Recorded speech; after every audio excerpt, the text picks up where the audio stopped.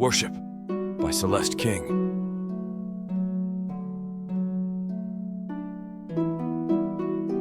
Chapter 1. Karis. Darkness is only natural in a place like this. I sit at a corner table in the dimly lit tavern, and as more plumes of smoke rise from nearby tables, I lean my head against the cool wall behind me. I've visited this tavern dozens of times. By now, I know every single one of the regulars, and I can guess at each of their conversations. I know the patterns of the people who walk in and out of the place, and I know every one of the barmaids by name. This place isn't anything special, except that it is the easiest place to commit a crime on Arasak. A barmaid comes around, her voluptuous curves swinging. Her movements are graceful, despite the heavy tray in her hand. "Would you like another one?" I cannot place her accent. It is harsh and low, and her voice is thick and almost hoarse. Not from this part of the planet, I think idly to myself. She could be from anywhere, really. Accents have never been my strong suit, and Arasak is large, sprawling, and unwieldy.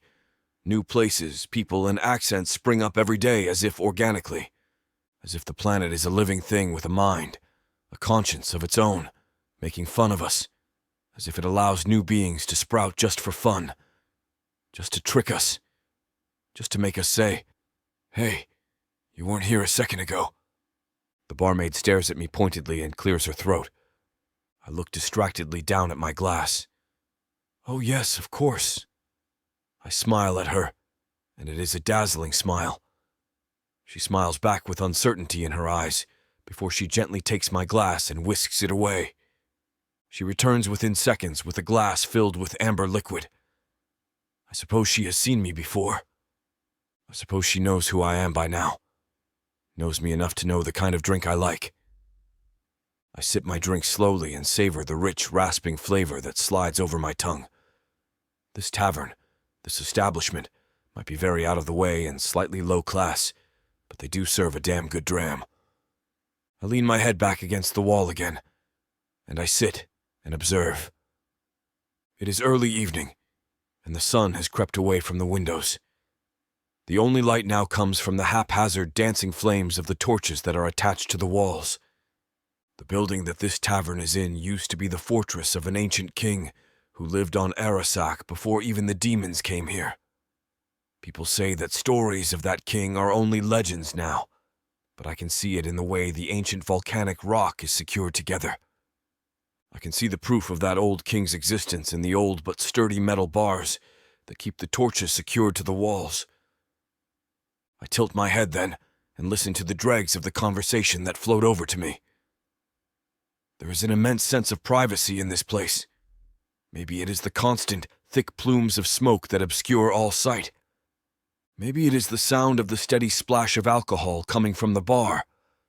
Maybe it is the low, thrumming thread of music that comes from a music box close by, moving them at dawn, before any of the filth is out.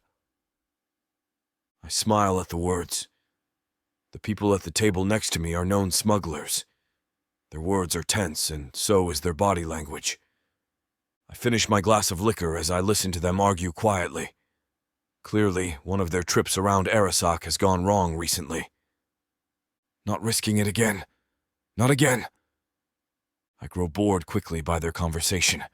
It is too simple, too obvious. I glance over at the flames flickering dangerously in the torches. They look like they could spill over at any second. Like they could light this ancient place, this place belonging to a king, on fire and raze it to the ground in moments. That is how I feel right now. If something doesn't happen soon, something interesting, something dangerous, I'm going to light this place on fire. I look over at the other tables and try to find a conversation that looks interesting enough for me to eavesdrop. And I see them then, a gaggle of humans surrounded by several dark elves. The human girls are pretty enough, although they aren't to my taste. "Would you like another?" Another barmaid has come around. She's very different from the last one. She is confident, assertive, and flirtatious. She is a skinny thing, and her collarbones protrude in a way that is very unattractive. She is also human. I shake my head impatiently at her and turn away. I can almost see her pouting disappointedly, but she recovers soon enough and walks away. There'll be someone else tonight who will take her on, who will give her what she wants. Several of the human girls in the group with the dark elves have split off into couples. I cannot help but feel annoyed because the second that the barmaid spoke to me, something in the tavern changed. The air is tense all around and I can practically see sparks rippling through it. I listen carefully, trying to catch up on what I missed out on. And I hear one word that makes me turn back to the human dark elf couples. Rulers. The conversations in the tavern are the same as they always are when people speak about the rulers. More and more dark elves are falling for human women, and it is disturbing the status quo. It is making them uncomfortable. The rulers do not like change, and they do not like the shift in power as human women gain legitimacy in dark elf society. There are rumors, things only spoken about in the darkness, about a great long journey if things continue the way they have. Maybe I should have said yes to another drink, I think to myself. I find the whole premise of human women disrupting dark elf society to be ludicrous. I have slept with human women before. I have caused chaos with human women before. They're fun, different, and sometimes quite delightful. But they are just humans. Powerless, weak, and usually very stupid. Most dark elf men aren't looking for intelligent conversation from a woman. All they want is a good, easy lay. I do not see how the rulers could be worried that the humans have any ability to overthrow the current order. My eyes lock onto the human dark elf couple closest to me. He is tall with dark gray skin and long dark hair. She is beautiful, short and well-rounded but lithe. Her bare arms and legs are muscular. She laughs, placing her hand on his arm and caressing his skin. His eyes narrow, looking at her from head to toe with pure desire behind his eyes. Something about that makes my skin crawl. They're nothing but toys for the dark elves. They're pets. A voice comes from somewhere around me, whispering about how humans should be treated in relation to rulers. Indeed, humans are nothing but distractions for us. Some easy entertainment to keep a dark elf's bed warm at night. They're not supposed to be our equals. They're not even supposed to be our long-term partners. They're not worthy of such standing. This whole situation makes my fists clench. I'm tired of hearing this awful conversation about how dark elves and humans are mating. The bar seems a little lackluster, quiet, boring. Mischief crawls through my veins, making my heterochromatic eyes sparkle at the opportunity to have some fun around here. Humans are to blame for this, you know. They're dangerous. They seduce our kin without consequence. Who made them so daring? I agree. Who did such a thing? There should be some ramifications for that. The human women seducing the dark elf men at the corner of the bar should be turned into examples. A reminder to all humans across Arasak of what happens when you overstep your boundaries. Mumbling an incantation under my breath, I focus on a pair of brutish dark elves enjoying their drinks across the tavern. They're dressed in armor, so they're ready for a good fight. A ripple courses through the air, slithering through the tavern until it reaches the pair I'm focused on. A coy smirk appears along my lips, sitting back and watching my creation materialize. Within seconds, they burst out of their seats. The sound of chairs scraping rings out in this tavern. One of them immediately reaches for his sword, but the other launches himself across the table with his arms outstretched, aiming for the other's neck. Screams ring out as dark elves and humans alike try to separate the sparring two. However, that's not enough to stop the mess I've created. Another dark elf gets punched. Enraged, he starts to hit back. He hits two dark elves who are not engaged with the situation. A few rapid-fire punches are all it takes to get them fired up. In return, bottles of liquor are smashed against the tables and used as makeshift weapons. Some bottles are smashed over skulls. Pure chaos takes over this tavern. The human women start to get flung into this mess. One of them tries to separate the fighting dark elves. She's cast off to the side like a scrap of trash. Of course, that does nothing to ease the tension within the tavern. I rest easily in my seat, taking another calm sip from my drink as pandemonium takes over the tavern. It's entertainment to me. Violence, chaos, and calamity are just a part of today's show.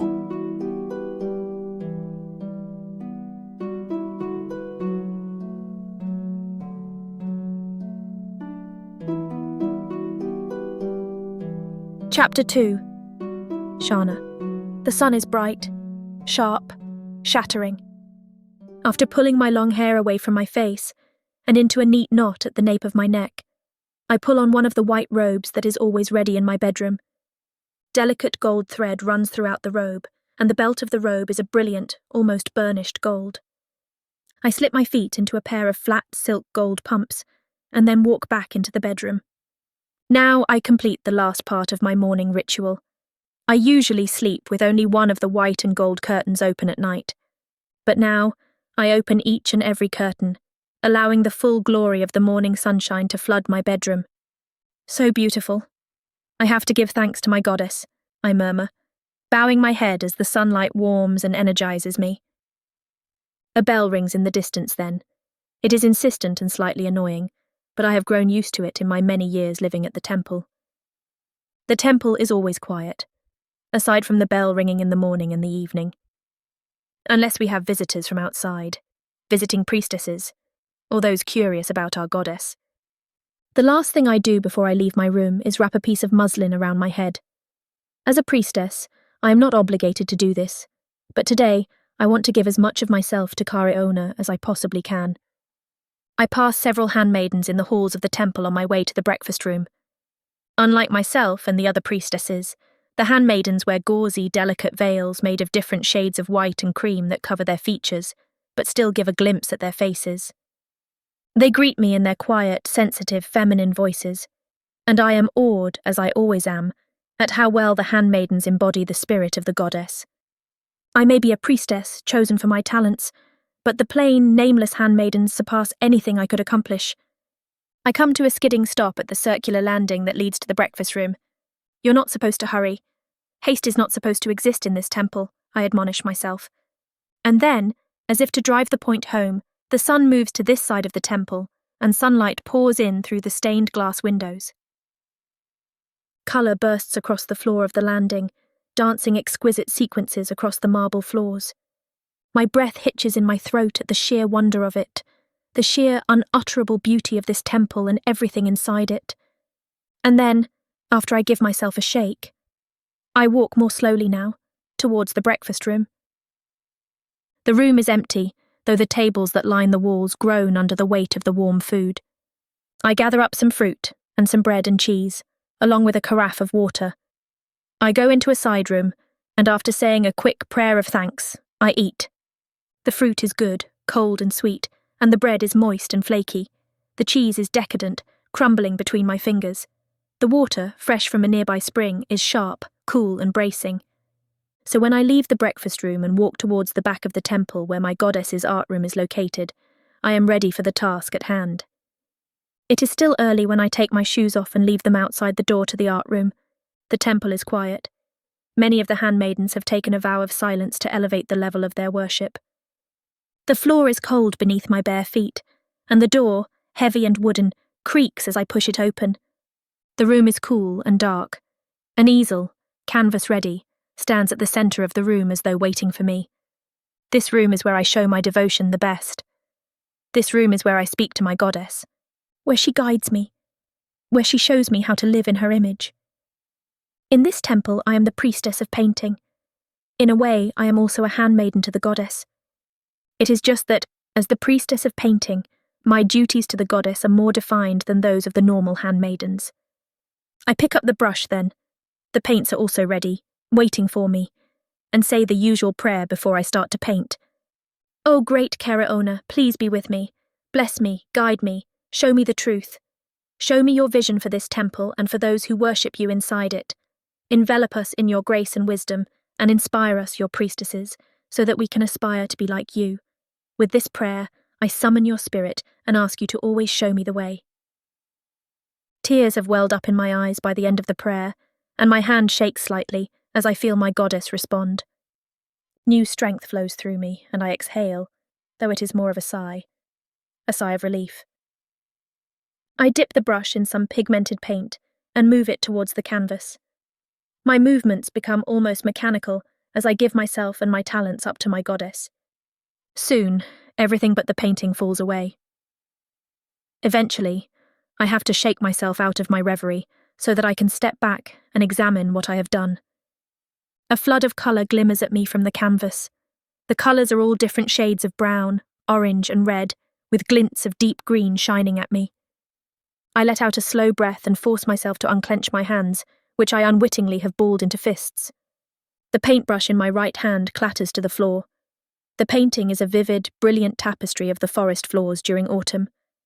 I lean forward, barely breathing, to examine it for any imperfections when the door to the art room opens. I turn, careful not to brush up against the painting, to look at the priestess who has walked into the art room. She wears a veil over her face, but I recognize her as one of the priestesses who leads the afternoon service. Sister. Her voice is low and melodious. I smile at her, although part of me, the largest part of me, is still anchored in the painting. It is time for us to attend the afternoon service.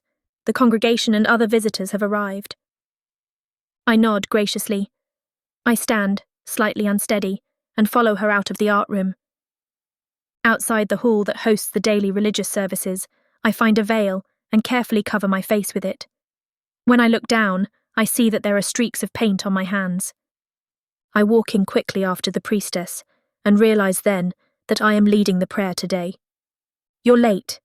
That's why she came to find you, I think ruefully to myself as I take my place in front of the group of priestesses.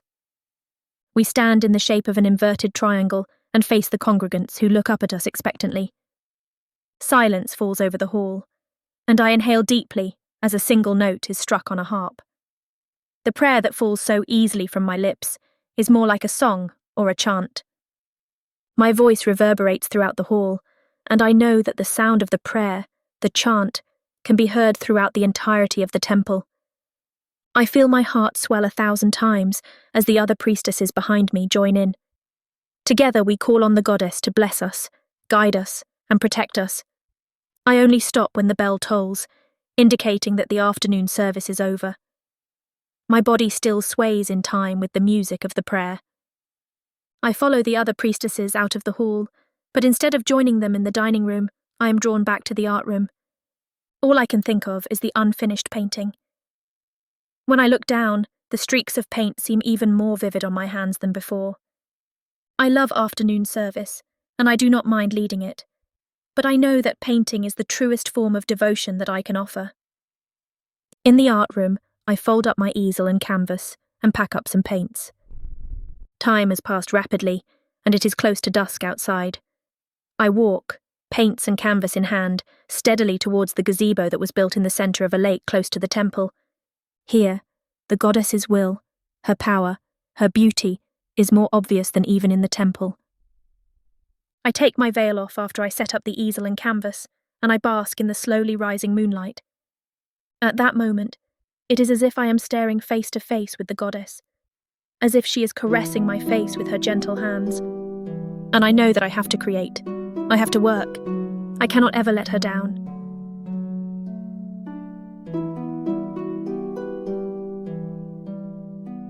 Chapter 3. Karis. Chaos encapsulates me. Screaming voices, thrashing bodies, and shiny blades are just some of the few things I notice. Just as I turn my head in another direction, I see blood spraying across the walls. My work here seems sufficient. Ducking my head, I make a quiet exit. Intending to admire my work from a vantage point, I use a rusty ladder to climb along the side of the tavern I just exited. There, standing amidst the dirty debris and rubble, I look down upon my creation and laugh. It erupts loudly from my chest, but it still does nothing to mask the screams of terror and anguish coming from below. You've really outdone yourself this time, I whisper to myself, crossing my arms over my chest as my eyes traverse the disorderly scene. It's a beautiful sight, one of the most beautiful things I could have ever created. Suddenly, the smile falls from my face. My eyes lock on a particular figure down below, staring up at me with malice and contempt all over his face. His upper lip curls before his jaw clenches tight. Eris, from the Four line, has never liked me. Of course, a brute committed to blind honor is naturally going to find an issue with my interests and desires. Do I care about that? Absolutely not. Still, it poses an issue when I'm looking for some fun. He knows I'm the one who created this mess. He knows I'm the one who ignited this fire. That beast will have no problem coming up here in an attempt to confront me. But that's the thing about Eris. He's all muscle but absolutely no brain. Sure enough, after staring at me with those narrowed eyes, he disappears from the chaos below.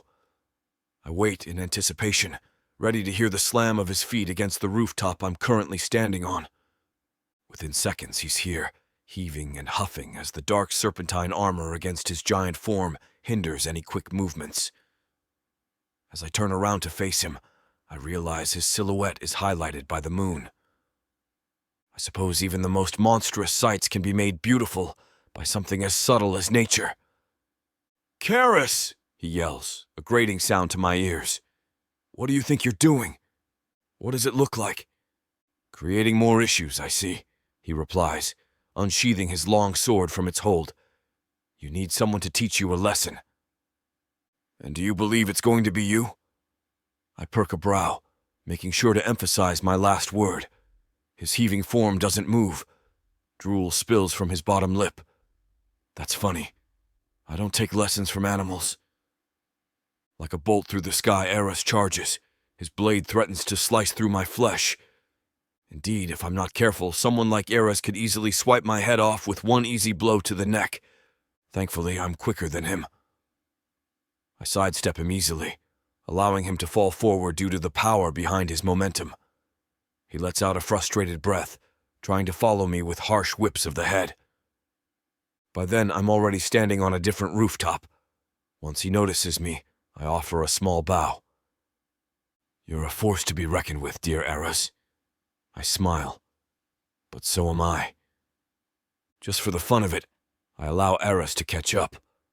It brings me great joy to see him spend so much of his energy trying to follow me across the rooftops, just for me to leap effortlessly out of the way of his strikes. He does his best.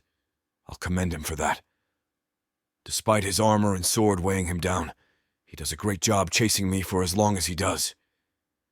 With each strike and swing of that blade, it only exhausts him more. I, on the other hand, am full of light energy and mischief. I enjoy this little dance that we're engaging in. He's the brute hand of justice around here. I'm nothing but a taunting breeze. I carry a small blade of my own. It does nothing to match the impressive weapon currently in Eris's hands, but it can do some damage if used efficiently.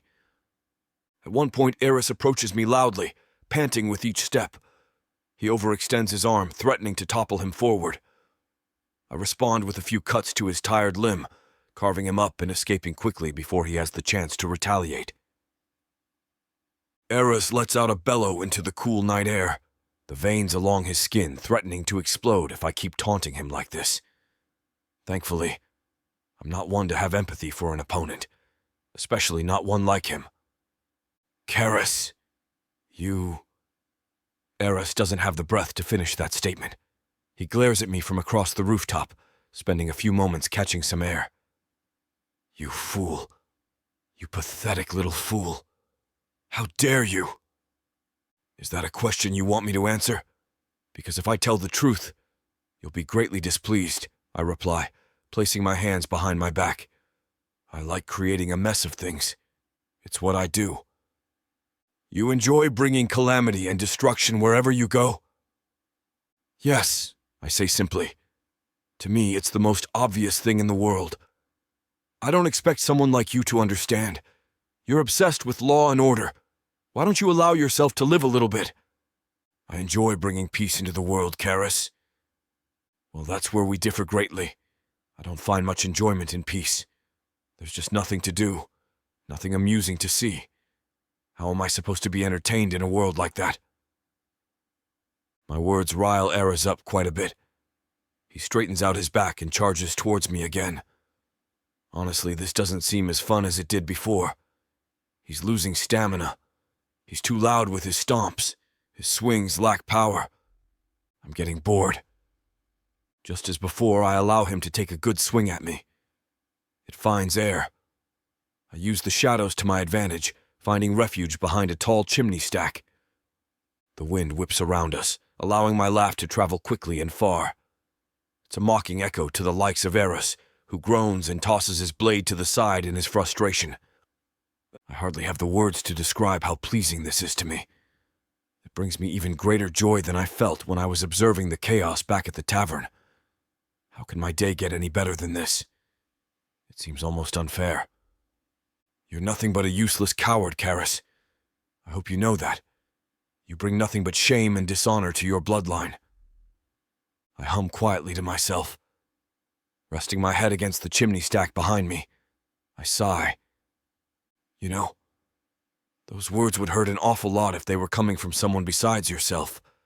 That should show you how much I value your opinion. I don't care if you value my opinion or not, you fool! Eros hisses. It's the truth. Everyone around thinks it. You're nothing but a poor idiot who has nothing better to do than bring trouble to everyone else's lives.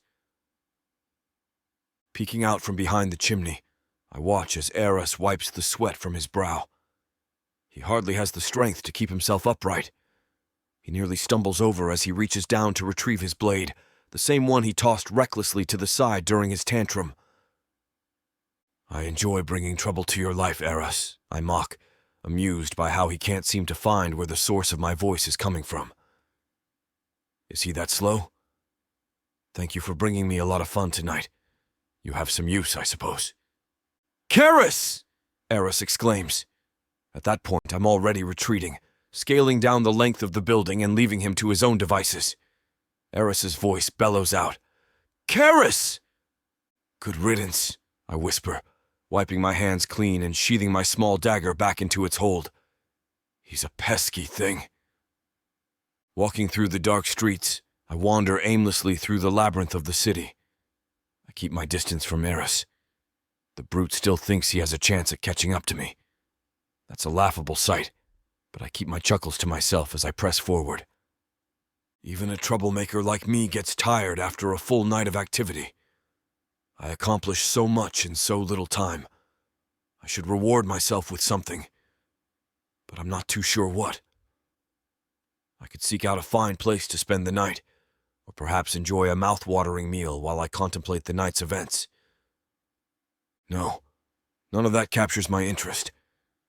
As I make my way over the crest of the road, I see a certain landmark in the distance, the Temple of Corona in all of its beauty.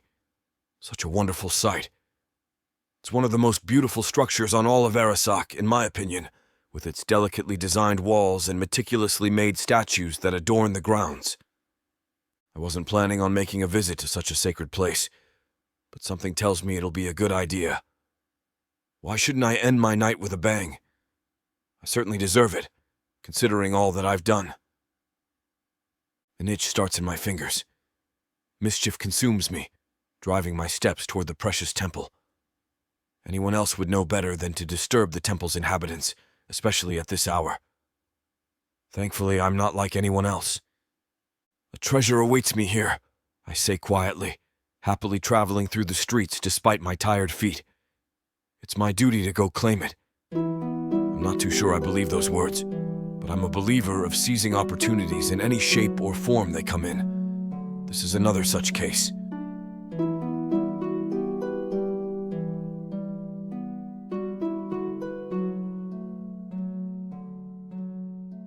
Chapter 4. Karis. Another successful night, but my body still craves more. The blood in my veins calls for anarchy, and I shall give it. But I'm afraid the next turbulent event needs to be more discreet. I sneak through the shadows, hiding my appearance. My eyes dart to every corner, every street, every window. I'm careful not to arouse attention, but I'm also curious to see if I can spark some trouble on the way to the temple. Where are the orcs when you need them? I sigh internally, gleefully imagining a sparring match with those brutes. During my lapse of thought, I catch a glimpse of Eros and his underlings searching for me on the roofs.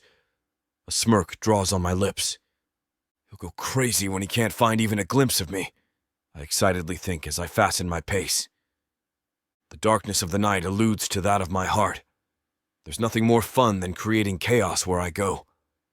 Leaving seeds of my destruction is a certain way to keep my memory alive, even when thousands of years have passed. After making sure those fools are left in a crazy chase, whispering to each one to search in a different direction, I take yet another path while they bicker. One I never thought of before. The roads where the city gets more sparse and less populated. Quiet and still, but nonetheless replete with nature. My path leads me to the opulent doors of the Temple of Kareona, a haven I've never had the curiosity to explore. Its reputation of paradise is untested by my own experience. Never crossed my mind to wonder why I never came closer to this place. The secrecy it holds just from the outside is enough to catch one's attention. The stillness of everything around it seems almost too perfect, as if it were from a distant dream. I look over my shoulder. No one's following me, but my back's still wide open for a surprise attack. What more can I do if I'm between the wall and a knife? I slip through the temple's entrance, uninvited and unnoticed. As I make my way inside, a sense of calm descends upon me. A very stark contrast from the tavern's uproar leaves me momentarily adrift. My word, this is truly a temple for the gods. The temple's grandeur unfolds around me. Marble columns rise toward frescoed ceilings. The air is perfumed with the sweet scent of incense, and the gentle sound of water echoes from serene fountains. The rapid beating of my heart and the rushing blood in my veins seem to stop. I can hear my heart through my ears, but it's a soft and rhythmic drum now. The adrenaline from my pursuit levels down, and I can't help but be in awe. I look down at myself, chuckling silently. My appearance doesn't match this ethereal place. I'm a stain of tar over a white canvas. Well, nothing more I can do about it, I mumble. I move silently, a shadow among beauty, like a curse overtaking a saintess. I take in the lush tapestry of colors and nature meticulously maintained within these sacred walls. It certainly feels like I stepped into forbidden grounds. The rest of Arasak simply falls away while I'm here. My feet glide on the sleek marble floors. I have to be careful with each step I take, for everything can be heard. Even my own personal thoughts. I pick a golden leaf from a nearby tree. I've never seen anything like this anywhere else. The city may have the most beautiful of all things, but never something like this. It makes me wonder what power Kareona holds. Everything she holds precious must be in here. I'm sure of it, I tell myself, crushing the leaf. Why else would she create a space like this, especially in a world full of sin? The remnants of it trickle out of my hands, like specks of dust. How anyone ever tried to steal from here is beyond me. Just this one tree's value can finance 2 noble houses for a few years. But I could care less about making a profit when I already have so much. I delve deeper into the temple, driven by curiosity and my intrinsic need to disrupt. Moreover, I need to find out more about what's hidden here. There's an inkling in my chest that the satisfaction I may find here will overshadow the mess I made in the tavern. A smirk plays on my lips as I contemplate the chaos that I might bring to such perfection. Besides, I'm quite curious about the famed priestesses and handmaidens, well known for their beauty and arts. A little corruption won't do any harm if no one knows about it. A sneer escapes me. This is turning out better than I thought. And what will the great, merciful, and beautiful Kareona do if she finds out that I have intruded her sacred walls? How far can I take it before I can see the fireworks? Just like that, my adrenaline returns. The nefarious craving pumps up my blood. The small grin on my face never fully disappears. My mind runs rampant with ideas on how to make this beautiful temple into my debaucherous playground. I have to plan this out carefully if I want it to come down in shambles. I wonder where to start from here.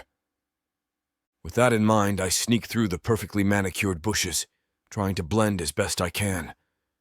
There's no exact plan in my mind, but For some reason, my body moves as if it knows where to go. I don't question it and keep going deeper into the forbidden temple. There's a calling in the air, luring me inside.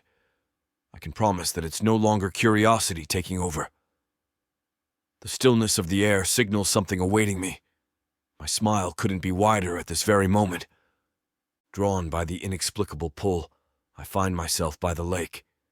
A gazebo sits like a jewel upon water, bathed in the ethereal glow of the moon. My mouth hangs slightly open. It's like stepping onto a mirror. Everything's washed in white. If I touch another leaf, it'll rot instantly. My eyes never leave the water, but the ripples catch my attention. I follow the rings to the gazebo. That's when I find the precious treasure Karaona holds dearly. There in the gazebo, I spot her, one of the handmaidens.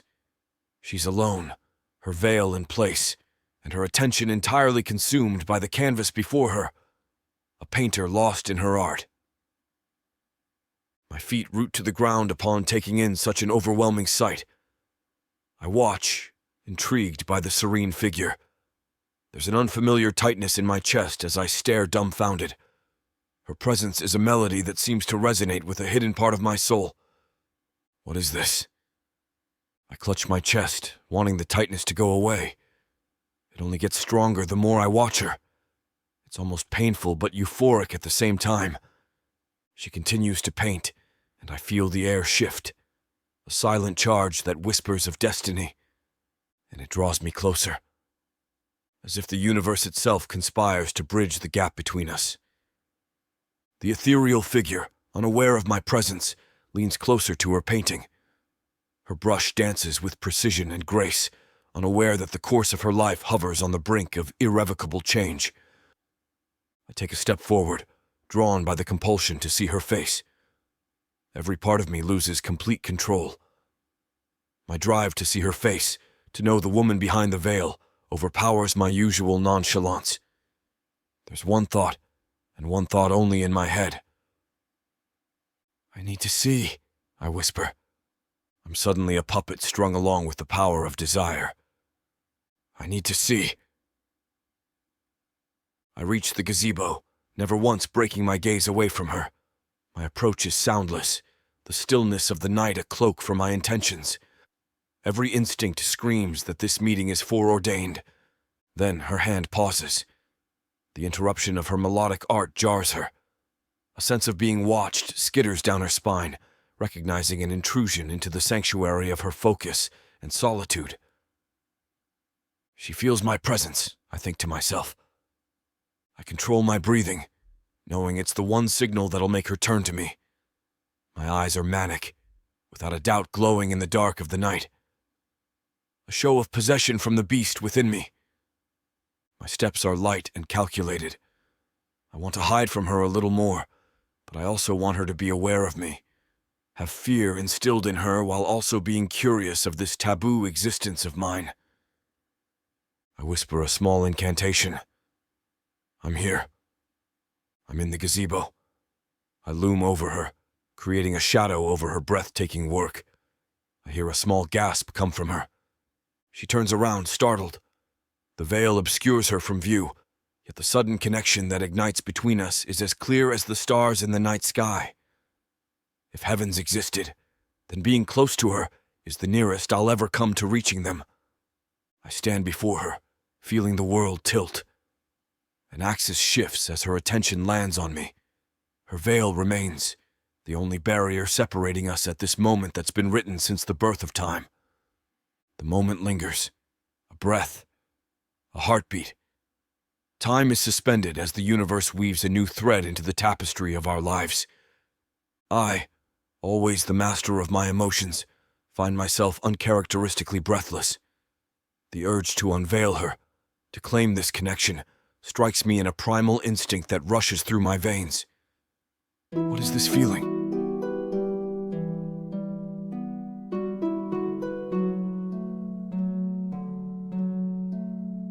Chapter 5.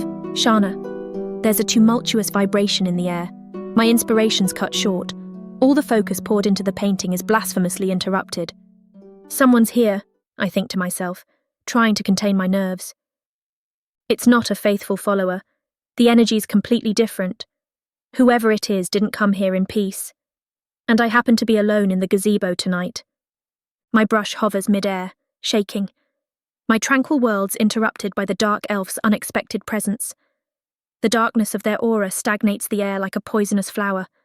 A shiver runs down my spine, feeling the intense stare of the intruder on me. What do they want? Why are they here at this hour? I don't have the power to send him away. Anyone is welcome at the temple, as long as Her Majesty sees it fit. Still, it doesn't stop me from being nervous about this dubious presence. His steps are drawn out, taking his time to get closer to me.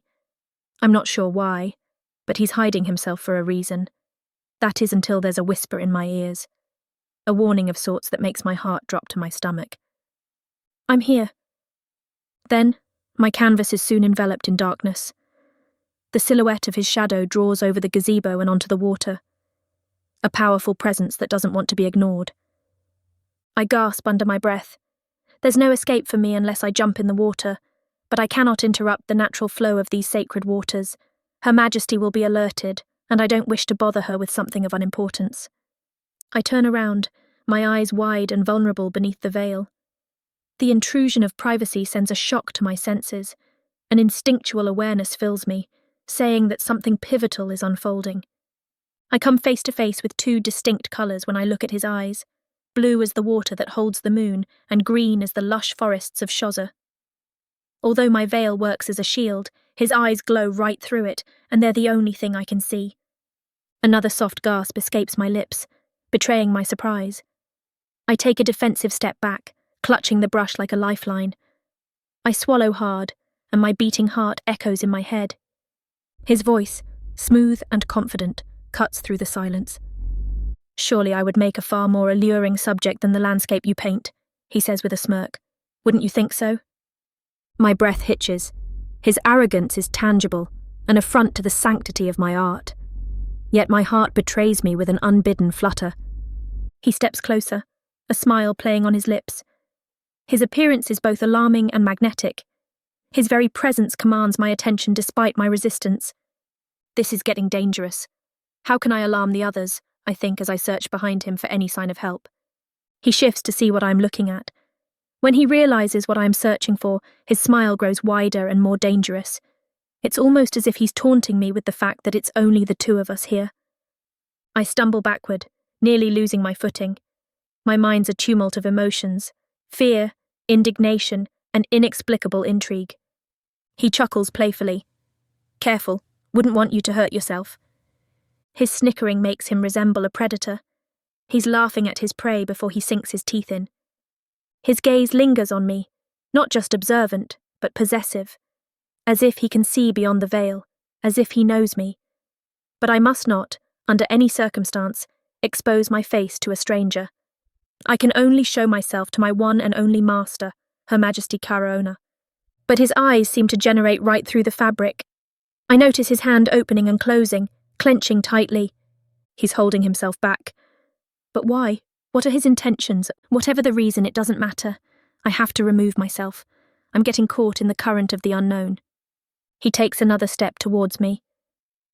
You being donned in white reminds me of the Yua lair. It makes me wonder if they mistook a flower for a woman. My cheeks flare up.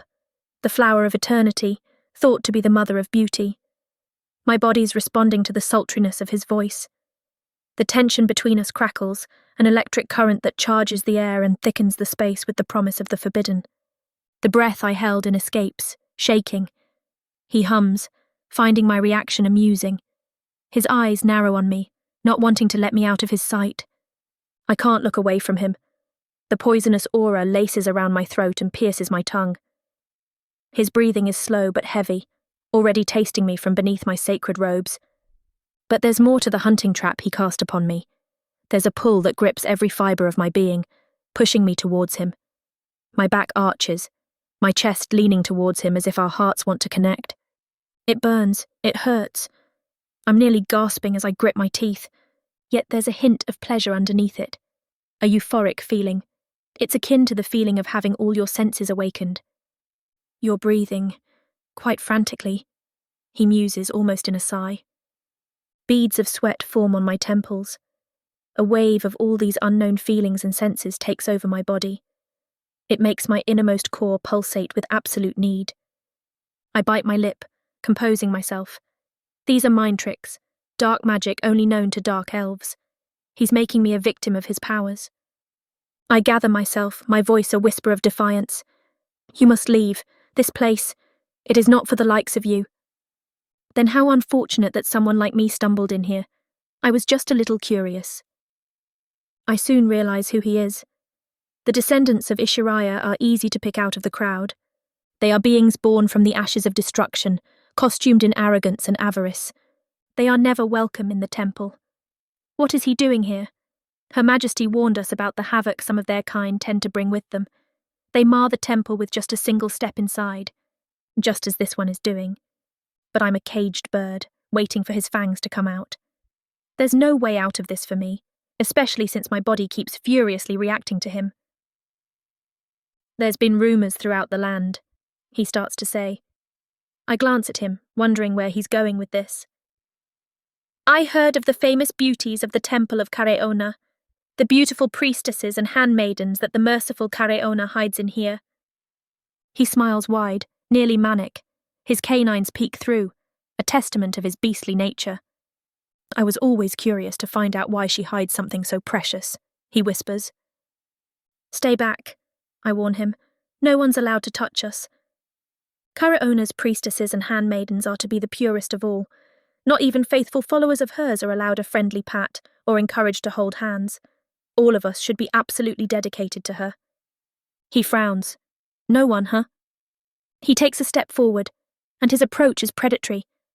Yet something in his eyes, something wild and untamed, speaks of a deeper longing. A knot forms in my throat. I'm getting overwhelmed with the intensity of our meeting. The fear, the desire, the curiosity that gnaws at my insides. It's sending me over the edge, and I don't know what to do. It's like being stuck in the middle of a ghastly storm. I'm trying to keep myself afloat while submerged in dangerous waters. But the swaying of the waves makes this anything but possible. I retreat until the gazebo railing presses into my back. There's nowhere left to run. My pulse is a frantic beat in the quiet night. He stands in the middle of the gazebo, his form powerful and dominating. I shake all over, waiting for him to attack. But he remains still as the lake. The only difference is that I don't know what swims underneath him. The clicking of his feet, slow and stalking, echo. It's the only sound that ties us together. Soon he's right in front of me again, towering over my small and delicate body. In a dance of shadows and moonlight, he reaches out. His fingers brush the fabric of my veil with a touch that suggests both a threat and a promise. Let me see you, he commands. His request is an invasion, yet laden with a need that resonates in the hollow of my bones. He retracts his hand and stares at his fingertips. There's not another word from him until he clenches his hand into a fist. How can such a thin fabric feel so thick? He asks, more to himself. His gaze snaps towards me again. I want to see you, he says once more. This time, his tone is a hiss. I try to lean away from him, but my resistance is cut short as the veil is torn away. My face is suddenly bare. The cool air hits my cheeks, and I feel myself stripped of my dignity. My golden eyes reflect his astonishment and the dawning of desire. You, he whispers. The veil falls swiftly from his hand. He's taken aback by the sudden discovery of one of Careona's precious priestesses. Our gazes lock, time freezes, the world's reduced to the space between us. It's a collision course of fate and choice. His sharp gaze softens the longer he looks at my exposed face. I can hear him swallow hard. His breathing's as heavy as mine. He leans in, eyes darkening. His intentions are as clear as day. My heart races, the forbidden act of my unveiling binding us together in a moment of reckoning.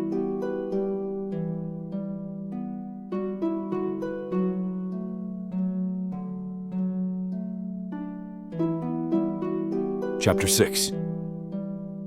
Karis. You. The veil falls from my grasp and swiftly falls on the ground.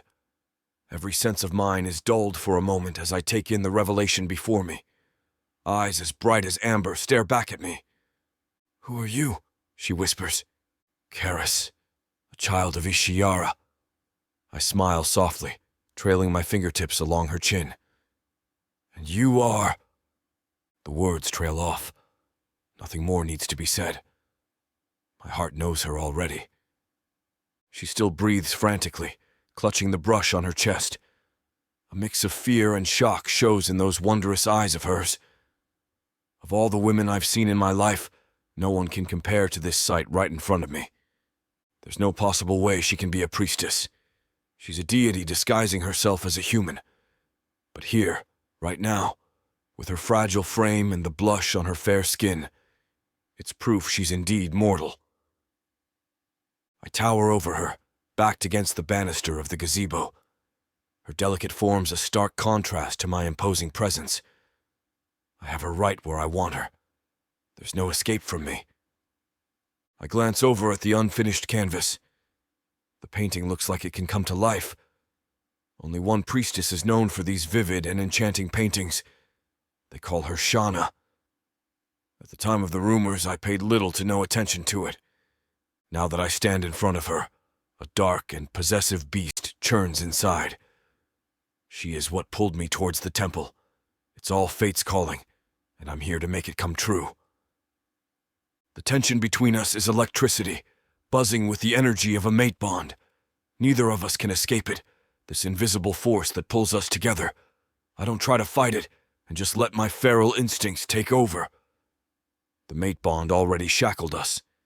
My voice is a husky whisper, dripping with seduction and truth. "You're the most beautiful creature I've ever seen." Shauna, caught in the tempest of my gaze, can only nod. Her breaths come in short gasps. Her body instinctively responds to the mate bond's call. But she's fighting against it.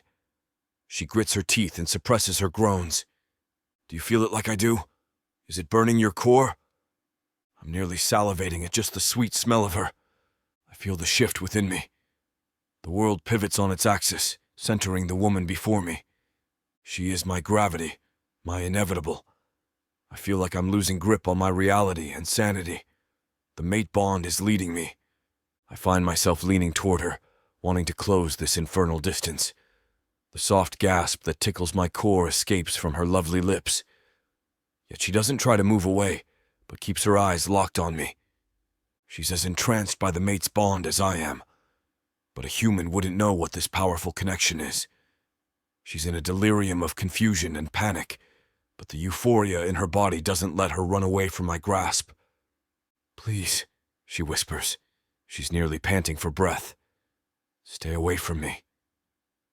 Without another thought, I close the gap between us. I seize her lips in a kiss that sears us both. A physical manifestation of the mate bond's power. Her lips are soft and sweet, just as I thought they'd be. She tries to push me away, but I have her in a tight hold. I've tasted her now. I can't let her go. I slide my tongue in her mouth, exploring every part of it, wondering why Karona would hide such divinity. How could she deprive me of this? The kiss is a maelstrom. My control slips as I deepen the embrace. My hand tangles in her hair, and I press her closer, demanding more. Her eyebrows furrow when I bite her lower lip and savor it. I grab her by the waist, feeling the soft line of her body. The damn robe gets in the way of me feeling her skin. I try to lift up the dress to get a glimpse of her leg. Karona's priestesses are perfect from head to toe. I want nothing more but to corrupt that perfection. Stop! With Shauna in my arms, I know the truth. She is mine, and I am irrevocably hers. It's a revelation that sets my soul ablaze. Find the uncut version for free on Amazon Kindle.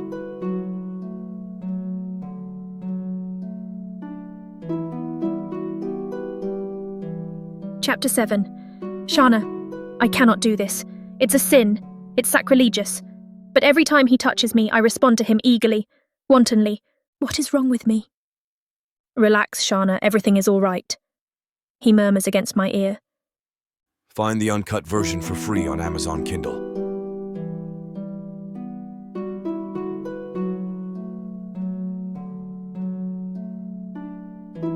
Chapter 8. Karis. Light caresses my face with a soft kiss, gently rousing me from sleep. Takes a moment or two to remember where I am, but once the realization settles in, my body relaxes with a deep sense of satisfaction. Serenity isn't a sensation I am familiar with, but I relish it all the same. Shauna, I whisper, the name coming naturally out of my mouth.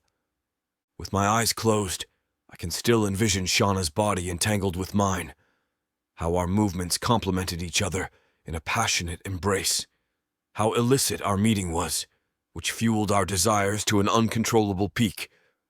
As I lay underneath the comfort of the gazebo, I linger on the fact that this peacefulness is new to me.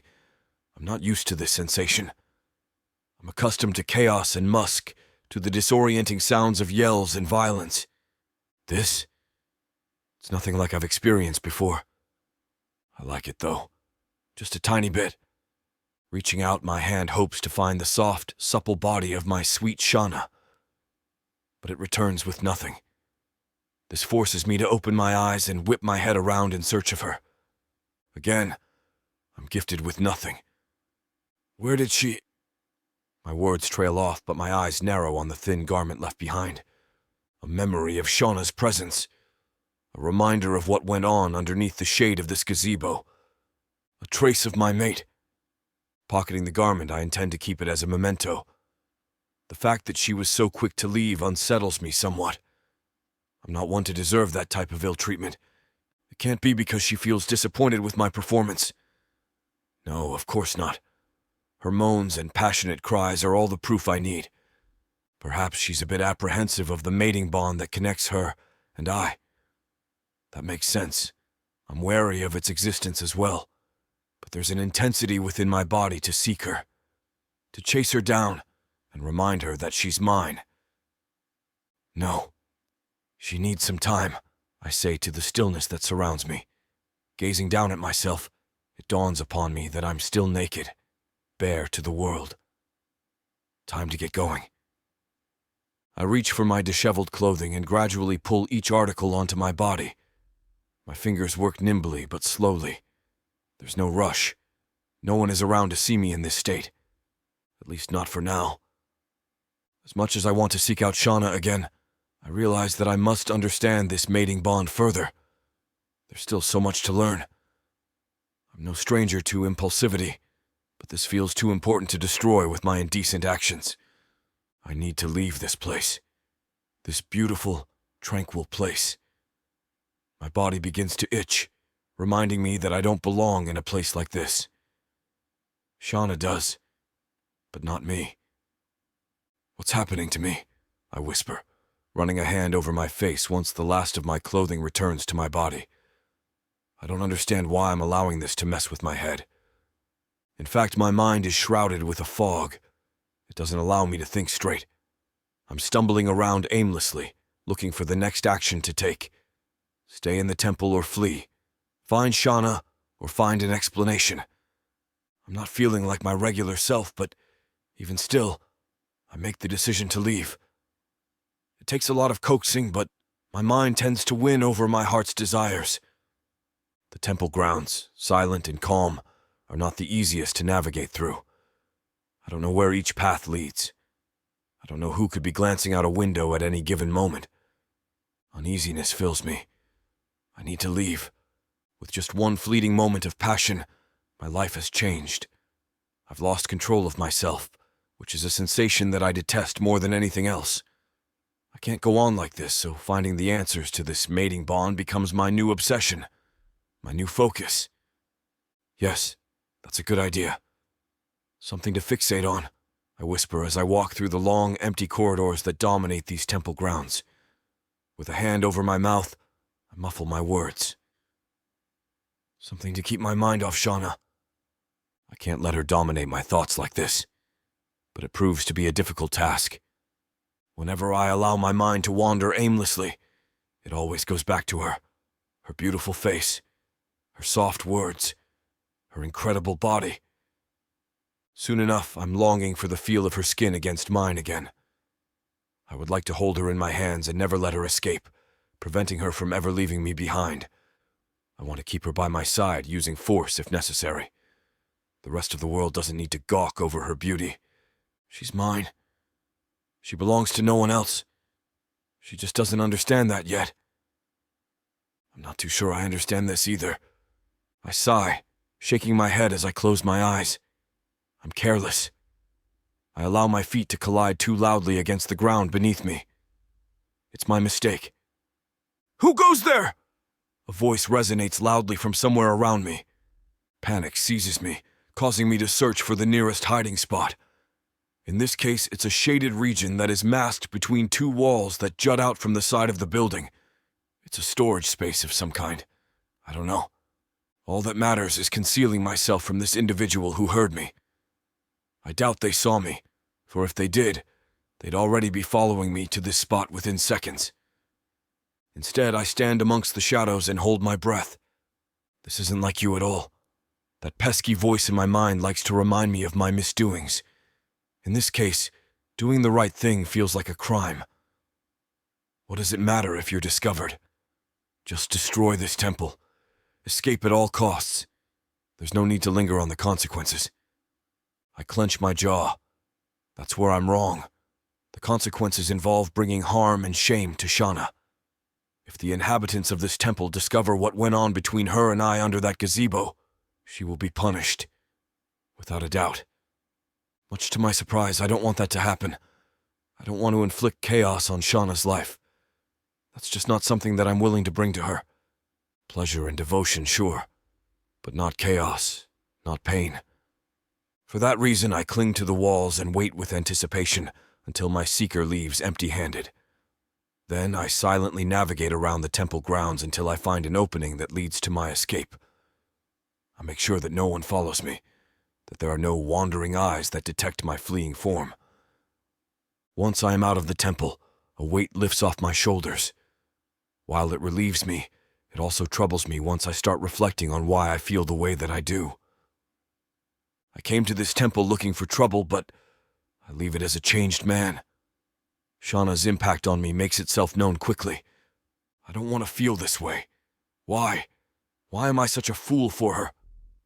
Just go, Karis, I scold myself, wanting to sink my nails across my skin so that I can focus on the pain instead of my thoughts. Depart from this place as quickly as you came. It's for your own good. The awakening city encapsulates me with each step I take. Light shines from only a few windows. Hardly anyone walks the streets at this time. There's no one around to stare at me, wondering what I'm doing or where I've been. Just as in the temple, I cling to the shadows. I make calculated movements. I try not to attract too much attention to myself. I long for the same peace I felt when I was still on the temple grounds, but I'm not willing to endanger Shauna for that. The quiet streets and the still buildings will have to suffice for now. The connection between her and me clings to my soul. It makes me feel strange that I left her behind in the first place. A small part of me wants to go back to that temple and find her, no matter the consequences that would surely follow. It's innate, a primal feeling that seems as natural to me as breathing. Still, I must fight it off. Why is that so? Why can't I just let it be? These thoughts make me want to claw my own eyes out. Eventually, I find refuge on a broken slab beside a dirty building. I sit on it and cover my face with my hands, wishing for the darkness to swallow me whole. What good am I if I don't have Shauna by my side? That's the question that keeps repeating inside my mind. I shouldn't feel this way, but I can't help it. I yearn for her. I want her to be with me. This distance between us doesn't do either of us well. I know it because I can feel it within my body, down to the very strands of my being. When am I going to see Shauna again? Soon? Or was that the first and last time that we will cross paths? Shaking my head, I know what the right answer is. I will see her again eventually. I just don't know when, or how. Emptiness fills me, reminding me of what I lost when I departed from those temple grounds. In the past, I liked being alone. I didn't mind the solitude, but now it feels like a punishment worse than death. How did a human do this to me?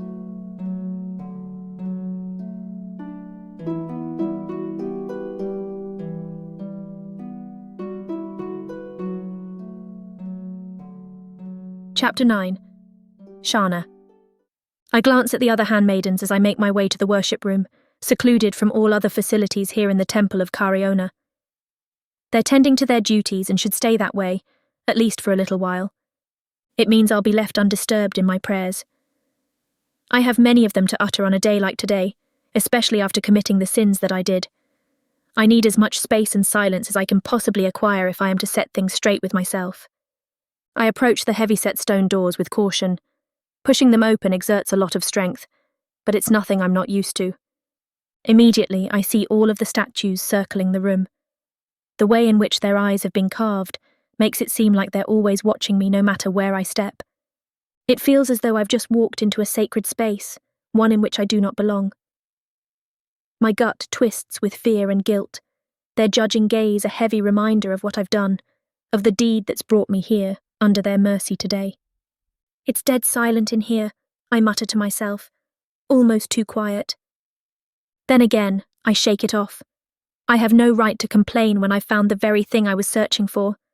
What I cannot shake off, though, is the violent shouting of voices inside my head, running amok with thoughts of remorse. With the room as quiet as it is, it only gives traction to such patterns of thought.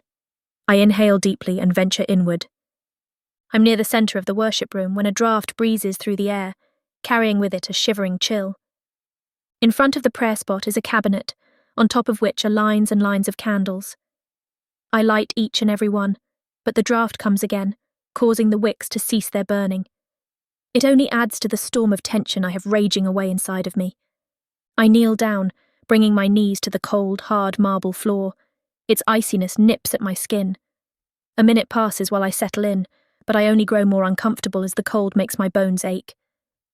Don't look up, I say to myself, fearing the gaze of the statues surrounding me.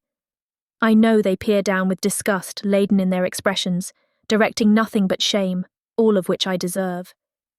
For now, I keep my own line of sight directed just past my nose, seeing only the statues' feet in my peripherals. The flames of the candles all flicker with intensity, unable to remain still like the thoughts in my head. Is my presence in this temple even warranted anymore? I think, beginning my session. It's time to confront myself over my sins. What good is the work of many years, building a once strong foundation of strength and dedication, and pulling myself through all challenges, trials and tribulations? All for everything to crumble to the ground because of a fatal attraction. The guilt seizes my voice for a moment. I rub my throat and clear it. All of what I have worked so tirelessly for, 2 decades worth of sacrifices, all gone to waste in one night. Who am I anymore? If there is any chance of forgiveness, I must think back to where it all began. I close my eyes, taking myself to the events of yesterday night. It all plays out like a production in a theatre, each scene rousing within me a rush of emotions, from excitement because of kissing Karis to surprise when we fell into the water. The anticipation I felt when he ripped the veil away from my face brings a wave of shame that washes over me. I drown in this self-wallowing ocean of doom, knowing I am being rightfully shamed by my faith. All of the sacred rules of the temple were broken by one dark elf and his tempting desire to have me. It's my fault. I gave my all to him. Suddenly feeling naked and exposed, I pull my robes closer around my neck. Prayers spill out of my mouth like water from a fountain, desperate to put out the fire of shame burning my aura. Please remember my many years of unwithering service to the temple of Cariona. Forgive me this one mistake, and I shall prove myself for the rest of my life. Swallowing hard, I finally muster the courage to look into the faces of the statues, hoping to find an element of forgiveness. In their eyes still is the knowledge of what I've done. I see my possible future in them, a horrid vision of what could happen, where I'm cast into exile by the ruler and left to rot in the streets. It is a fate far worse than death for a priestess of Cariona. Creeped out, I gather myself and put out the candles with haste, desperate to escape the statues, but even more so to run from the guilt eating me up inside. I close the doors behind me, but still, the silence lingers, carrying the effects of judgment with me as I traverse through various parts of the temple. I go about my normal duties for a while, lending a hand here and there to the handmaidens, and stopping for a tea break with the other 2 priestesses. In the eyes of those around me, I am the picture-perfect specimen of what it means to be a priestess, with some of the newer handmaidens often coming to me for mentorship and guidance. Now, I don't know if I'm capable of that. I barely see myself as worthy of my position anymore, but there is still a glimmer of hope within me, even if it's just a sliver. Over the course of the day, I become more and more aware of this mask I wear for everyone to see, a fake version of me who has committed no sin, the thoughts of even doing so not present in my mind. Of course, it's all an illusion. I execute immaculate brushstrokes as I paint with excellent grace. To others, this seems like a typical day. To myself, I am doing everything with extra effort, because I fear being watched for another mistake. Another fault could send me over the edge of never coming back. That is, unless I haven't already gone over it. As I clean my paintbrushes, I mumble to myself over my frustrations. Distracted, I do not hear Kalindra entering my studio. "Shana?" "Huh?" I reply, startled as I spin around. I drop my paintbrushes. Sighing, I pick them up one by one while Kalindra helps. "Sorry, I did not mean to frighten you. I just wanted to let you know our evening meal is ready." "I'm afraid I won't be eating. I do not feel well." "Is that so? I can bring some to your quarters then." "No, it's fine, honestly. I'd rather just rest." Nightfall makes its arrival as I lay in bed. My head is still a mess, now exhausted after bouncing between each dread-inducing thought of my anxieties. I had intended on sleeping early, but slumber eludes me in the same manner as peace does.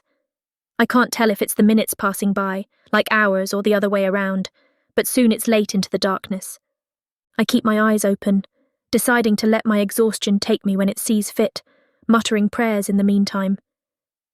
"Please, all I ask for is another—" What was that? My line of sight snaps towards my open window, where I hear the snapping of a twig. I tense up, thinking that Karis has returned to take me once more. Disgust fills me when I notice that I'm not opposed to the idea. Burying my head in my hands, I feel so far removed from myself, so different from the woman I was just a day ago. The lit flame on the candle by my bedside flickers, again catching my attention, as do the swaying curtains hung around my bed. Even the shadowy corners of my chambers have me on edge. Any movement rouses me, half expecting to see Karis appear out of thin air, each motion setting, my heart ablaze, not with fear, but this time with lust and desire. My legs quiver when I recall how the dark elf felt in between them. His taste, his scent, his claim on taking me as his even though we had just met. There was something so primal about it that I just can't hate, no matter how much I try. More than anything, I hate myself for feeling this way. I shut my eyes again, going through another battle of tossing and turning as I fight to sleep. "Just let me be free of this madness," I mutter as a tear stains the pillow. I don't know how much of this I can take. All around me, I can feel the silence creeping in, carrying with it whispers of scorn and shame. At the same time, if I try hard enough, the thought of Karis is oddly comforting, but I remind myself that I do not need some playboy dark elf. Why is it that this forbidden desire of mine is testing my faith? I've done nothing to warrant a trial of this difficulty. It wasn't my fault. Why does my heart yearn for the very thing that could ruin my life?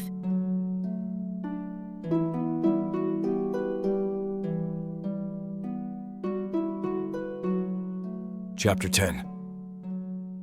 Karis. My efforts, my time, and my patience, all of it seems like a waste. The great archives, despite their details and their wisdom, tell me absolutely nothing about the mating bond. Tears well up in my eyes, both out of frustration and due to strain. I've been searching endlessly for days on end for an answer to my questions. Still, it all amounts to nothing. The rulers hardly knew anything about this. My fingers pick at the dry skin on my lips. Why didn't they know anything about this? Why is there nothing written? This can't be the first instance of a mating bond. No, I refuse to believe it. I push away from the desk violently, nearly toppling it over. Rising from my seat, I pace around my room until my head starts spinning. There must be something, anything, to explain why there's a mating bond between Shana and I. Shana, the human who has remained on my mind ever since I laid eyes on her. The mating bond between us makes me want to run out of this room in search of her. It takes all of my restraint to stay here and continue my research. With each passing day, the longing to see Shauna again grows deeper. I'm torturing myself, keeping my distance from Shauna while I try to understand our connection. This will all be worth it in the end, I whisper, rubbing my hands into my eyes until I see a myriad of colors. All of this will be worth it. I'll be with Shauna again. I hope she hasn't forgotten me. Who am I kidding? If the mating bond is affecting me this much, I can't imagine what this power is doing to a human, especially one as fragile as Shauna. Even later at home, I study futilely. My fingers toy with the edges of the pages incessantly, bending them and flicking them with my thumb. I can't focus on my research right now. Every time I close my eyes, I see her. I see Shauna. She's the owner of my thoughts nowadays. I can't ever have a moment of peace, where my mind wanders aimlessly without a worry in the world. I only think of Shauna, of our mating bond, of the relationship between her and I. We're meant to be together, but why? And how can I be so sure that this isn't my mind playing a cruel trick on me? Perhaps I'm obsessed with the human. I hardly eat or sleep anymore. I'm too consumed with thoughts of Shauna to even care about that. Karis? My butler knocks on the door and peeks his head in. I nearly miss him entirely. My eyes are fixed upon the carving in my desk, a small inscription of Shauna's name. Karis, are you feeling okay? Would you like a meal brought to your room? I'm fine. Are you sure? When was the last time you ate? I said I'm fine. I repeat more firmly this time, sending him a glare. Don't disturb me right now. I'm in deep thought. Right away. My butler nods but lingers for a moment. It's as if he wants to say something to me but holds back. Eventually, he leaves, and I'm left alone with my thoughts again. Nothing else exists in this room, except me and my vivid memories of Shauna. It's been days since I started researching in the Great Archives. It's driven me crazy to spend so much time looking for answers, just to turn up empty-handed each time. However, I refuse to give up. I owe it to Shauna. My butler continues to pester me with questions regarding my well-being. Am I okay? Have I eaten? Do I need a fresh set of clothes? Why can't he tell me something more useful than that? I'm fine. I feel fine. I don't need food to fuel me when there's Shauna in my life. She's all I'm ever going to need. Amidst the breeze, I swear I can hear Shauna's voice calling out to me. I whip around in all directions in a desperate search for her, but there's nothing besides the leaves that fall from the trees.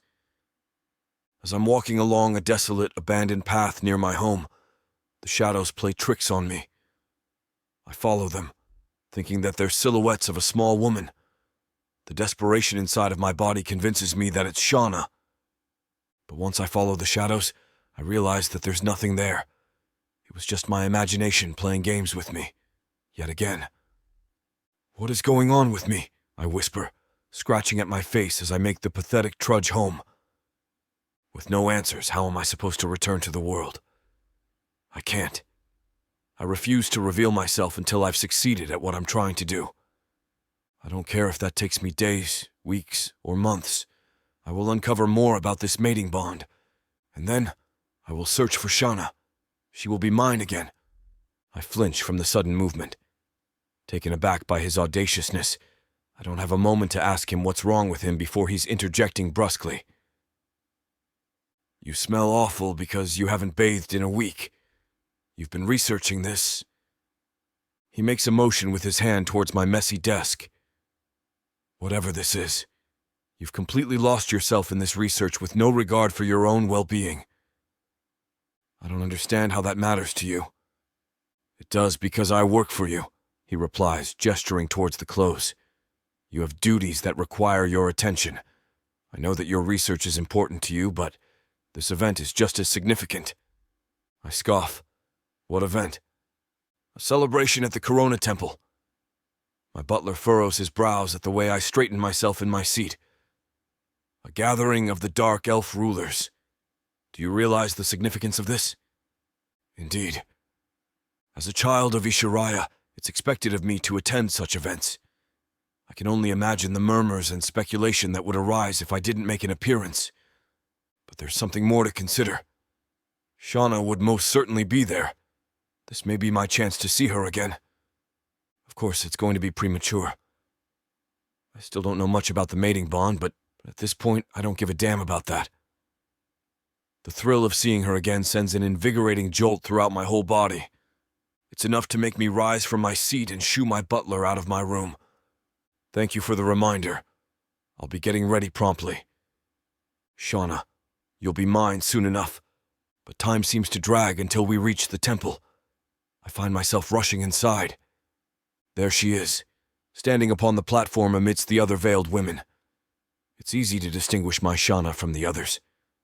The mating bond facilitates that recognition. She looks as beautiful as I remember, mysterious and alluring. She captivates me in an instant. I've half a mind to shove everyone out of the way, just so that I can clear a path between her and I. That's not possible, however. I stick to the background, observing the festivities as the statue of Corona overlooks the event with silent omniscience. Laughter and chatter surround me, but that does nothing to interrupt my focus on the one thing that matters. Shauna, to me, she's like a light that shines brighter than everyone else here. She attracts me to her without needing to say a word. I should be concerned about this. I'm not usually like this, but I'm so enamored with the thought of her that it doesn't matter to me anymore. I need to find a way to speak to her, I mumble, planning out ways to approach her without arousing too much suspicion. However, that becomes a near impossible task once the dancing commences. All around me, couples start to glide across the floor with intricate moves that make it difficult to pass by them without running through them altogether. Even still, I stare at Shauna from afar. I'm fixated on every little thing she does, from moving slightly to the side to adjusting her veil over her shoulders. I'm obsessed with her. Does she feel the same way about me? You should fight this feeling, Karis. You shouldn't let some strange bond between you and the human dominate your thoughts this much. It's unbecoming of you. Perhaps if I wasn't staring at Shauna, I would agree with the rational thoughts in my mind trying to break through. Alas, I'm acting like a fool for Shauna, and I can't help it. I want to get near her. I want to be with her. If I can't fight off the intense feelings I have for her, why don't I just enjoy things and see how they develop? I won't be hurting anyone if I do, I whisper, careful not to stare too long at any one of the dancing couples that twirl around me. Eventually, I'll find a way to escape this mating bond. Nothing can bind me down. I'm a child of Ishiraya, one of the most powerful lineages on all of Arasaka. Nothing can prevent me from chasing what I want. And I desperately want Shauna.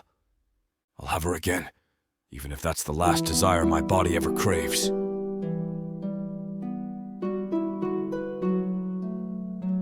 Chapter 11. Shauna.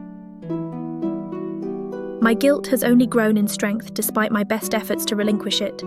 It emerges the most whenever I perform a good deed, whispering reminders of my sins into my ears. I know that I've done something that I can never take back, but the remorse refuses to be separated from me, no matter how much I plead with myself for forgiveness. Maybe it's true what they say, that the higher they rise, the harder they fall. I'm learning the hard way. I'm trying to gain control over myself. I'm only moments away from stepping out onto the platform with the rest of the priestesses. I close my eyes, taking deep breaths to calm myself, when a familiar hand lays itself on my shoulder. "Shauna, are you all right?" Kalindra asks, wearing a comforting smile. "I'm fine," I tell her, feigning a smile of my own. "I didn't get much sleep last night, you see." "It happens," she says reassuringly. "But do you think you can go up? We're due any second now." "Don't worry about me, I'll be fine." "Well, give it your all tonight, and I guarantee you that you'll sleep easy the second your head hits the pillow." "Thanks, Kalindra. You always know just what to say." "Looks like it's time, come on then." We link arms and watch as the curtain parts, unveiling the raised platform. The deafening cheers of the crowd drown out everything else. I quickly check my veil is secure before we all step onto the platform. I come face to face with the entire population of the city, instinctively waving and smiling. These people cheer for the beautiful, talented women I share the platform with, all of whom are the epitome of beauty, skill, and grace. So why, then, do they cheer for you? The intrusive voice in my head says. You are nothing but a fraud. You don't deserve to be adored by the thousands who chant your name. I try to remember who I am and how I got here, but I cannot think straight, at least not for a moment. But those few seconds feel like hours. Why are you standing amongst those whom you do not belong with? My face aches with the smile I strain to keep displayed. For a passage of time that's not clear to me, the crowd transforms into a wave of demons, itching and clawing to get their hands on me. I know what they want, to drag me down to my self-induced doom. Behind my forced smile, I am fighting to keep myself from going insane, seemingly moments away from snapping at any given moment. It's then that I spot the dark elf who snaps me back to reality, the very same one who is responsible for all of this. Karis, I mutter. The crowd cheers so loud that no one hears a word I say. I can't believe he's here, the one who caused me to break my vows, the one who's trying to take everything from me. Of course he's here. Everyone knew the priestesses would be here tonight. I bet he gets off on tormenting me like this. Despite my frustrations with Karis, the other side of my feelings for him begins simmering at the surface. My pulse quickens in the blink of an eye, causing me to feel breathless. Just in time comes the break. I only realise it when Kalindra gently guides me off stage. See, that wasn't so bad now, was it? We can rest up now if need be. Yeah, I choke out, quickly turning to leave. I'm just going to catch some fresh air.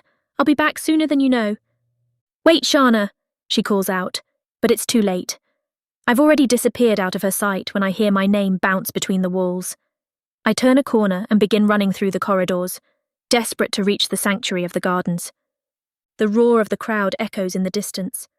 I need to get away from it all, to where I can be by my lonesome. I see Karis's beautiful face in my mind, remembering how he gazed at me with a look of longing in his eyes. Even from afar, the connection between us remains potent. It's wrong, but I crave his touch along my skin. I remember his passionate kisses with fondness. Desperation settles in, caught between a fight between my emotions and my rationality. I wind, twist and turn through the many hallways. The gardens may be far, but I take comfort in knowing that no one will bother me there. There's no way I can go back out and face everyone, I mutter to myself. I do not deserve their love or praise. Anyone nearby would have thought of me as a mad woman. I'm just trying to escape, but even then I do not know what it is I'm trying to flee from. Is it the raucous attendees or my fears, or could it be Karis? I dash a stray tear away. I hear nothing now and slow my pace down. The gardens are just up ahead. Sighing with relief, I turn a corner, where my very brief moment of peace comes to an abrupt halt. I bump into someone's solid chest, bewildered for a split second as no one is meant to be here. I take a step back, hands flying upward to cover my mouth when I see who stands in front of me. I swear it's a nightmare coming to life when my eyes come to rest upon the dark elf, Karis. You should watch where you're going, he remarks in that seductive tone of his. What are you doing here? I ask, ignoring the blast of lust, rage and guilt boiling up inside of me. I could ask you the very same thing, Shana. You're expected to be out there, offering your love and support in the name of Cariona, are you not? I stumble over a reply, knowing he's got me cornered both figuratively and literally. These are private areas meant for the handmaidens and priestesses of Cariona only. As I talk, I look over his shoulder at the gardens. There lies a glimpse of hope for forgiveness that he barricades, continuing to block the path when I try sidestepping him. Angry tears well up in my eyes. My fists ball up. You will move out of my way. No, I don't think I will. Leave at once. I'll stay, but thank you for the suggestion. Can't you just... I mutter on the verge of sobbing. I need you to go, please.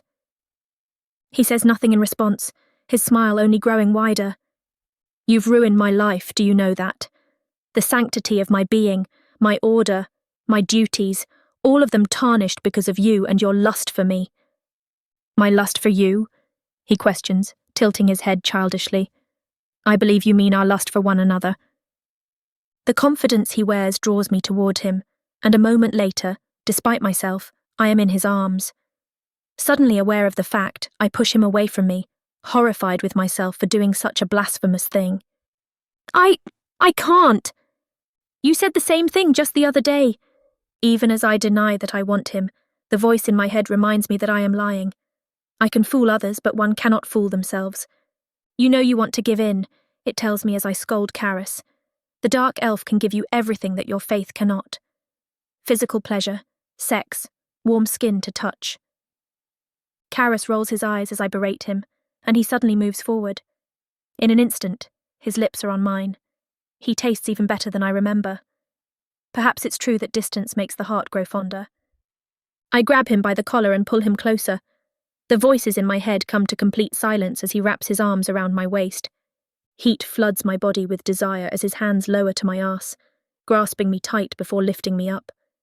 It's there in his arms that I'm about to scream, my senses returning for a millisecond until his hand cups my mouth. You can scream, he tells me, but that'll lead others right to us. He's right. It would look terrible if I was found out in the gardens alone with a dark elf. Just do what he wants. You know you want it too. I relinquish control and give my all to the dark elf, kissing him passionately. When my eyes open again, I'm against a tree with his arms encircling me. Our gazes meet and melt into one another as his hand slides over the fabric of my veil, removing it once more. Your face grows more beautiful by the day, he whispers. Chapter 12. Karis. This chapter is too hot for YouTube, but can be found on Kindle Unlimited. Chapter 13. Shana. Priestess Shana? The voice breaks through our forbidden rendezvous. My heart pulses in my head, and everything stops for a moment. How did I not hear the footsteps? Being aware of someone else's presence brings me down from the high of passion. I was completely blind to everything else around me. Sooner or later, this was going to happen. But not like this. Why like this? Why were we even out in the open in the first place? I shiver, staring wide-eyed at Karis. I freeze on the spot, the cold rippling from my toes to every nerve of my body. He's caught off guard, but doesn't do anything to take his lips off mine. He's waiting for them to simply leave. This is all his fault, I scream internally, but I'm not any better than him. I'm as much to blame as he is. I tried to remove myself from his temptations, but ultimately fell for them. Again. I'm ashamed to even call myself a priestess for Cariona. Priestess Shana, are you there? I thought I saw you, but now I'm not sure if I'm just talking to myself. I can't recognize whose voice this is. Either way, it doesn't matter who it belongs to. No one can see me in such a vulgar position. I'm torn between revealing myself and pretending Karis is an intruder, or just actually waiting and getting caught. I move my face away from Karis, but he silently protests and holds me by the neck. He presses my lips against his. I hit his chest, trying to make him stop, at least just for now. Just until I know we're safe from prying eyes. The footsteps grow closer to us now. My heart races with each step. This is it. It's over. I'm finished. This is my downfall, and before I know it, I'll be banished from the temple. Her Majesty will cast me away and make me repent by being hated by her. I'm not ready to lose her love. I never was. My eyes water, and Karis finally has a different reaction to the situation. He shakes his head, keeping my mouth shut in the same matter. I make a noise to protest, but it is a mistake to do so. The footsteps stop and then proceed even faster. Karis's heterochromatic eyes shimmer. Right after, the footsteps finally stop, just an arm's length away from where we stand. I heave, not wanting to go through any more of this mental torture. If they're going to catch us, we might as well get it over with. Karis will end up getting what he wants in the end, at the price of my pride and dignity. Then, another voice appears. Priestess, what are you doing standing here? The other voice asks. I thought I saw Priestess Shana over here. I see, but she's already been found elsewhere. Please come with me. As you wish. Just like that, they leave. Their steps get farther and farther away. I don't know if Karis had something to do with it, with that dark magic of his, or if it's a miracle. He relaxes his hold on me and smiles, as if he's proud of this little stunt. I find myself scowling at him. Once I see the other priestesses are completely out of sight, I struggle out of Karis's arms. Perplexed that I'm freeing myself, he tries to continue what he was doing. Disgusted and outraged, I push him away. He tries to grab me again, but I slap his hand away. He jerks his head back, almost surprised that I dare to defend myself. "Don't deny my hand," he warns as he reaches for my waist. I slap him away again. "Don't touch me. Don't you ever dare touch me again." His eyes narrow into slits. "Not touch you? What makes you think that I won't?" "Stop! Just stop, please!" I plead. I bury my face in my hands, losing control of my tears. "This is all your fault. You did this to me. You destroyed my life." The second he stepped into this temple, he ruined everything for me. But I hate myself for ever giving in to him, for allowing myself to be malleable in his clutches, for desecrating this sacred place. At this point, I think I would rather let myself be caught. I can't bear this enormous guilt and shame that shouldn't even exist inside these grand walls. I won't bear the rejection from Her Majesty, but at least I can be freed from this entrapment. Karis stares at me, frowning while I cry. He stopped trying to fondle me, but he could at least say something. Anything to at least make me detest him a little less. He's the one at fault, so why should he be free from any punishment? "The very first time you touched me, I told you to stop, but you kept going, and now it's come to this." Not 1 ounce of guilt is apparent on his face. It only frustrates me more, turning my face red and my cries harder. I wish I had the ability to hit someone, but not even that is in me. He reaches for me once again. I'm too busy trying to stifle my tears, but they keep coming. He pulls me closer to him and clumsily wipes my face with his sleeve. "Don't cry, you'll spoil your lovely face," he says. I glare at him, and for a moment he looks dejected. He holds my face in his hands, swiftly wiping away any falling tears. "Please stop crying. This isn't as bad as you think," he says. I scoff. "What makes you think that?" "We weren't caught. The worst that could have happened would be if they saw us in the middle of it. Don't you think? At least we got to enjoy ourselves a bit." I gape in horror and throw his arms off. "How can you say that? Do you even know what this could mean for me?" You're right. My mistake. I didn't mean it like that. I meant that as a good thing. No one knows anything about us. We're still fine." I shake my head, unable to look at him anymore. "Just stay away from me, please. Don't come looking for me again. Don't even come near the temple anymore. It's the best course of action." He looks at me incredulously. "You can't be serious." "I am," I snap as I fix my dress. I start walking away from him, not giving him a second look. "Shauna," he calls out for me. I hear him take a few steps forward. "Don't walk away from me." I whip my head around, nearly crying again. "Stop, Karis, please. If you care even a little for me, leave me be." He hesitates for a moment. His left hand, outstretched for me, clenches and he pulls it back. A scowl grows on his handsome face. I know it's because he's unhappy things aren't going his way for once. I turn around, headed back. I can feel his harsh stare right through me. The energy he gives off is that of a tamed beast. Not so tamed when he wants to go hunting and he's not allowed to. There's a stinging in my chest the farther I walk from him. It's this invisible force still trying to push me into his arms, to accept his lust and desire wholeheartedly. This wasn't going to last anyway. I wanted to stop from the very beginning. As I step into the hall, a sense of peace and relief overcomes me. But this inkling in my chest doesn't stop. I find myself wanting to turn back towards Karis. I quickly stop myself when I remember where I am, who I am. I sigh while shaking my head. I'm weaker-minded than I thought I was. I need to be more firm in my duties and my loyalty. I'll whip myself 1,000 times. I could also kneel on grain for a few hours while I repent. But I'll have to keep this a secret and sacrifice hours of sleep.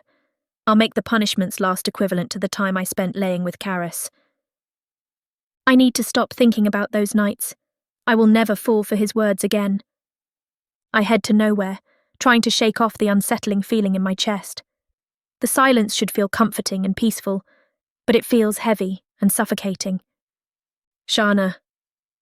His husky and demanding voice slips in my mind. I quickly turn around, expecting to see him there. The long and dark hallway is empty. My eyes darken, anticipating his sudden appearance. But he doesn't come, much to my relief. I keep walking ahead, towards the platform where I'm expected. I want to pretend nothing of this ever happened. Another whisper. Shauna. No one's there, and I finally realize his trickery. He's still working his dark magic on me. I keep falling for it. As those thoughts go through my mind, shivers run down my spine. The darkness shrouding over me returns. It can only mean that he's still here. The aura he gave off the first night he snuck in is the same one right now. The smell of a poisonous flower permeates the air. I swallow hard, fighting my need to go towards him, hypnotized by just his appearance. I try to keep my pants at bay, afraid they'll set him off if he hears them. I walk faster towards my room, feeling his claws catching up to me. I turn the corner, and as I do, I take notice of him. He stands in the pillar's shadow, watching me. His heterochromatic eyes glow as they did that first night, like a predator that stalks his prey. He takes a step forward, revealing his foot under the moonlit hall. He's testing me, I think, as I quickly move along. I can feel his powerful energy nearby. He's not going to leave any time soon. For the rest of the night, I ignore his looming, dark presence and try to focus on the event. I do my best to avert my thoughts away from him and towards my goddess.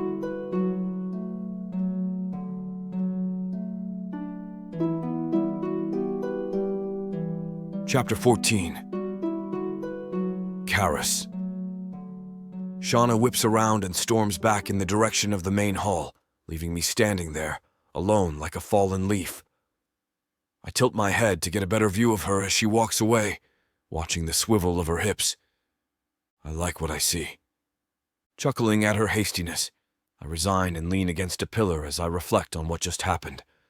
Taking her this time was even better than our first, and I can't help but become absorbed in the rush of pride washing over me.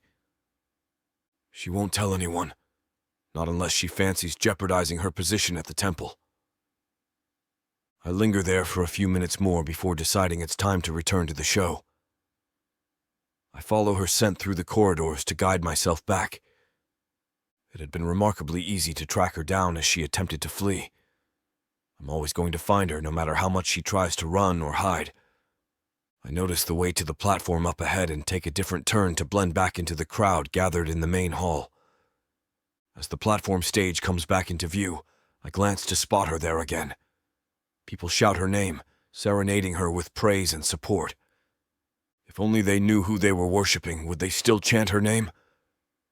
I smile as I look around at these people, who don't realize this priestess is a woman laden with strong sexual magnitude, a chained beast who wants nothing more than to be tamed by my hand. I peer down at my open palm now, rubbing my thumb over it as I recall how her skin felt against mine. It is smoother than even the finest silk in all of Arasaka. Then again, I expect nothing less from a priestess of Cariona. The spots where her tears had fallen still feel fresh and warm, even though they had long dried. At the thought of her crying, I look up to Shauna once more, a strange, twisting sensation twitching in my chest. Her strained face only makes the feeling more apparent. For the first time in a long time, I taste the bitter guilt as it lingers on the tip of my tongue. I only meant to have fun with her, not to make her cry. I'm not responsible for that. She made the choice to shed her tears, and I won't be held accountable for that. Alas, even as I attempt to bargain my way out, I feel the lack of weight behind my words, as if some part of me knows I'm just trying to shake off my remorse. I clench my fists, turning around as I'm somehow unable to look at her anymore. Each step I take toward the temple exit is dragged and heavy, as if there is a weight chained to my ankles. All because I know she cried because of me. The guilt follows me home, trailing my footsteps and lurking in the shadowy alleyways of the city. I do not bother attempting to outrun it. How does one escape something they've never encountered before? I return to my home and resign to my quarters, sitting on the edge of my bed. I peer down at my hands once more, the sensation of wet tears still there.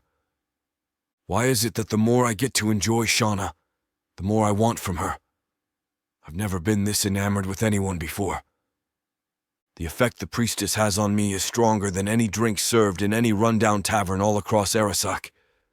Her hold on me is sturdier than even the most powerful of spells. This has to be the mating bond. I just know it, I mutter. The truth is that I don't know for certain in my mind, but I can feel it in my gut. Could that be it? What if I was truly wrong about the existence of the mating bond this whole time? I prepare myself for a long night's rest, eager to put my mind at ease. I anticipate things being clearer in the morning, as they usually are after slumber. But for hours on end, I toss and I turn, my efforts to relax proving to be futile. I can taste Shauna on my lips, and hints of her scent still linger on my fingertips.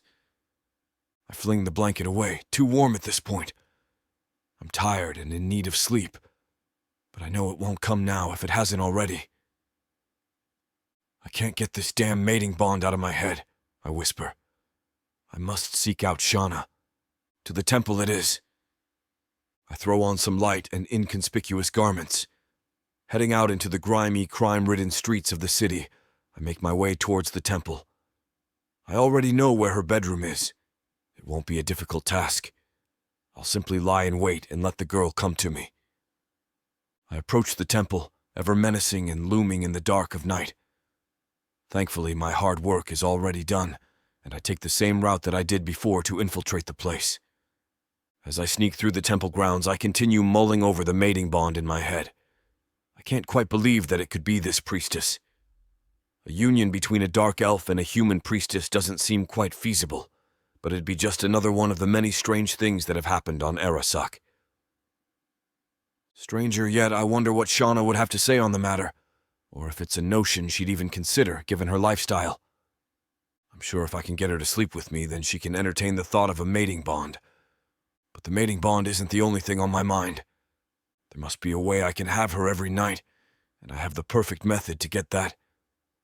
I pick up the scent of flowers and light perfume in the air as I venture deeper into the temple, the enticing aromas becoming more apparent as I draw nearer to the private quarters for the handmaidens and priestesses. I step into her room. It is as neat and tidy as one would expect it to be. It's late at night, so I figure she'll be here soon, looking for a suitable place to rest. I settle on the curtains beside her window, the fabric being just translucent enough so that she cannot spot me unless she's already aware of my presence. Through them, I'll be able to spy on her from meters away, all under her nose. A few minutes pass by the time Shauna enters, still donning the robes from the event earlier on. She sighs in exhaustion, likely a result of both our encounter and the busy day she and the other priestesses had. Gently, she removes her veil and sets it down with care.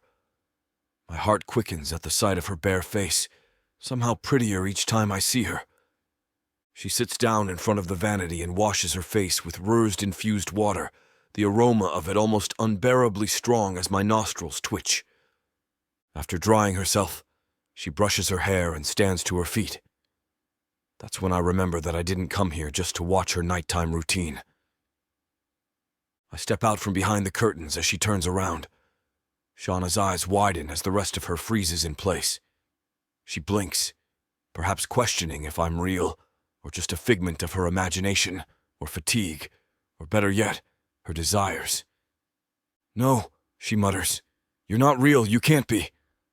I step forward, closing the distance between us with a smile on my face. Meanwhile, her own expression isn't quite clear, landing somewhere between surprise, fascination, and shock. In a split second, her mouth opens, her chest expanding as if she's about to shout and scream for help. Not willing to let it happen, I lunge forward and throw a hand over it, sealing it shut as I rush into her space. I wrap another arm around her body and pull her close, my animalistic instincts kicking in as I breathe in her delicate and delicious air. Carefully, I remove my hand from her mouth. "What are you doing here?"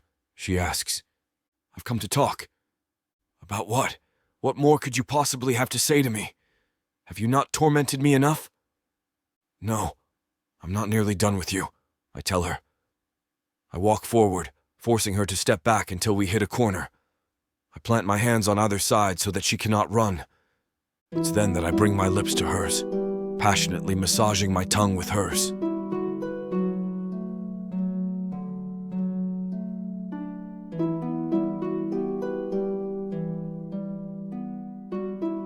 Chapter 15. Shana. Have you not tormented me enough? I balk at him. No, he quickly says. His eyes darken as he leans closer to my face. I'm not nearly done with you. He closes the gap and devours my mouth. Our tongues lap over each other as he pushes me against the wall.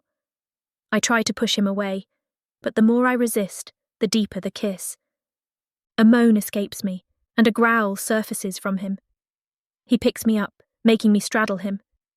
The electricity that somehow binds us gets hotter and hotter. My legs go weak, and I find myself clasping onto him. His kisses are sweet poison, addictive but dangerous.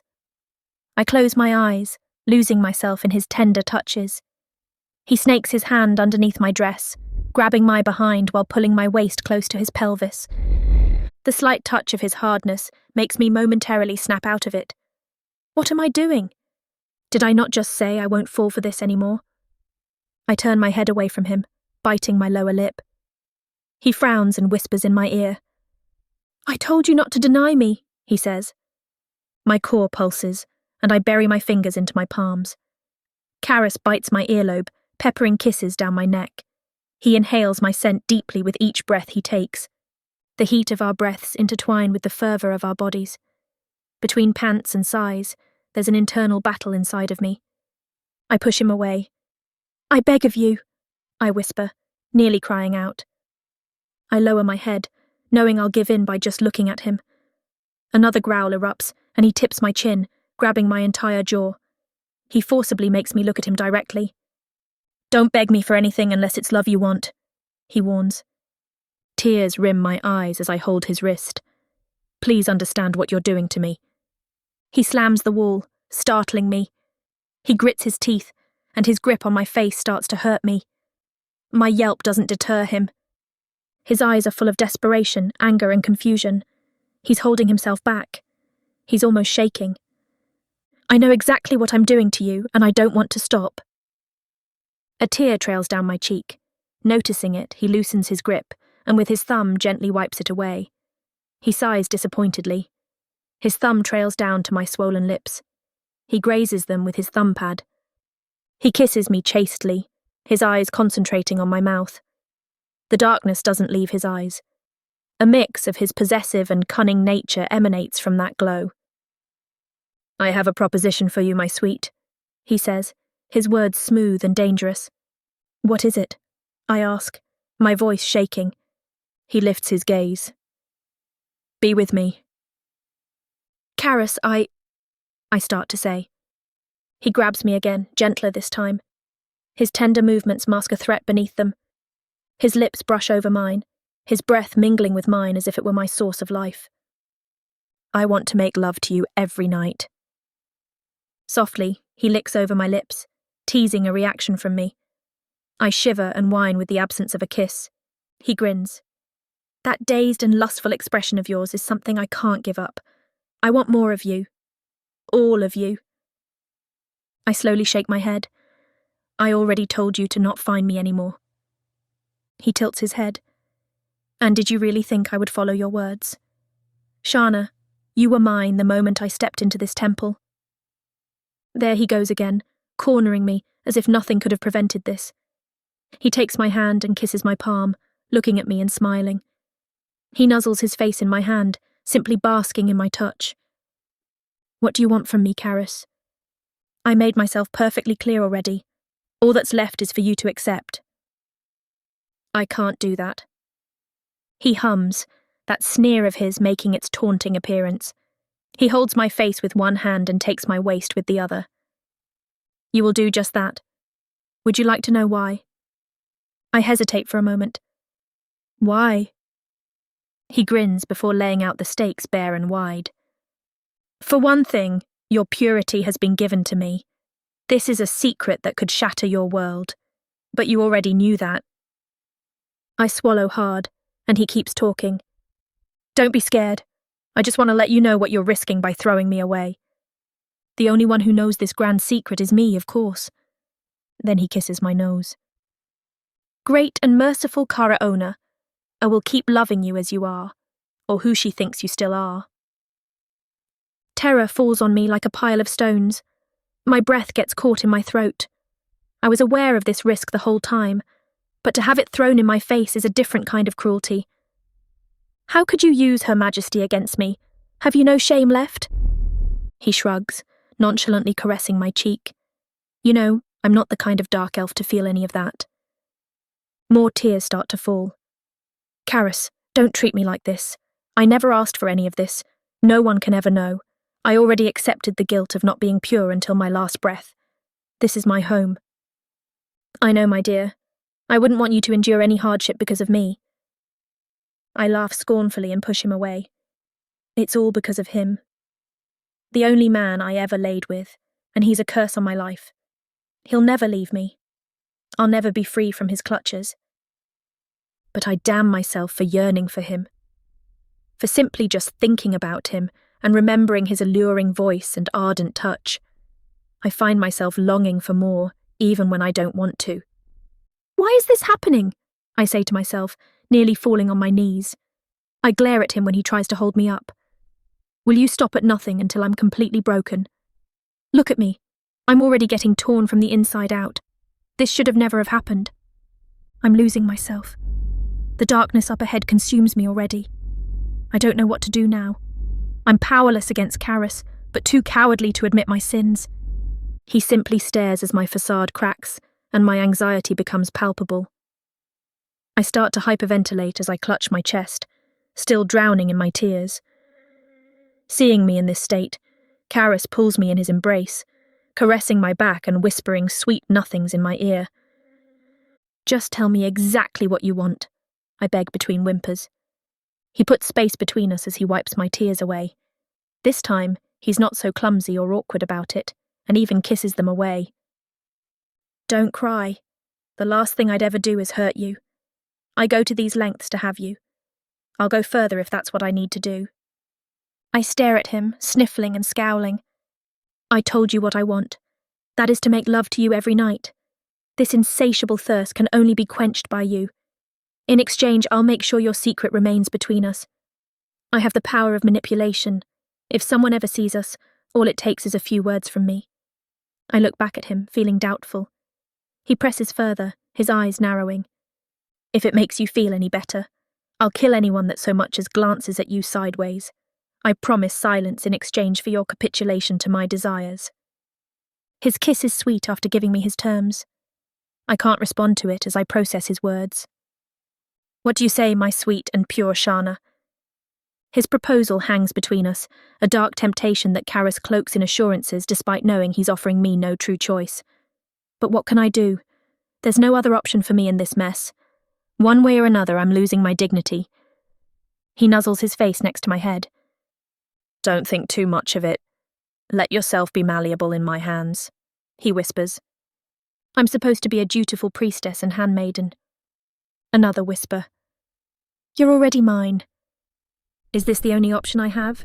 To give into lust and depravity? All to keep up appearances? He bites my neck. Come to me, Shana. I'll do whatever it takes to make you mine.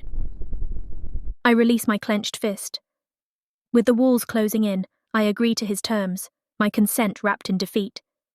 I accept, I whisper. He stares at me for a moment until he breaks into a smile. But he quickly tries to hide it, masking his triumph with a facade of concern. He presses his forehead on mine, sighing. You have no idea how much I wanted you, he whispers. Memories of our time together pop up in my head. I can't stop myself from imagining us intertwined in absolute bliss. But I hide it as best I can.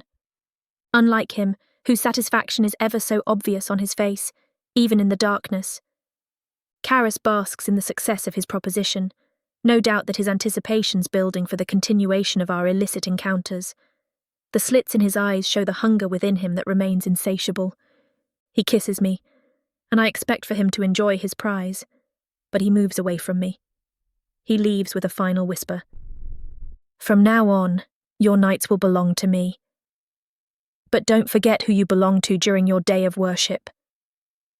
Shivers run down my spine, a portent of what's to come. "I'm coming back tomorrow with a gift," he says, before leaving out the window. My stomach flips. "What gift?" I ask the emptiness of my room. I stand alone, my world forever altered. I'm bound to Karis by a secret and a promise that feels both like a prison and strange salvation.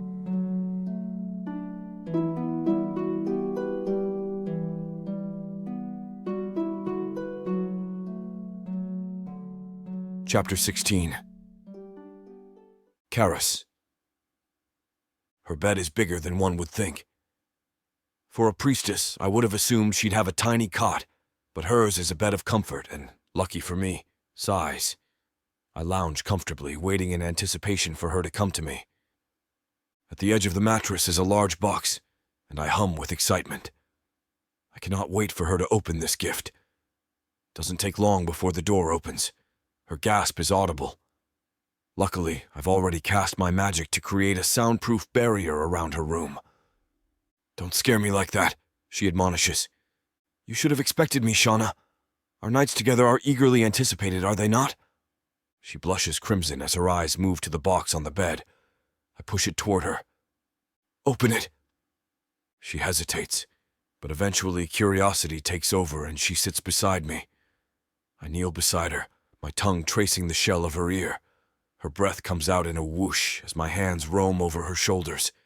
She pulls away from me. "Stay back," she says. She plays hard to get still. I love that about her. It ignites a fire within me that only she can put out. But her refusal of my touch can't hide the desire I see in her eyes. She takes the lid off the box and pulls out the black nightdress I picked out for her. Her eyes widen and she shakes her head. "Put it on," I demand. "No," she whispers. "This is scandalous. I cannot wear this." Check out the Kindle Unlimited version for the rest of the chapter uncut.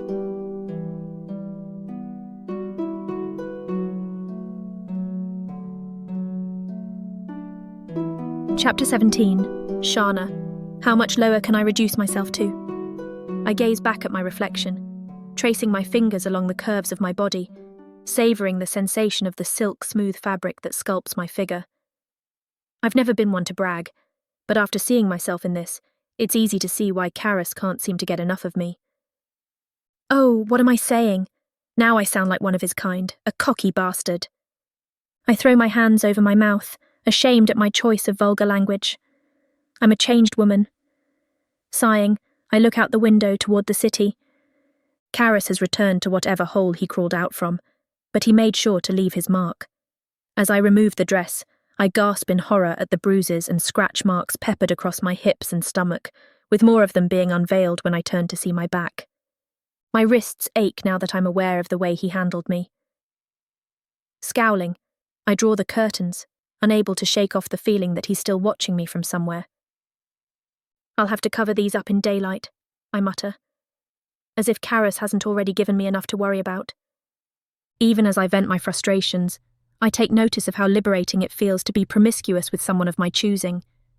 Why is it that the very thing that plagues me with guilt is the same thing that sets me free? That unbinds me from the chains of my faith and its strict rules of abstinence and order.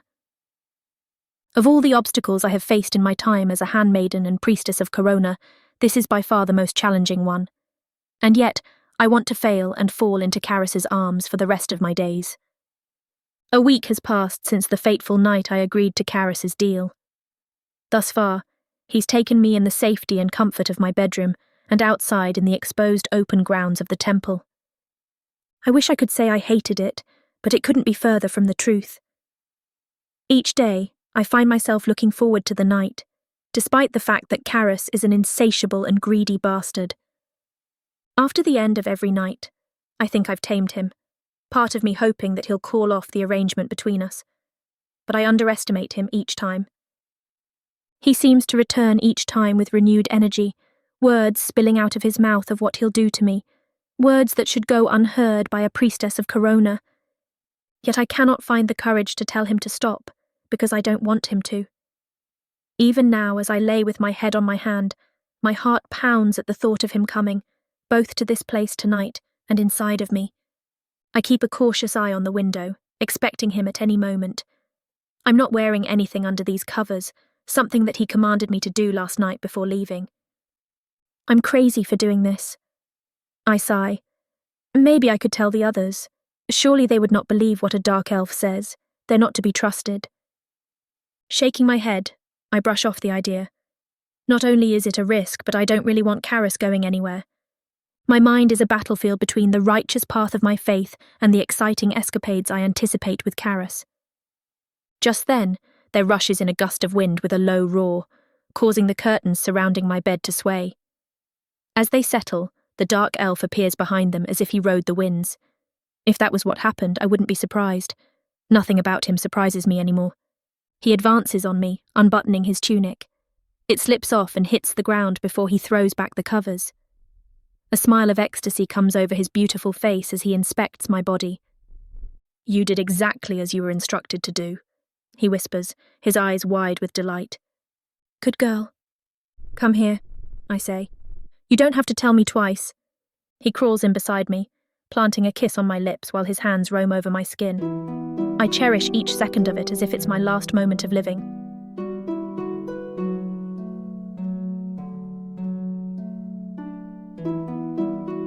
Chapter 18. Shana. The carriage rocks up and down on the bumpy road leading out of the city. It's not the most ideal route, but I can't complain when I'm travelling in a luxurious vehicle. Our seats are smooth Tora leather with plenty of footroom. Silk curtains hang over the windows, allowing us to have complete privacy when we want some. A small table for dining lies in front of myself and Kalindra, upon which lies a half-full cup of caffo. It's not often that we handmaidens travel out of the city, but when we do, it's always a major deal. There are other carriages just like this one in front and another behind us, but that's not all. A carriage carrying vital supplies for the journey is second at the back of a convoy. 2 more carriages accompany us, with one leading the convoy and another at the rear, both of which are full of guards from the Fue line.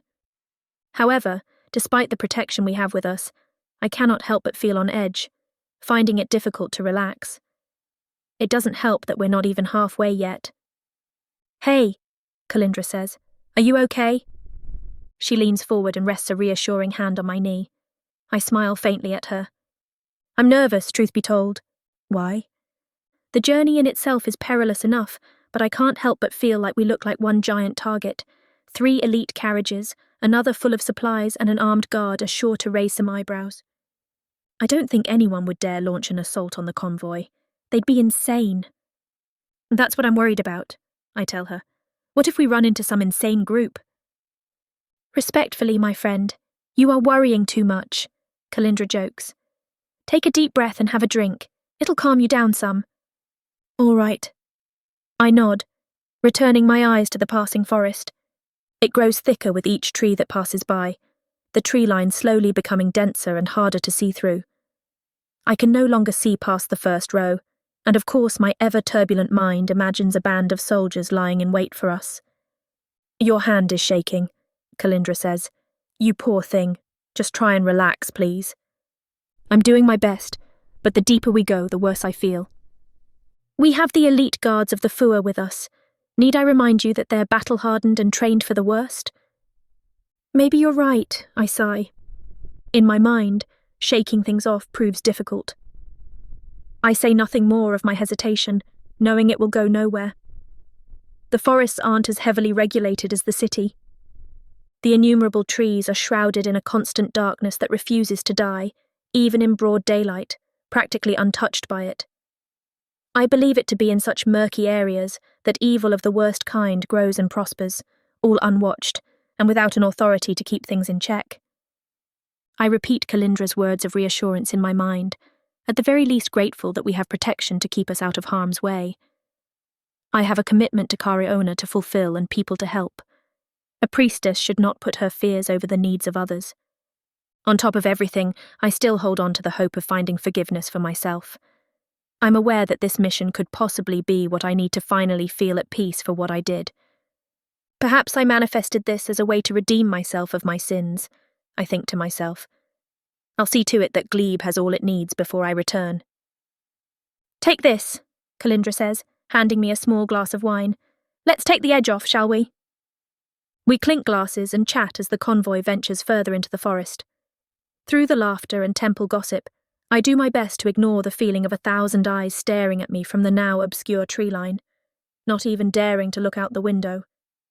From my peripherals, I notice now that a low mist hangs in the air, preventing me from seeing anything beyond the sides of the road. My mind plagues me with the thought of being lost and alone this far out. I'd never find my way home, a notion that sends a shiver down my spine. "Stop it," I mutter. "What was that?" Kalindra asks. "Did you just say, 'stop it'?" Yeah, I was just talking to myself.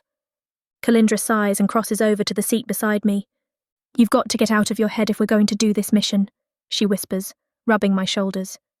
"I know we have the guard with us, but I can't help but wonder what if." "Nothing is going to happen," she reassures me. "Maybe some rest would do you good. I think there are blankets here somewhere. I'll draw the..." The carriage comes to an abrupt halt, sending both Kalindra and I hurtling forward. We catch ourselves just in time before we fall completely, looking at each other in wide-eyed surprise. I look out the window to see 2 guards from the rear run up front, shouting rings through the misty air. "What's happening?" Kalindra asks. For a split second, time seems to stand still. From the invisible tree line, I hear a faint whisper come our way. I cannot make out any words, and its tone ignites goosebumps along my arm. This isn't real, I think to myself, but it's happening whether I like it or not. I find myself strangely propelled forward by the urge to get out of this situation, my fear dissipating unexplainably. I move toward the carriage doors, intent on finding out the course of the hold-up. Kalindra's hand reaches out and grabs my arm. "Where are you going?" she snaps. "I need to see what's happening. It could be dangerous. Like you said, we have the guards with us." She continues protesting as I hop out of the carriage, her voice becoming muffled, shouts as I close the door behind me. The only thing I know for certain right now is that we're so far out from the city. I already know this is far from an ideal spot to be caught in, but I'm determined to get us moving, and fast. I'm unsure of this brave attitude that's come over me, putting it down to survival instincts. I walk to the front of the convoy, where I hear a small commotion between the guards. I pass by the other carriages, where curious handmaidens stick their faces against the window, trying to get a glimpse of the action. I approach the group of Fua soldiers as they stand around some ominous shape, peering down at it. One of them spins around and holds out a hand, signalling me to stop where I stand. "Hold it! Get back to your carriage." "I will, once I find out what's going on."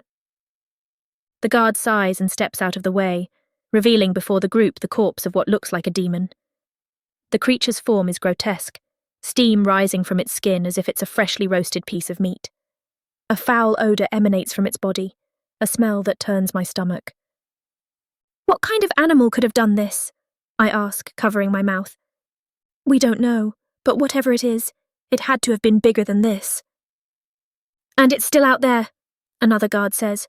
"Well, we've got to get moving," I snap. "Can we get that thing out of the way?" "Hey!" a guard from the rear of the convoy calls out. "Someone come! I just saw something move."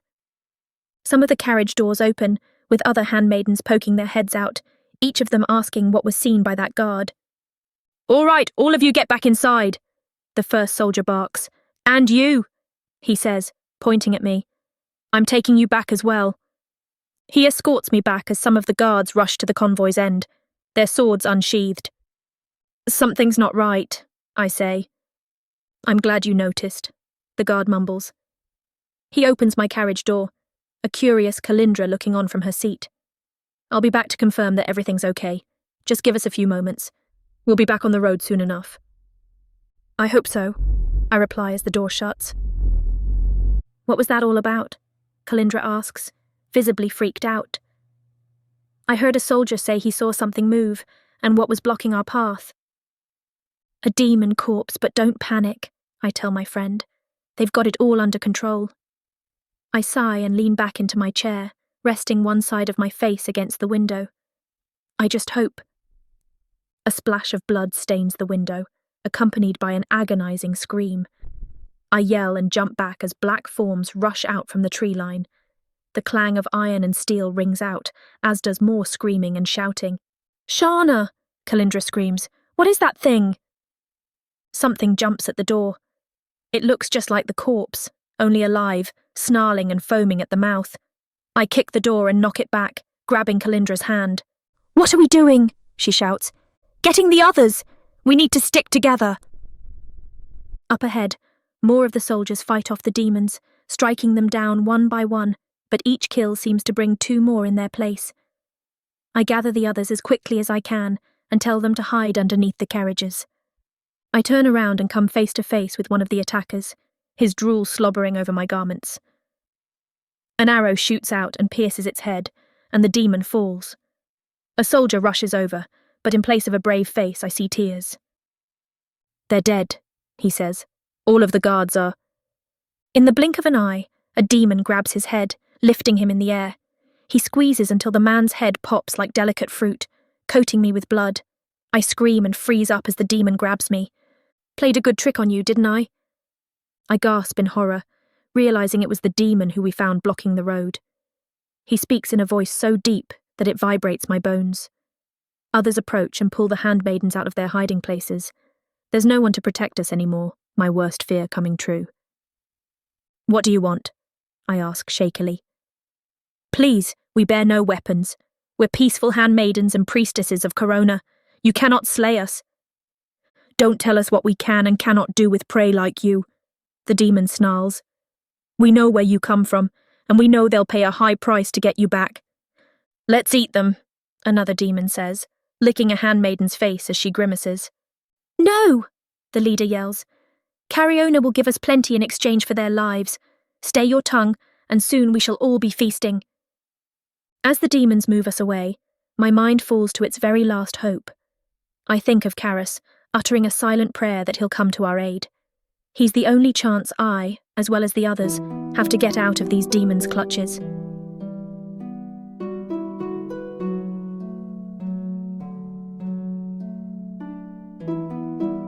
Chapter 19. Karis. I conclude my morning exercise routine, dabbing my forehead with a cloth. After stretching to cool down my muscles, I indulge in a hot bath to relax the senses and cleanse my body for the day ahead. As I wash myself, I think of Shauna and her excursion to this new city called Glebe. Tonight will be my first night not seeing her, for she is bound to her duties on this trip for at least a few days, if not weeks. She promised to inform me when she returned. I trust that she will follow up on that, but I believe a small part of her does not yet trust me. Even still, I'll find out when she's back. I have my ways of knowing things. I enter my dining room just in time for the serving of breakfast.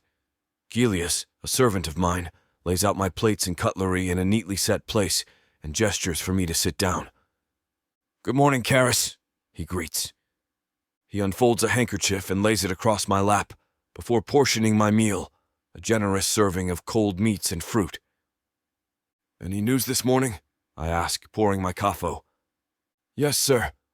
Some especially troubling news for the public," he says.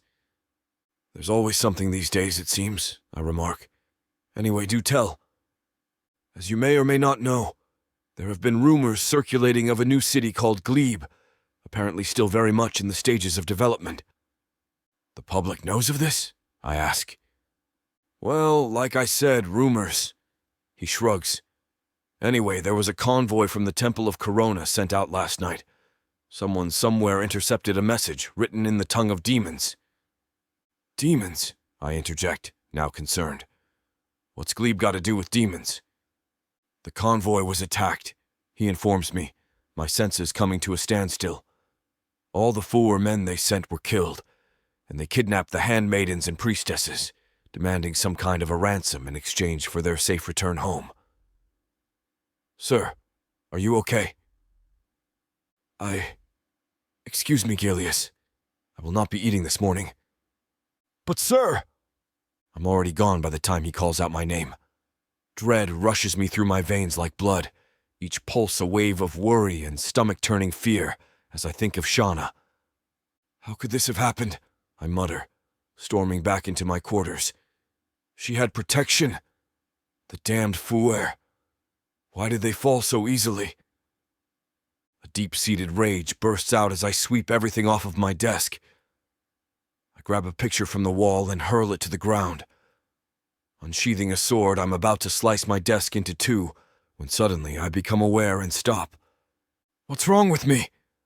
I drop the sword, its steel clanging loudly as it hits the floor. Sinking to my knees, I throw both hands to my head, trying to make sense of everything. Shauna's in the hands of demons. She's a priestess of Corona. I've never been a practicer of the faith, but I know enough to realize that demons will be the last group to empathize with their cause. I peer down at my open hands, wondering why I'm losing my mind. There shouldn't be any reason for me to be acting like this. After all, Shauna's relationship with me has been purely physical. Or has it? I look up at the mirror a few feet in front of me, gazing into the eyes of a dark elf who needs to face the truth. The time has come for me to stop running from reality, something I realize as a stray tear falls down my cheek. Quickly, I wipe away the tear. An intense fear fills my heart, thinking about the possibility of never seeing her again. My hands begin to tremble. Her beautiful face appears to me once I close my eyes.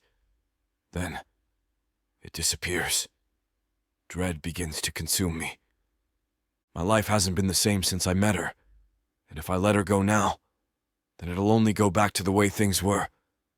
A life where I chase fulfillment in my tricks and silly games. That will not be my legacy. Shauna, I whisper, the name intoxicating like a rich wine. I will find you. I promise. In this world of ever-increasing darkness that is Arasaka, Shauna is the shining light guiding me toward a better life. I only wish now that I realized it before she went missing. I'd never have let her go otherwise. I gear up, sharpening my swords and daggers before slipping into some light armor. Those demons are crafty bastards, and I'm going to need to perform at my best if I am to slay them. I know of a potential location Shauna may be held in, a well-known hotspot for demon activity deep in the trenches of the forest. Getting there will take some time, but luckily I am of the Ishiraya bloodline, and our magic is the most powerful in all of the land. Using my abilities, I conjure a portal to take me to the demon encampment. One step takes me from my quarters to a hill overlooking their hideout. I've had experiences with these scum in the past. They are by no means patient, and I cannot help but think they'll torture Shauna while they wait for their demands to be met. That's how they get their joy out of life, at the expense of others. There's no time to make a plan, I mutter, drawing my sword. I'll have to barge right in and make an entrance. I descend the hill and make my way inside. Most of the demons seem to be gone, but there are still enough to outnumber me. They do not bear the one thing I have over them, a thirst for vengeance. I sneak up and raise my sword on an unsuspecting bastard, taking his head off with one clean swipe. Another demon spots me, then another, and soon the place is a bloodbath. I'm almost too good at swordsmanship, not allowing a single blow to land on me. The demons are quick and ferocious, but no match for me. Within a matter of minutes, many lay dead at my feet. I overlook the lair that consists of one-story buildings and tents, wondering where Shauna and the others could be. As I venture deeper, another wave of the villains burst out from corners and shadows. I ready my sword, perfectly fine with shedding more blood if it means getting Shauna back. No more of you need to fall beneath my blade, I warn, the demons growling and snarling as they prepare themselves for assault.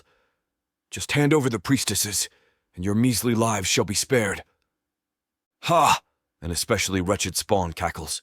A dark elf after the priestesses of Corona? I thought I'd seen it all. Are you going to tell me, or will I have to find out the hard way? Enough of this bastard. He's already slain many of our kind. Death to him! So you have chosen to die, I snarl. Have it your way. I behead two of them in seconds, causing the others to think twice about taking me on. Come on, I shout. Accept your fate! Hold it right there, a voice from the hills calls out. The demons and I turn our heads, looking up at a group of brightly armored soldiers on the hills. The leader steps forward, his chest puffed outwards in the stance of a valiant trooper. "Eris!" I call out. "What are you doing here?" "Karis, I should have known you'd be behind this slaughter. I could ask you the same thing." "Are you here to help solve this? Or are you here to fight me?" I yell while turning back to the demons. "Do not act so foolishly and with haste, Karis. My men and I came here to attempt a negotiation deal in exchange for the handmaidens of Corona. But we won't be doing that, thanks to you. Now what have you to do with all this?" I ignore Eris as a demon charges me. His body splits into two as it falls to the dirt. Eris calls out to me, again demanding an explanation for my presence as I fight. 4 of the demons are left. All seem to hesitate to fight me. A wise choice, but it doesn't save them. I wield a knife and hurl it into one's throat, causing him to choke on his blood as he falls. I'm about to throw another when suddenly, Eris pulls my hands back while 2 other soldiers scare the remaining adversaries away. "Let go of me!" I yell. Eris presses a dagger against my throat as he pushes me up against a wall. "Tell me why you're here. Otherwise, you'll have just taken your final breath," he growls. Reluctantly, I drop my sword and take a deep breath, calming my nerves. "Fine." I sigh. "I possess a mating bond with one of the victims. Are you happy now?" His eyes widen, obviously expecting to hear something else from the likes of me. He lets go and turns around, walking a few steps before spinning back. "A mating bond? To a handmaiden?" "Yes," I mutter. "Sir," one of his men calls. "We looked everywhere, but the missing party isn't here." Eris nods, raising an eyebrow when he sees me sink to the ground. "I never thought I would see the day when you would believe in such a thing," he tells me, his tone one of sympathy. "Not even I believe in the mating bond." "I don't need your help," I snap. "No, but the handmaidens do. It will be a challenge to get them back, especially by peaceful means. But regardless, we must return them to safety. Our goals are the same." "But our methods are not," I reply. "You're all well equipped, far better than I am. Why not fight?" "Because we cannot risk a war with the demons," he yells. He sighs before continuing. "Admittedly, I see why you're so keen to fight. Who is it specifically you want to save?" I peer up at him. Maybe he really means to help, and I'm going to need all I can get if Shauna is to survive. "Shauna, the priestess of painting. Our mating bond is fate, and I've denied it for long enough. I've got to get her back, Eris." This comes as a shock to me, but oddly enough, I believe you.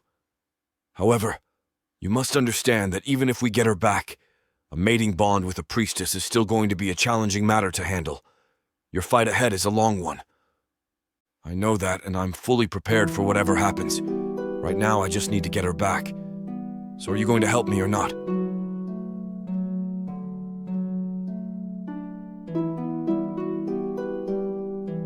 Chapter 20. Karis. All of the demons are either dead or gone, fleeing like the cowards they are. By now, I thought I'd have Shauna back in my arms, but as luck would have it, she's nowhere to be seen. I shouldn't have counted on this as being that easy. Worse yet, Eris is here to witness my turmoil, perhaps relishing in all that I've told him. I care not, because right now I need him. "Yes, Karis will help get Shauna and the rest of them back," he tells me to my relief. "But let's be clear. We are not doing this for you. We're doing this because it's our duty." "I understand. Just tell me where you think she'll be." "We know of another location the demons use as a hideout," he says. A soldier hands him a map, which he studies for a moment. "This other lair of theirs is far less active. Makes sense to have the handmaidens there." I nod. They must have known someone would try to get them by force. A brilliant diversion, really. "Either way, the other lair is bound to be on high alert because of your assault here," Eris remarks. "We better move quickly. It's a day's ride away." "Not when you're with me," I boast. "What?" "Show me the map," I say. I study the highlighted location on the parchment paper and cast a portal to teleport us to its coordinates. Eris's men look at the portal with uncertainty, shrugging when their captain gives them the all-clear. Credit where credit is due. You're full of surprises, Karis, Eris says. We step through, instantly going from one lair to another, finding ourselves close to the main entrance. Conduct a surveillance check, Eris orders. I perform my own check alongside one of his guards. This lair is larger and with more buildings, all of them a single story. A defensive line circles the perimeter, with patrol guards wandering the outskirts. Their defenses leave a lot to be desired, however, for I spot many gaps that I could potentially slip through. This time, with many men, the fight will be easier. Eager to get Shauna back, I turn to Eris, ready to fight. We can slip through their defensive lines easily. These fools have left many gaps open. What are you talking about? He scolds. We are not here to conduct a surprise attack. I thought you said you were here to help, I snarl. Yes, I did, he growls. But you forget who we represent. We are here in an official capacity, to return the handmaidens to safety by diplomatic means. What's all your weaponry for then? I hiss. In case they attack us.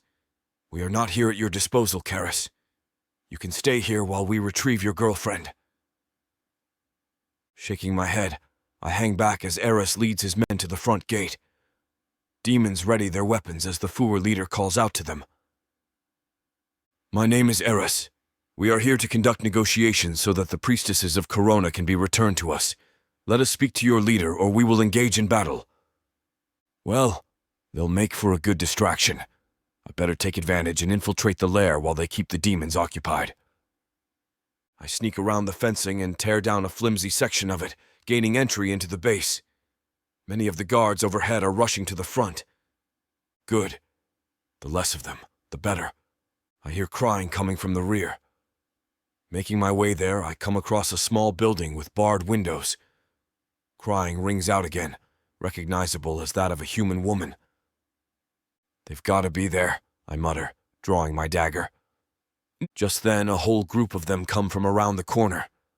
I shrink back into my hiding place as they walk by, muttering about the Fuhr soldiers. Why not kill them where they stand? Because the boss has agreed to negotiations, but only if he can directly address Corona herself. Will she really come? I wonder. Poking my head out, I spot two guards standing outside the cells. Hanging off of their waist belts are a set of keys.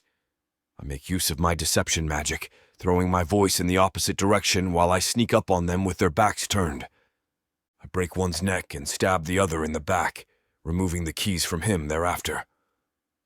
I enter the cramped building, its interior made up of cramped prison cells. Some of the handmaidens back away at the sight of me, while others look on with wonder. I spot Shauna in the corner, curled into a ball with her head buried in her hands. Did you miss me? I chuckle. She peers up, her face caught between wonder and confusion at the sight of me. Karis, she whispers in disbelief. You came? Of course I did, I tell her. I wouldn't let you rot away here, would I? Now let's get you out of here. I knew you'd come, she whispers as I unlock her cell. Shauna, who is this man? One of the handmaidens asks. And how do you know him? There is no time for questions, I say. Right now, we need to get you all out of here. Tell us who you are. I snarl at her, but Shauna lays a hand on me. Kalindra. His name is Karis. He's a friend of mine. I go to unlock another cell, but the handmaidens jump back as I approach. Please, girls, there's no need to worry. Karis can be trusted. Hesitantly, they rally together and group up, being sure to stick behind Shauna. She grabs my hand as I peek my head out the door. There's so much I've been thinking about, Karis. So many questions that I need to ask you. Not now, I tell her. We need to get to safety first. I signal for everyone to follow me, but as soon as we step out, a booming, ethereal voice rings out over the encampment. You dare conjure me? It exclaims, the voice layered as if speaking from two different locations at once. Do you know who that is? The one called Kalindra squeals. It's Corona! Quick! We must listen to what she says. No, we have to get out of here, I command, but they scurry toward the front of the camp before anything else. Fuck! Shauna, we should go! We can't leave them behind! Reluctantly, we join the others as they gather behind a wall. I peer around the corner, glancing upon a scene straight out of a great painting. There stands Eros and his men. In front of him is a portal mirror, where a vague shape of a woman can be seen floating. They stand across from the one I presume to be the leader of the demons. He is surrounded by his own battalion of soldiers, about 20 strong. What's going on? Shauna asks. I think Corona is negotiating your release. I knew she would not forget about us, Kalindra praises. Quiet! I snap. Don't let anyone hear you! The handmaidens whisper excitedly amongst themselves as I look on. The demands are clear, the demon leader boasts. We want magic, gold, and more land in exchange for your priestesses. There will be no ransom paid, Corona exclaims. You are lowly demons. I am a powerful deity. You are not worthy of speaking directly to me. Don't forget that we have your handmaidens. We can kill them at a moment's notice. I grip my sword handle, praying the worst does not come to fruition. Indeed, they are the best of the best, and I am proud of them, Corona says, causing glee among her women. But do you think having them gives you some sort of leverage over me? Yes, the demon leader yells, a hint of uncertainty in his tone. What is she talking about? Losing them would indeed prove inconvenient, but there's nothing you can do to get me to give in to your demands. What if we kill one right here, right now? I have made my position quite clear, Corona booms. Do what you will with them. I will not reduce myself to bartering with the likes of you. I can't believe what I'm hearing. I turn around, seeing horror written across the faces of the handmaidens. Is that really what she thinks of us? Kalindra says. Era steps forward, visibly distressed. Surely we can spare some land and gold to get your handmaidens back. Silence, Corona orders. I will not be questioned on this. We will find their replacements in the streets. Enough of this, I tell them, though I cannot help but feel sympathy for them. We need to get you out of here. Why? Another priestess cries. Who was that? A demon yells, marching in our direction. Fuck! Think of something! I throw my voice elsewhere again, but my magic is not enough to distract him this time. The demon shouts out as he spots us, prompting the entire battalion to run over. There's no choice now but to fight. I unsheathe my sword and cut them down one by one, using my destruction magic to brew chaos and death everywhere I shoot. Many fall beneath my blade and spells, but I'm still just one dark elf, calling out to Eris for help. The mirror beside him fades to black, signaling the departure of Corona. We cannot help you, he yells. You bastard! Corona cares not for her people, and yet you still choose to stay your blade when we need your help. Damn you! I fight with all I've got, killing left, right, and center. The demons know better than to attack the Fuer, who simply stand by while I single-handedly take out as many as I can. I slay another demon when a cry rings out behind me. I wheel around and lunge for an enemy, his blade dripping with blood as he stands over a fallen priestess. My sword plunges deep into him, his eyes rolling back into his head as death takes him. He was the last to fall. I turn around, spotting Kalindra on the ground, her veil caked with blood. Shauna is by her side. The bastard slashed her face, she cries, but she is alive! Don't look at me, I'm ruined, her friend protests, hiding her torn face away from everyone. Get her under control, I tell Shauna. We're getting out of here. I shoot one last glare at Eros, but he looks down in shame. It's at that moment I realize he, like the handmaidens, is just a pawn in the eyes of Corona.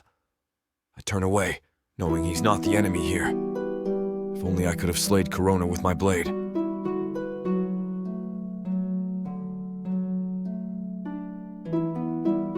Chapter 21. Shana. My whole world has been flipped upside down, and still, I fear the worst is yet to come. There I was in my cell, thinking about Karis coming to save us, only for it to become reality. We should have listened to him and left when he said to, but it's not every day that Cariona herself decides to grace Erasak with her presence. None of us handmaidens could resist listening to her, and that was our big mistake. Now each and every one of us knows what she truly thinks of those who serve their lives doing every good deed in her name. My mind is still a blur from it all. There is still the matter of Karis and the manner of his return. I'm eager to talk to him as he takes us back to the temple, casting a portal to teleport us there. Soon we're back within the temple grounds. I look at Kalindra, her veil a bloodied mess as it acts as a bandage for her wound. A group of handmaidens surround her, whispering words of affirmation and support for their injured friend. Bring her inside and look after her. I will join you all shortly, I say. Some turn and look between me and Karis, who sits on a bench visibly exhausted from his fight with the demons. No doubt the handmaidens will ask me more about my relationship with him when I get inside. They can wait, though. Right now, I finally have the chance to talk to him. Karis, I call out, approaching the dark elf. You and I need to talk. Yes, we do, he replies, fully rising. I stop and stare for a brief moment, still wondering at the fact he came to save me. Indeed, he was my last hope, but he could have left me to die if he wanted to. I thought I was nothing more than something to fuck, but maybe there's something more to this dark elf. One thing is for certain, that his coming to rescue us all is one impressive heroic act. He reaches out for me, taking my hand in his. I allow him to do so, not protesting like I usually do. A deep sense of gratitude overwhelms me, reminding me that despite everything that happened, Karis still wants to stand by my side. Why did you come and help us? I ask. He tilts his head in confusion. Like I said earlier, I was hardly going to sit idly by and let you rot in that cell. Well, yes, but I don't understand why you think this way of me. I thought you got off on tormenting me. I know what you're thinking, he says. I had to come for you, Shana. For me, there was no choice in the matter, the same way I have no choice in this bond we share. Bond? I retort. Karis, you're making no sense right now. Did you ever stop to think why I've been coming to you night after night? Because you're an insatiable dark elf, I tell him nonchalantly. I thought so too at first, but the feeling kept nagging at me, and then it all became clear as day. This bond that you speak of? Precisely. Shana, you and I share a mating bond. A mating bond? I exclaim. What on Erasak is a mating bond? Something that I've been denying for far too long, he states, squeezing my hands in his. Karis, what's gotten into you? I ask, bewildered. I question if it's even the same dark elf who caused me to break all of my vows to Cariona. Many things, Shana, the most important of them being the realization that we're destined to be together. We're what? I blurt out. The mating bond bounds us by fate to be a loving couple in this lifetime, he tells me. Think about it. You're not happy here after experiencing being with me. You can leave this life behind, and together we can run away and be who we really are.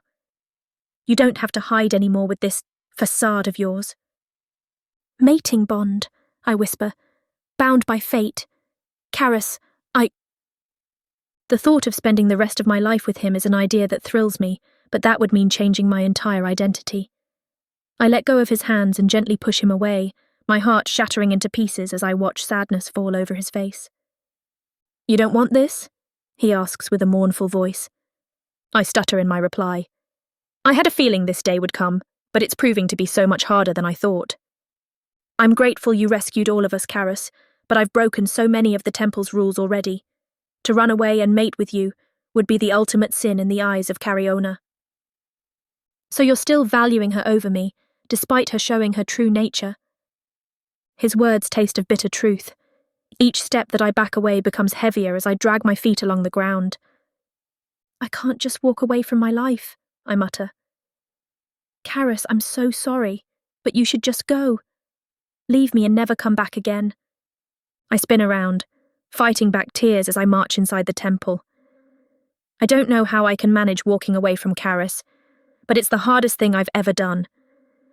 I think of his words, wondering if our separation is another way that Cariona is testing my dedication to her cause. My hands shake as I cover my mouth, trying my best to remain calm.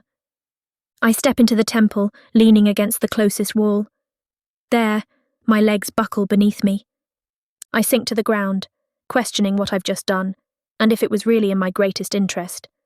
Did I go through all of that just to return to my old life, to worship a deity who would replace us within a week? A tear breaks free and falls to the ground with an almost silent splash, dissipating and soon to be forgotten. Maybe just like I would be to Cariona. "Rise, child!" As if I called her, Cariona's voice booms, startling me as it rings through the walls. I quickly get to my feet, glancing towards the portal mirror hanging in the entryway. For a moment, I think she's heard my thoughts, that I'm to be cast out for thinking of how cruel she seems to truly be behind her facade of grace and kindness. Where then would I go? I've already rejected Caris. Everything I do works against me. "Welcome home, my dear priestess of painting," she greets me with an unusually warm tone. "You were valiant and brave in your captivity, and this is something I shall never forget." I bow and quickly move on, heading toward the healing room to check on Calindra. I couldn't bring myself to care about what Cariona had to say to me in the entryway, her cold words during the negotiations still too fresh in my mind. I push aside the hope that her words earlier might have been fake, choosing to focus on my injured friend instead. I silently pray that Cariona will heal her, if Cariona cares at all. Even our best magic was useless in the attempts to heal her of her wounds. Part of me hoped that Cariona would make a divine intervention after seeing what we went through. In the end, she certainly had her say, but it was far from what we were all hoping. It was I who had to deliver her decree, words that I will forever regret saying to my best friend of many years. "What did she say?" Calindra asked, her face a bloodied and bandaged mess. "Cariona said that she won't lend a hand, and that instead you are to spend the remainder of your life behind the veil." Her reaction, as well as the others in the room, was like mine, breaking down and crying at Corona's judgment. She had no choice but to listen. Whatever Cariona wants, she gets. These days, seeing Calindra forever behind some veil only serves to remind me of the supposed loving deity I serve. Who do I really worship? A question I ask myself every night, each nightfall only further highlighting the waste of time I'd spent praising her name. Yet why do I still feel so guilty for thinking about it? What's wrong with me? The temple's halls have grown hollow and eerie, filled with a dreadful silence. No longer does this graceful structure echo with lively conversation and budding handmaidens, all eager to work tirelessly. No one smiles here anymore, but we're hardly going to question Cariona's judgment aloud. I fear the repercussions should she find out the depth of my thoughts. I wander into a quiet meditation room, collapsing onto one of the many benches. There, I curl up, feeling more alone and isolated than ever. "This place doesn't feel like home anymore," I mutter. Caris's face springs up in my mind, his noticeable absence more painful each passing day. I think of his revelation of our mating bond, the thought of which somehow warms and wounds me simultaneously, like a bandage repeatedly being ripped off and reapplied. "How did things get this bad?" I ask, as if someone is here to answer me. How was it that life was so much better when Caris came around each night? My once dormant thoughts of love and the recollection of his body on mine make for a bitter combination, plunging me deeper into the pit of doom I've created for myself by choosing to remain here. They say time heals all things, but I have an inkling that the more time passes, the worse I'm going to feel about kicking Caris out of my life. I'm not the same woman I once was, so is it truly right for me to keep living this way?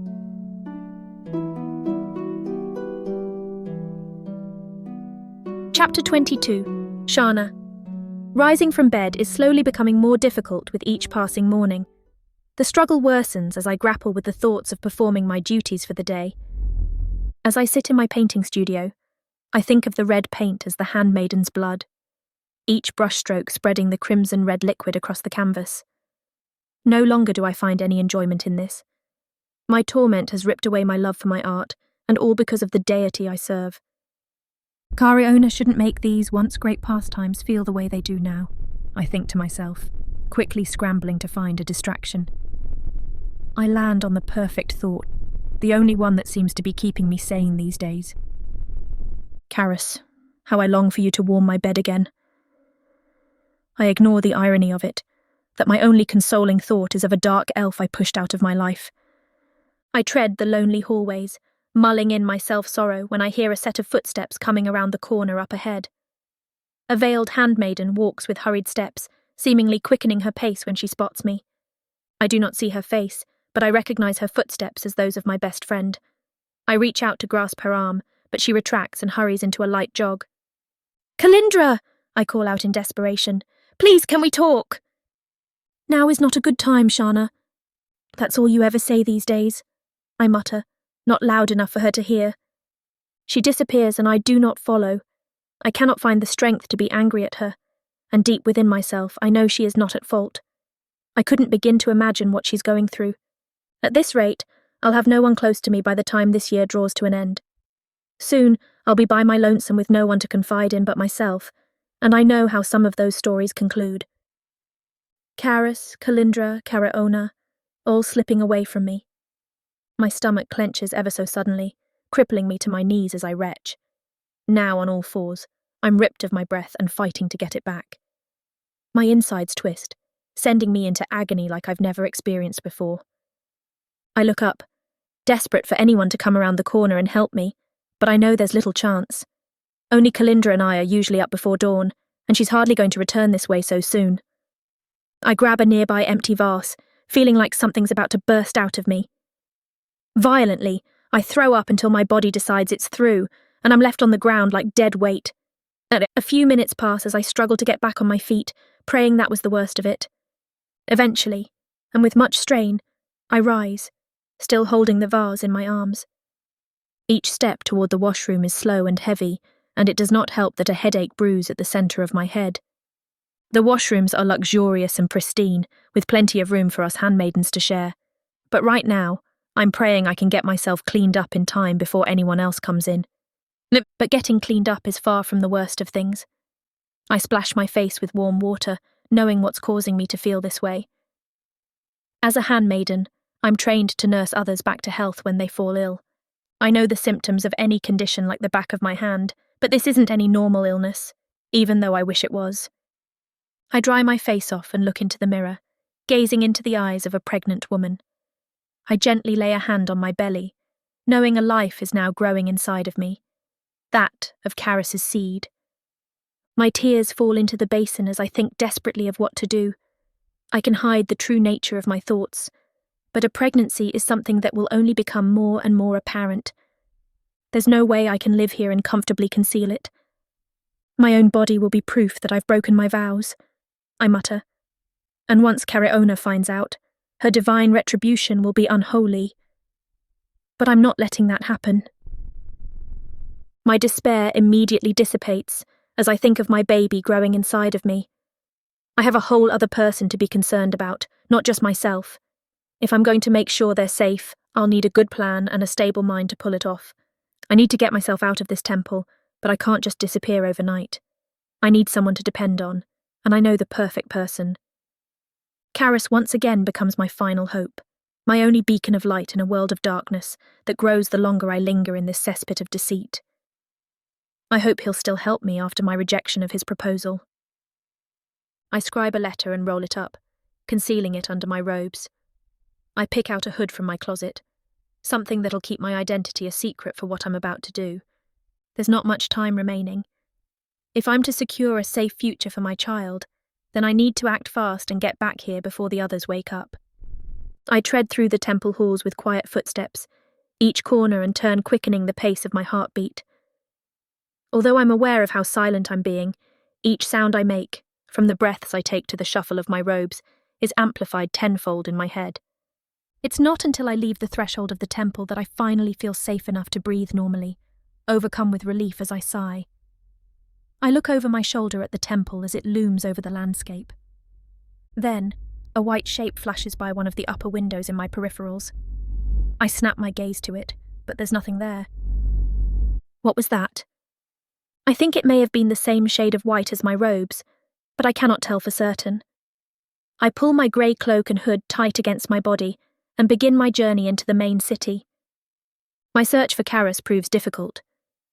I expected the likes of him to hang around one of the many taverns and prostitution districts, but my hope dwindles by the time I lose count of my stops. I never knew how reluctant people were to talk to strangers, for most of them directly ignore my queries. I wander the bustling streets, trying my best to maintain my nerves as time ticks away. The roads are jammed with market stalls and carriages. Every other step, it seems, I bump into nasty-looking citizens, who'd probably take issue with me if they weren't in a rush to be elsewhere. I need to get some air. I push out of the non-stop moving crowd, desperate for a break. I come to a halt outside what looks to be an elite establishment, the type of place that prohibits entry to the common folk of the city. Its door opens, and out strolls an unexpected face.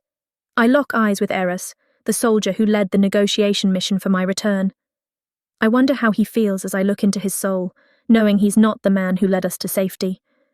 "Shana, what are you doing out here? I thought all handmaidens and priestesses were confined to the temple."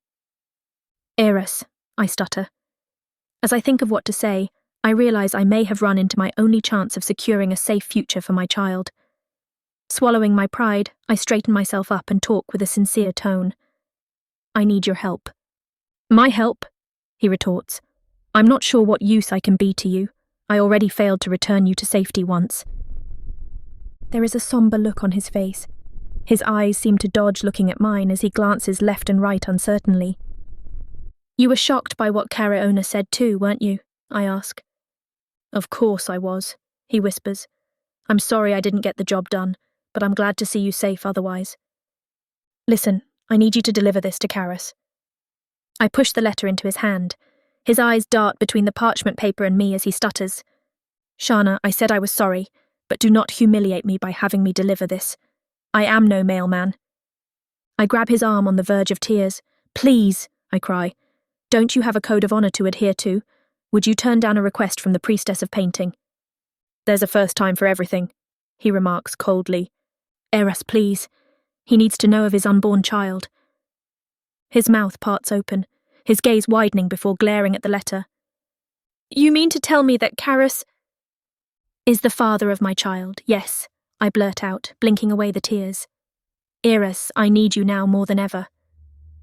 "Very well," he states, his commanding demeanor returning to him in an instant. "I'll see to it that Karis receives this." "Thank you, Eros," I say. "You're my only shot. I need to return to the temple as soon as possible, but please get it done today if you can." I pat his arm and make a swift exit, hastily hurrying back to the temple. By now, the others will be up, but they expect me to be in my painting studio. I just hope none of them have tried looking for me, and that I can slip into my studio unnoticed. At least I have the letter taken care of. That's all that matters for now. I remove my cloak as I enter, and as it comes off, I'm met by a circle of handmaidens, all of them seemingly expecting my arrival. My heart almost stops as a fresh wave of fear washes over me. "Ladies," I greet them with a smile. "I went out to look for some inspiration in nature. Is something the matter? Priestess Shana, you need to come with us."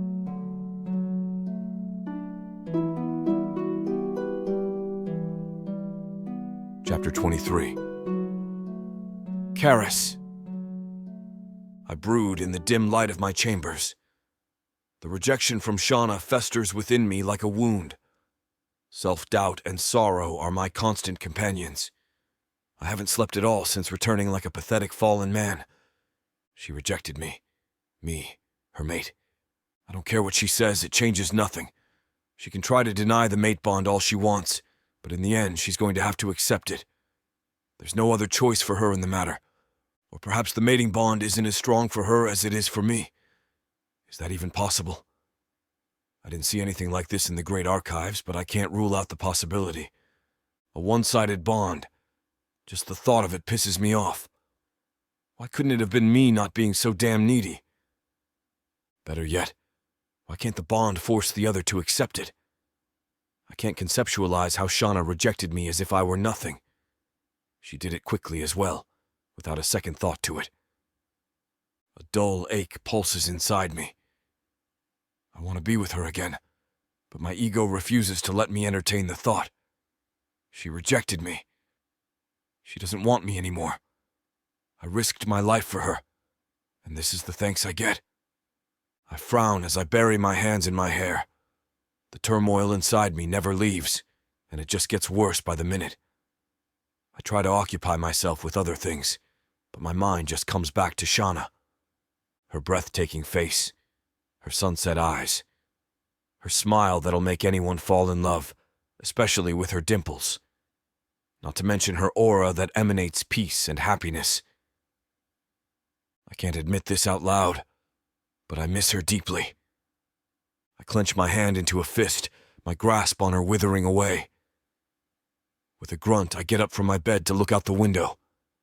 The night's just like any other, but the air feels stagnant. Usually the wind is what motivates me to go out into the land and create havoc. I shut the windows tight, nearly breaking the glass. I lean on the windowsill and hold a hand on my forehead. My head pulses, and it feels like it'll split in two. Why is my body reacting like this? I mutter. I lay in bed once again, thoughts of Shauna cursing my mind. It only makes the headache worse, but it's easier than to think about her harsh words. The abhorrent no she threw in my face. The pain travels down to my chest, and I hate it even more. I hate what it's done to me. Me, the once vibrant dark elf who is now a portrait of dejection. My usual pursuits and pleasures are abandoned as I contemplate the ache of a possibly broken heart. But there's nothing to contemplate. It's the only answer to what I'm feeling. The world around me crumbles as my one and only mate gets farther and farther away. She's the light that will continue to shine, as the gods' favored child. While I'm left behind in the darkness, only staring at her light at the end of the tunnel, she'll continue to smile at others, continue her devotion, and dedicate her affection to someone that doesn't deserve it. In a fit of rage, I throw the table to the other side of the wall. It shatters in pieces, just like my pride. It's not enough to quell this anger, and I just start breaking whatever's closest to me. The image of Shauna scolding me comes to mind for acting childish. I immediately stop with a sharp sigh. I try sitting by the window once again, just to stare at something that's not this dark and cold room. The land's well and alive, and I have no care to go out and explore. My ventures are dull and meaningless now. All the antics really are childish. Just little spats to stir up trouble to relieve my boredom. Never thought I'd feel that way. Nothing's normal anymore. The balance of my chaotic life went off course once I discovered Shauna. She's the only stability in my life, and I can't have her. I can never have her completely as mine.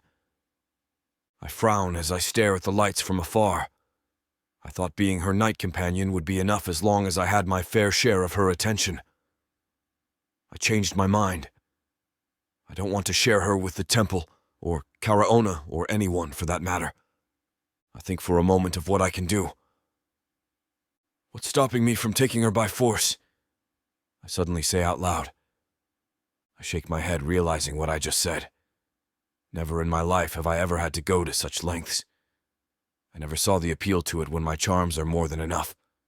I thought it worked for Shauna, but quite the contrary. She might even hate me at this point already, which makes me even more desperate. I can just take her. She has no power over me. If I snuck in that first night, I can whisk her out of that temple. I smack my face. The idea of coercion grates against my nature, her willingness a prize I simply cannot steal. The whispers in my head say otherwise and urge me to do it now, before it's too late. The mate bond gnaws at my insides, a relentless surge that urges me towards her. Yet my resolve to stay away remains, a battle between need and wounded pride. I want her. I desire her. I yearn for her. Everything in me pushes me to go see her and try to convince her. The forsaken thoughts of kidnapping her are popping up like weeds in my subconscious. But she doesn't even want me. I frown, slamming a fist on the wall. I claw my fingers, mourning my grasp on Shauna. What do I have to do? Amidst my inner turmoil, the door swings open. The butler bursts in, moving urgently. What's going on? Why are you storming in like that? I ask, irritated that my brooding was interfered with. Forgive me, master, but someone's here to see you, he says as he steps to the side. Before I can question who it is, Eris follows behind. His towering form seethes in anger, his face etched with accusation and contempt for me. You? What are you doing here? Without preamble, Eris lands a heavy blow on my face. The crack of the impact echoes off the walls. The physical assault is a jarring call to action. I reel back from the punch. What the fuck has gotten into him? He usually has something to say before lunging at me. I rub my jaw, my face still stinging from the blow. I make no move to retaliate, my gaze locked with Eris and a silent demand for some sort of explanation in my eyes. Is that all you came to do? I retort. He grabs my shirt in a fist and flails me around like a branch. Do you really have no fucking idea why I'm here? He barks as he shoves me towards the wall. If you could kindly explain, I might know. He backhands me with the same force as the punch. You have some nerve to lock yourself in. Your cockiness has always been nothing but a farce of yours. I stand back straight, holding my face. Yes, well, thank you for the compliment. I still don't know why you're here. If you want to fight, let's go outside. He rolls his eyes and starts berating me. You complete and utter fool! Not one bone of yours feels shame. Did you think you could spend the rest of your lives using Arisak as your playground? Your selfish nature is destructive to everyone you meet. I glance towards the butler, wondering where this lecture is suddenly coming from. I sit patiently against the windowsill, waiting for him to finish. That is, until he punches me directly in my face. My face bounces off the window frame and blood spills from my nose. You still sit around pretending like you've done nothing. Have you no honor? No pride? Is the Ishiraya bloodline a bunch of heathens that run rampant? What did I... Silence! You are nothing but a coward, you son of a bitch! How can you run away from your responsibilities? For once in your life, do the right thing. I gawk at all the sudden insults and accusations. I've never seen him so passionate about my wrongdoings before. My confusion leads him to reel his fist back for another punch. Wait! What are you even talking about? Eris grabs my shirt with both hands and yells in my face. Priestess Shauna is pregnant, you idiot. He shoves me and I stagger, looking for something to lean on. The word pregnant falls from his lips like a thunderclap. My stupor is completely shattered. Pregnant, I repeat, the word not settling in. Yes, pregnant. All because you couldn't keep away from her. The reality of Shauna carrying my child is a revelation that rocks me to the core. We made a child. Eris fumbles in his armor, looking for something. He sticks out a note and puts it in front of me. She asked me to give you this, he says. With trembling hands, I take the letter from Eris. I quickly open it, nervous and excited all at the same time. I can't believe this, I whisper, a smile playing on my lips. I read each line over and over again. What do I do now? Move, Eris commands with a warrior's clarity, his expressions firm and full of resolve. Act before the tides of fate sweep away your chance of redemption. His words are a catalyst igniting resolve within my heart. Now spurred with the necessity and awakened desire, I rise to the call. The prospect of fatherhood transforming my sorrow into a focused determination to reclaim my mate and child. I'm going to her, Eris.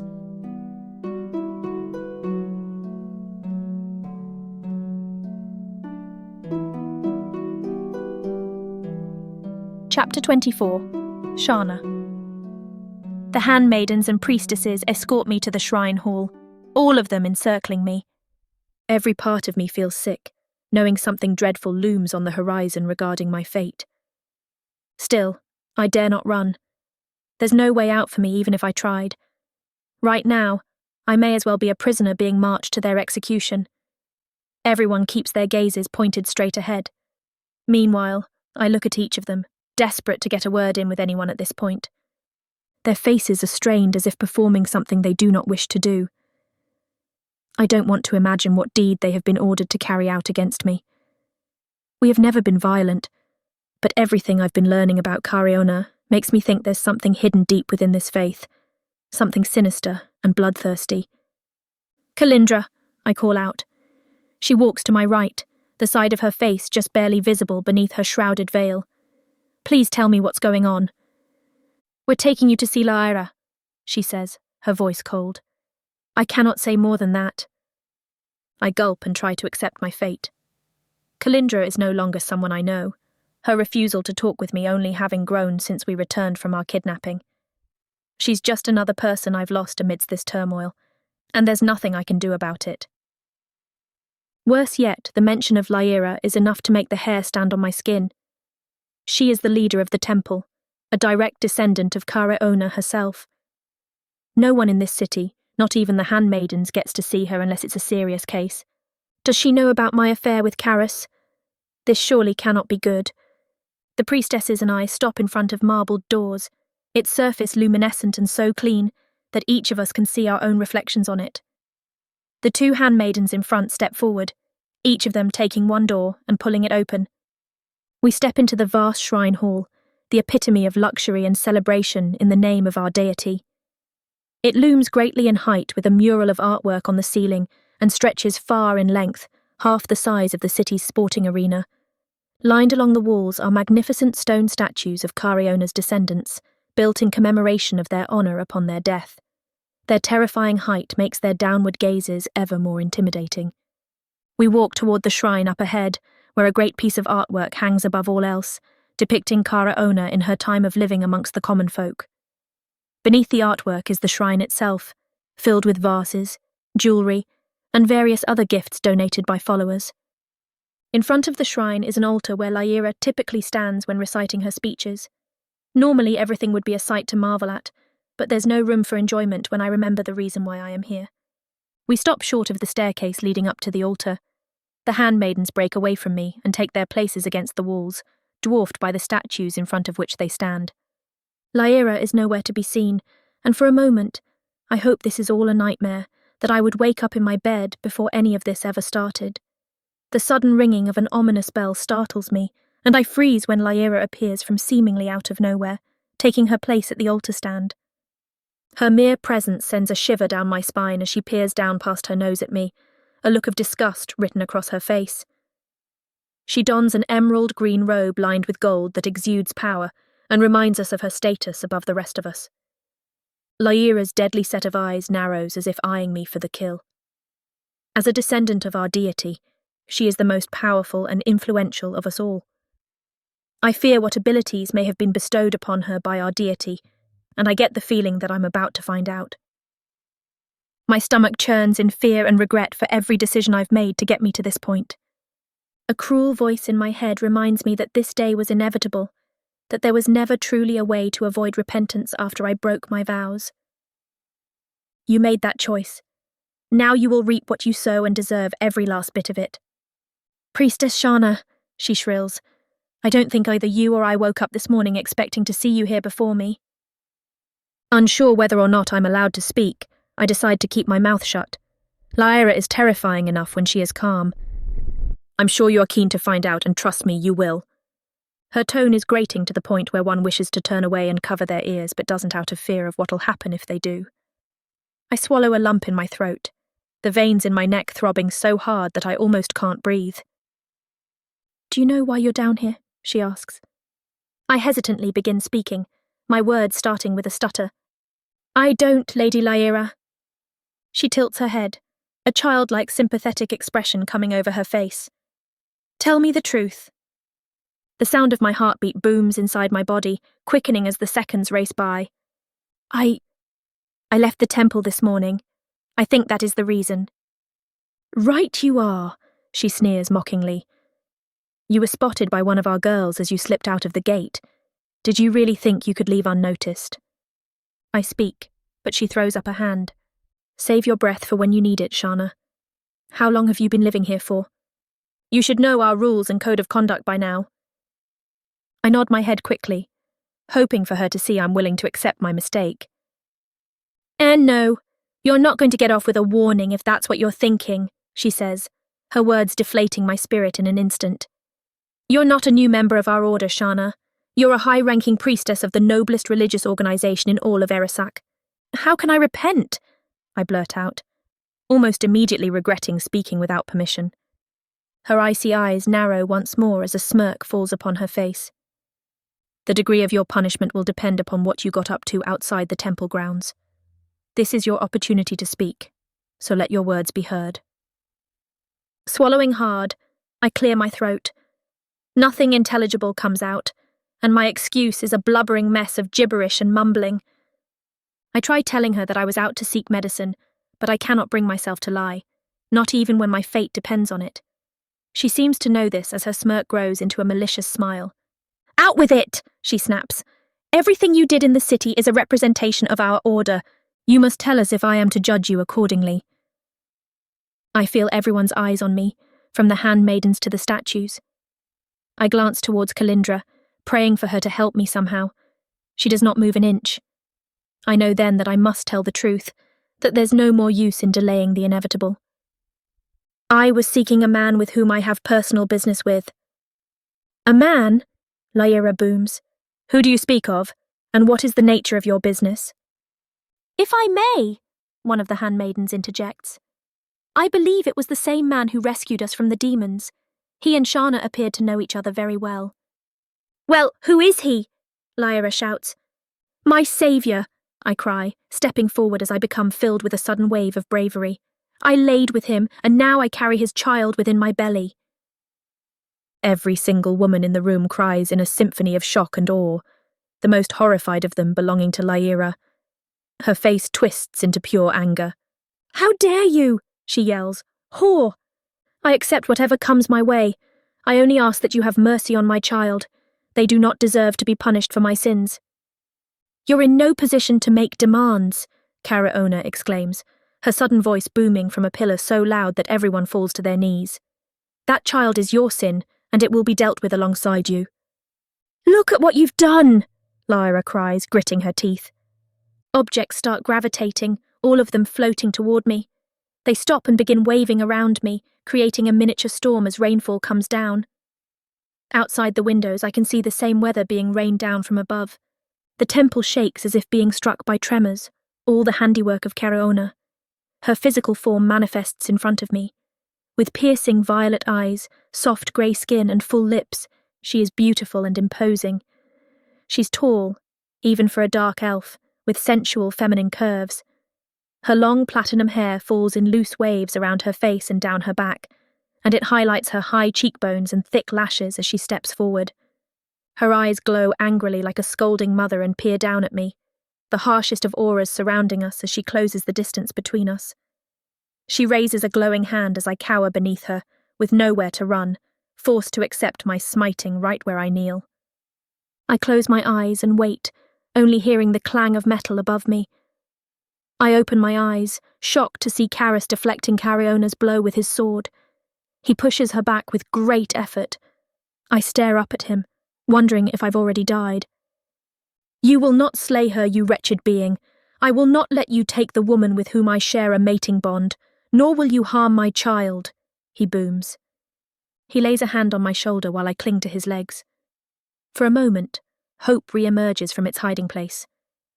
Karis, my beacon of light in this storm, is face to face with a literal god.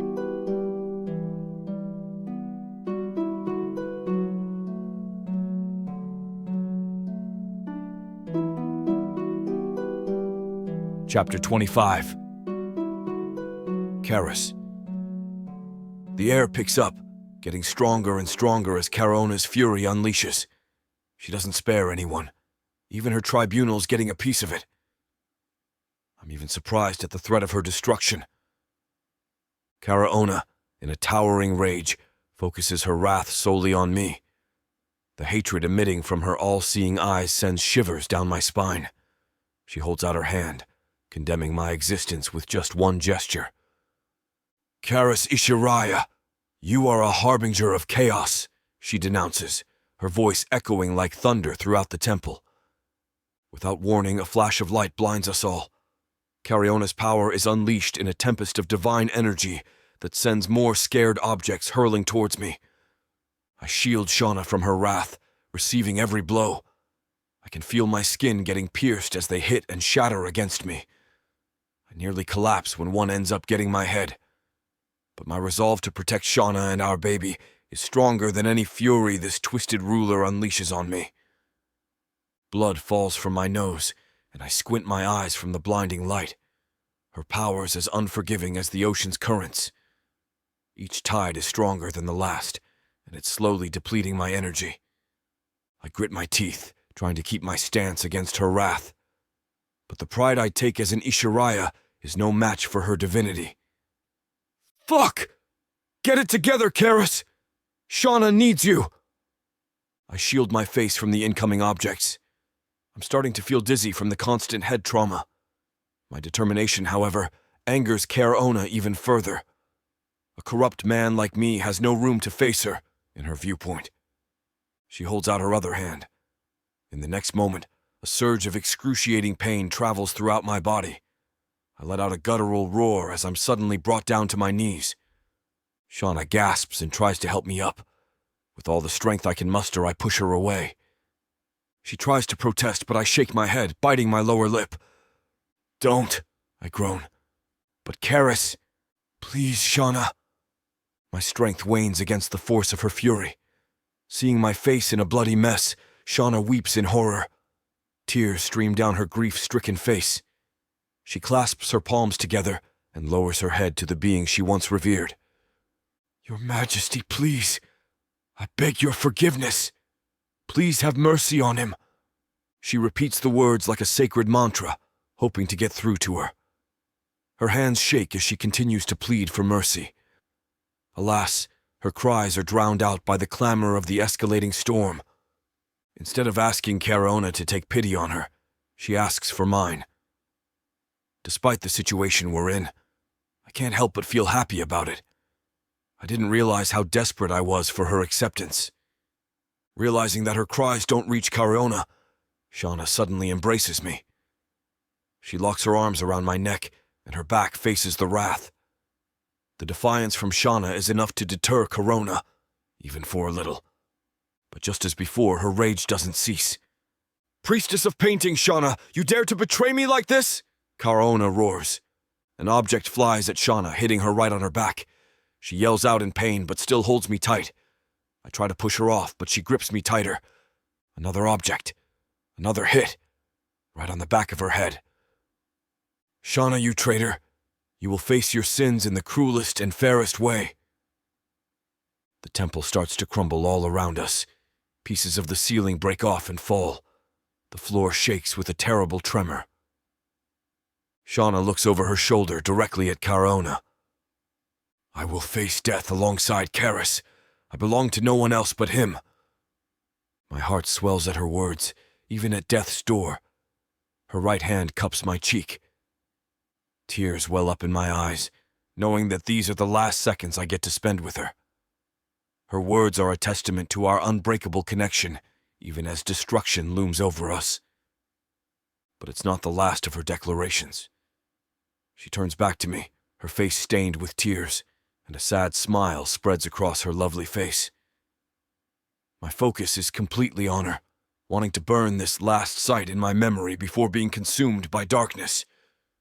She holds my face and kisses me for what might be the last time. Her tears get in the mix, salty on my lips, and it's what drives me to action. I break the kiss and place one on her forehead. My body fights to stand up and protect her. It can't end like this. We have so much more to live for. I have to meet my child. Using her small body, I lift myself up from the floor. I take out the only weapon I have left. With my legs shaking and my insides gnashing, I face Karaona as a proud dark elf. Karaona scornfully laughs. You dare to keep your head lifted, she bellows. She's my mate. I will lay my life down for her. I don't care what it takes, I spit. This disgusts her. She lifts her arms and every statue of the deities floats from their places. All the eyes glow and look down at us, the most blasphemous of beings. The room shakes and the ceiling cracks open. It's only us three in this room now. The other handmaidens have long since fled the destructive scene. I close my eyes, ready for the fatal blow. I can feel Caraona preparing herself. The air's thick with tension, no sign of our impending doom stopping. Then, a sarcastic chuckle cuts through the air. "Well, well, well, isn't this a sight to behold?" the voice says. I open my eyes, recognizing that powerful voice. Ishiraya himself materializes, his presence a sudden calm in the eye of the storm. He looks like her male counterpart, violet eyes and platinum hair. It's a bone-chilling likeliness that makes me wonder if it's his true form, or one to shake Caraona herself. He walks past us, never breaking eye contact with Caraona. Taking advantage of her distraction, I pull Shauna away. We hold on to each other for dear life as we hide behind a destroyed column. Shauna fusses over my injuries, but I have to silence her while Ishiraya does what he intends to do. I can't express how utterly ecstatic I am to see such chaos unfolding. He looks around the room, then he turns to her with a gleeful smirk. "I never expected such behavior from you, beautiful and merciful Caraona." He's taunting her with just words. It pushes her rage to new heights. A sudden surge of power I hadn't seen before manifests, a mirage of colors and extreme heat coming from just her palms. She destroys half the ceiling to try and crush Ishiraya. I shield Shauna from the debris, trying to keep quiet as these two powerful beings confront each other. "A wretched being like you isn't allowed to step in here," Caraona barks. She's met with another chuckle. And here I am. I have to admit, I didn't expect that the day you lost your mind would be because of one of my own. Ishiraya glances over at Shauna and me. He turns back to Caraona, who looks like she's ready to kill him. "How arrogant of you! You step into my territory spewing nonsense, all for a rodent that infiltrated the sanctity of these walls." Ishiraya sighs. Predictable as ever. I expected nothing less from a goddess who, despite being powerful, will run away from lowly demons. Caraona grits her teeth as she walks towards Ishiraya. A standoff ensues as the two rulers circle each other with barely restrained hostility. The threat of a direct conflict and its catastrophic potential hang in the air. The chaos continues as before with more strength and power. From his expression, Ishiraya is having fun with this altercation. He swiftly avoids her attacks, and she gets more desperate. The walls crumble, and there's distant yelling from outside the temple. The destruction's reaching Arasak. This is going to wake up the gods. "Your sacred temple's getting ruined, Caraona. Didn't you spend so much time making it perfect?" Ishiraya taunts her. Caraona, her judgment clouded by fury, is checked by her desire to preserve her temple and its inhabitants. The cost of battle is weighed against her desire for vengeance. She stops raging, realizing the damage she's doing. The rest of her priestesses and handmaidens seek shelter outside, in complete shock at what their leader's capable of. She grits her teeth and looks over to where we hide. "Shauna!" Her voice booms throughout the mess. The former shakes in my arms as she looks over at her. "You're forbidden from ever stepping foot in this sacred temple. You are stripped from your duties and honor, as fit for a sacrilegious fiend." Shauna's cast out, exiled from the sanctity she's known. Her past transgressions are officially severed with a single, merciless decree. There's no response from her as she simply lays on my chest. "As for you, Karas Ishiraya," Caraona says as I comfort Shauna. She raises her hand to strike me. I prepare myself to push Shauna out of the way. But her last words of condemnation are interrupted by Ishiraya. He warns with a dark promise. "Do it, and I can promise you that your precious priestesses will never know purity nor peace. I advise you to yield unless you want them cursed for eternity." They stare at one another, Caraona's hand shaking before clenching it. Ishiraya remains firm, glaring. "Do it, Caraona! I'm waiting!" In a grudging act of concession, she finally relents. She shuts her eyes, and when she opens them again, she looks over at us. "Leave, both of you, and never come back again."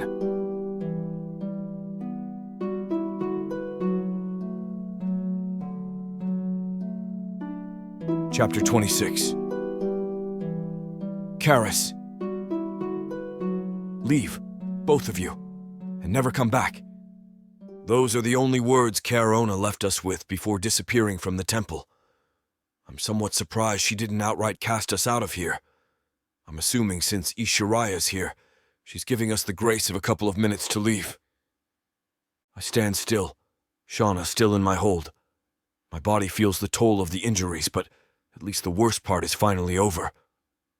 I stagger on my feet, aided with Shauna's help. Ishiraya turns over to look at me, expression still smug. I bow as I approach him, trying not to let the injuries interfere with showing my respect for him. He raises his hand, telling me to stand up straight. I can't thank you enough. I really believed it was the end, I say. He shakes his head. There's nothing to be thankful for. This has been the best entertainment I've had in a while. What more can I give to see Karona in such a disgraceful state? He chuckles, still full of delight. He doesn't usually make appearances, but when he does, he puts on quite a show. If anyone's the harbinger of chaos, it's him. I take after him, but I hardly do him justice. How did you know, though? Did Eris have something to do with it? I ask. I know everything under my domain, especially regarding my own bloodline. I might also add that I'm especially aware of your antics, he says, sparing a glance at Shauna. She blushes and lowers her head. Either way, I'm eternally grateful to you for helping us. As I said, you gave me such great entertainment. He chuckles and just disappears, leaving both of us in the near-destroyed temple. She has a shocked look on her face. What's wrong? I immediately ask. No, it's nothing. I'm just surprised at how different he is from Karona. I step over the debris, reaching out for Shauna. Her clothes are a mess, and I can't tell if the blood on them is mine or hers. I'll want to check for bruises later on.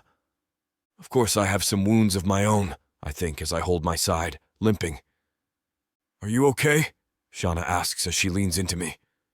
She puts my arm around her shoulders, even though I'm a foot taller than her. We walk outside and notice that Karona's wrath didn't damage the rest of her temple. She'll need some maintenance and groundskeeping, but everything's pristine nonetheless. Seeing the rest of the priestesses and handmaidens reminds me of Karona's decree. They'll have one priestess missing from now on. I don't know if Shauna will want to grab her things from her room or keep some canvases as keepsakes. Shauna, I call to her cautiously. Yes? Are you allowed to bring anything with you? I ask, trying to tiptoe around the fact that she's been exiled. She's quiet for a moment, looking at the other women she once considered sisters. Her eyes glaze over, and an expression I can't read riddles her face. I don't know, but I really don't have anything to take with me, she says. I simply nod, not pressing any further. I can't begin to imagine what she's feeling. It kills me not knowing what goes through her mind right now. But we're both a little preoccupied, and a serious conversation will have to wait. The rest of the temple's inhabitants stare at us, wandering about. I try to ignore their judgmental eyes as best as I can, but Shauna can't help but return their gaze. As we make it to the exit, a magical carriage awaits us. I don't know who sent it, but I'm assuming it's from Ishiraya. Carefully, I help Shauna walk inside, and I follow behind her. I shut the door, cutting us off from the stairs. The door's a barrier between Shauna and the life she once knew. She's completely cut off from it, and is now mine. That's what I want to think, at least. Her declaration to die by my side allows me to be selfish again, to decide on my own that she'll be with me forever now. Shauna sits across from me, her head lowered and her hands balled up in fists. Her hair covers her face, and I don't know if she's crying or angry or anything.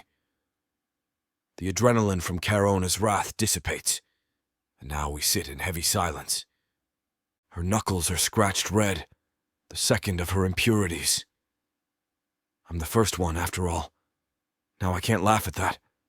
I don't even want to, since I know it's brought her so much pain and turmoil. What if she wants to sever the mate bond? The thought pops into my mind. A sense of dread overcomes me.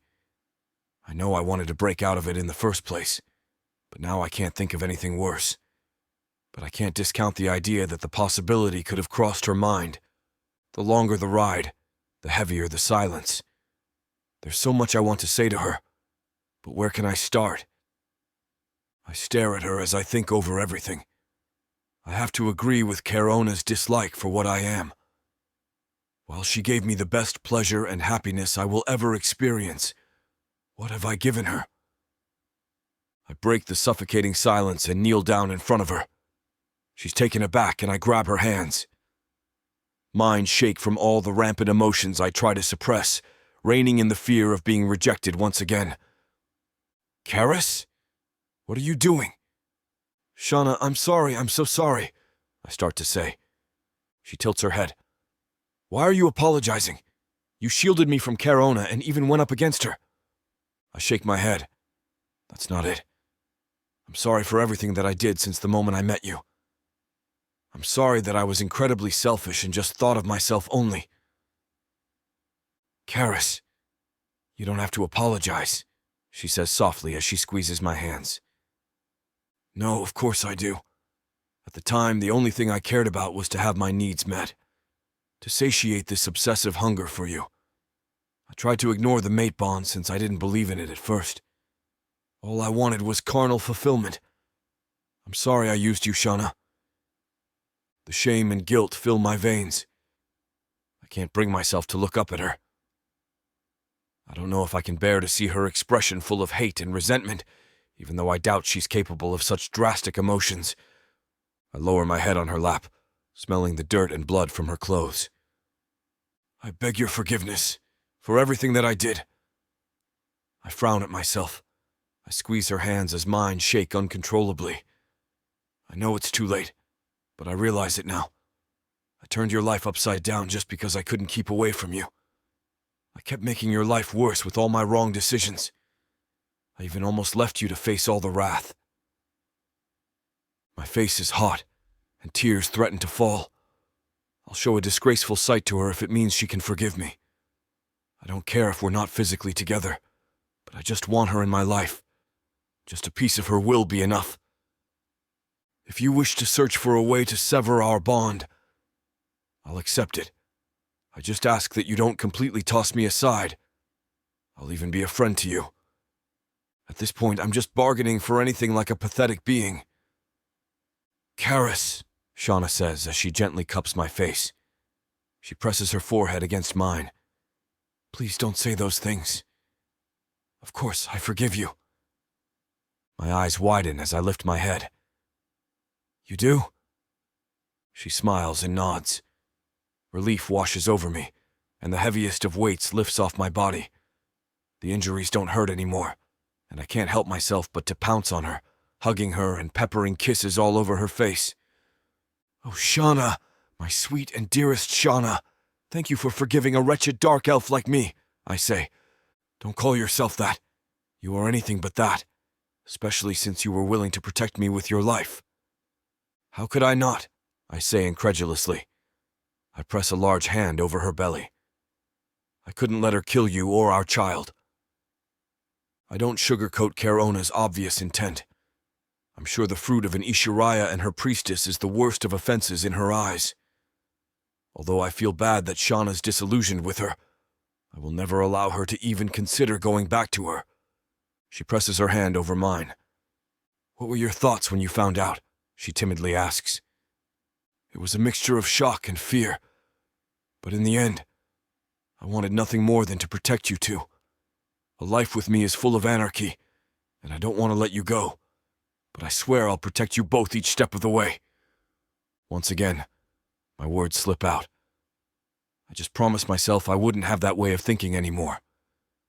I have to think about her feelings as well. I'm sorry. I shouldn't have said that. But I just can't help myself. I know it's been like this since the very beginning, but She cuts me off by placing a finger over my lips.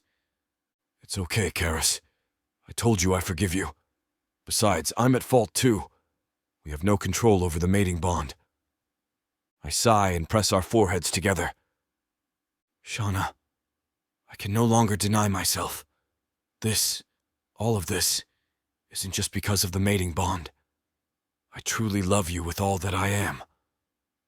Tears stream down her cheeks. She places her palms over my cheeks, filling me with a warmth that's now part of my being. I love you too, Karis, she says in a near whisper. I love you with all my heart. Between triumphant giggles and tears, we passionately kiss.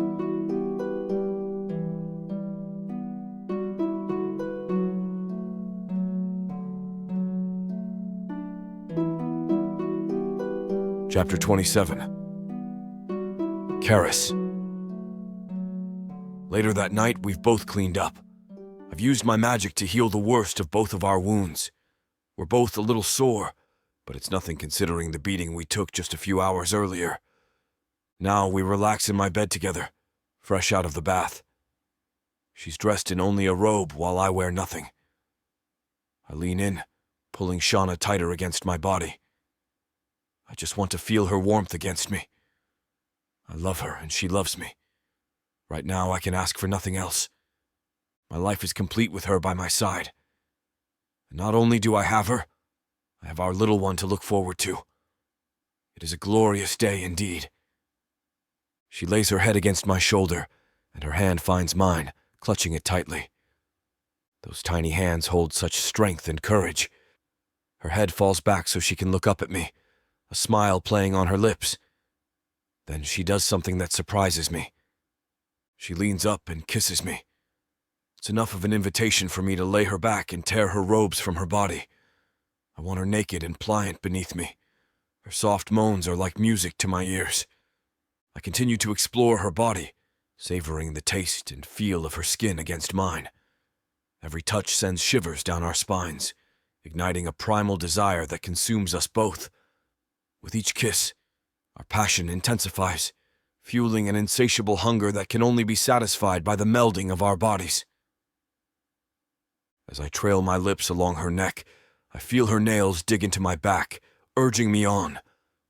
Our bodies move together in perfect rhythm, a symphony of pleasure that echoes through the room. We are lost in a world of sensation, where time stands still and nothing exists except for the two of us. Her eyes meet mine, filled with a mix of love and longing. It's a silent plea, begging me to take her to the edge of ecstasy. With a gentle yet firm grip, I steady myself above her and enter her slowly, relishing in the exquisite tightness that surrounds me. Moans escape our lips as we become one, completely consumed by the overwhelming intensity of the moment. With each touch, I feel her surrendering to the deep connection we share. Her body quivers beneath mine, aching for more. I oblige, my fingers dancing along her inner thighs, teasingly close to where she craves me most. I can sense her impatience and the raw hunger in her eyes as she gazes up at me. Unable to resist any longer, I finally give in to the primal urge that courses through my veins. I claim her lips once again, fiercely and passionately as if our lives depend on it. Our bodies entwine, becoming one in a dance of ecstasy that defies words.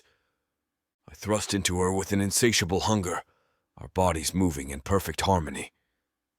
The room fills with the intoxicating sound of our pleasure, the symphony of our moans and gasps mingling with the rhythm of our lovemaking. As I feel her walls tighten around me, a surge of primal possessiveness fills me. I want to claim her entirely, to leave my mark upon her skin and soul. With each thrust, I seek to etch our desire into her very being, leaving her breathless and wanting more. Her hands claw at my back, pulling me closer, urging me on. We give in to our deepest fantasies and desires without hesitation, knowing that this love we share is rare and unfathomable. It's a force that transcends the physical realm, intertwining our souls in an eternal embrace. Her walls tighten around my cock as her body starts to spasm. Her release hits her explosively, and she screams my name. I thrust into her as she arches her back, her body racked with pleasure. As I continue to move within her, the intensity builds, each thrust pushing me closer to the precipice of release. The air in the room crackles with electricity, our bodies slick with sweat and tangled in a fervent embrace. Her eyes lock onto mine, desire and love swirling within their depths. It's a silent plea, a desperate longing for that final moment of shared bliss. I quicken my pace, chasing after my own climax as I seek to amplify hers. But she won't let me. She pushes on my shoulders. "Let me taste you," she whispers, almost shyly.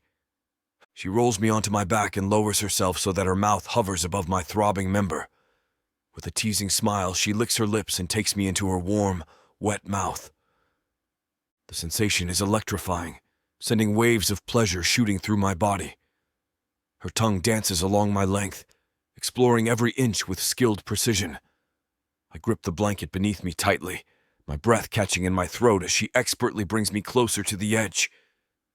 Her lips slide up and down, her hand grazing my balls and sending sparks of pleasure through me.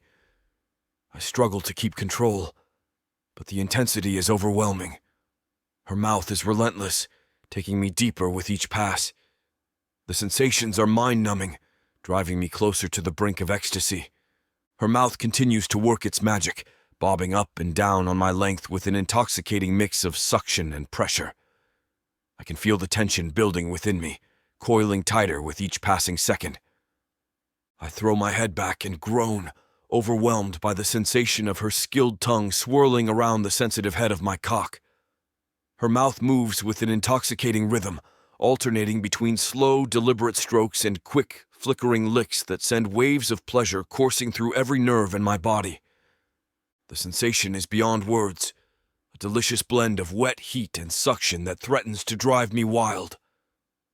Her skillful mouth moves with purpose, expertly teasing and pleasuring me in ways that only she knows how. As she takes me deeper, I feel a primal surge of pleasure coursing through my veins. Her head bobs rhythmically, never missing a beat, as her tongue swirls around me. Each flick and caress sends shock waves of pleasure shooting through my body. I thread my fingers through her hair, gently guiding her movements. I can't help but moan her name as she continues to work her magic, bringing me closer to the edge with each passing moment. Suddenly, she releases me from her mouth and sits up, a mischievous glint in her eyes. I watch as she straddles me, her wetness pressing against my pulsing erection. She grinds against me, the friction sending sparks shooting through every nerve ending in my body. I reach up and cup her breasts, squeezing them gently as our lips crash together once more. Unable to wait any longer, I grip her hips and guide her down onto my throbbing length. We both moan at the sensation of being filled completely, the final connection that completes us in this moment of pure bliss. Her walls clench around me, pulsating with an intensity that drives me wild. With each thrust of her hips, she pushes me closer to the brink. We move together in perfect harmony, our bodies aching for release. As I feel myself hurtling towards the precipice, I hold on to her tightly, our bodies locked in a fevered embrace. I can feel her inner muscles gripping me tightly, milking me for all I'm worth. I can't help but marvel at how perfectly we fit together, how our bodies were made for each other.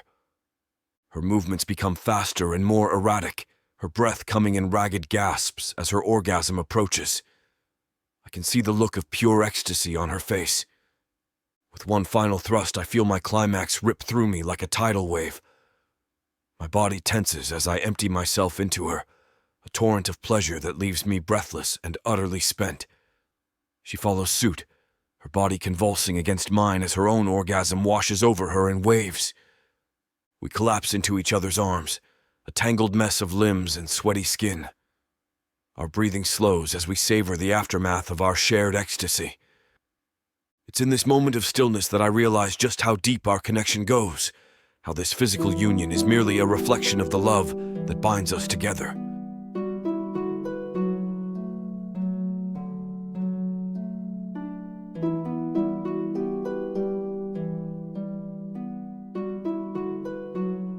Chapter 28. Shana. I can't believe this is really happening.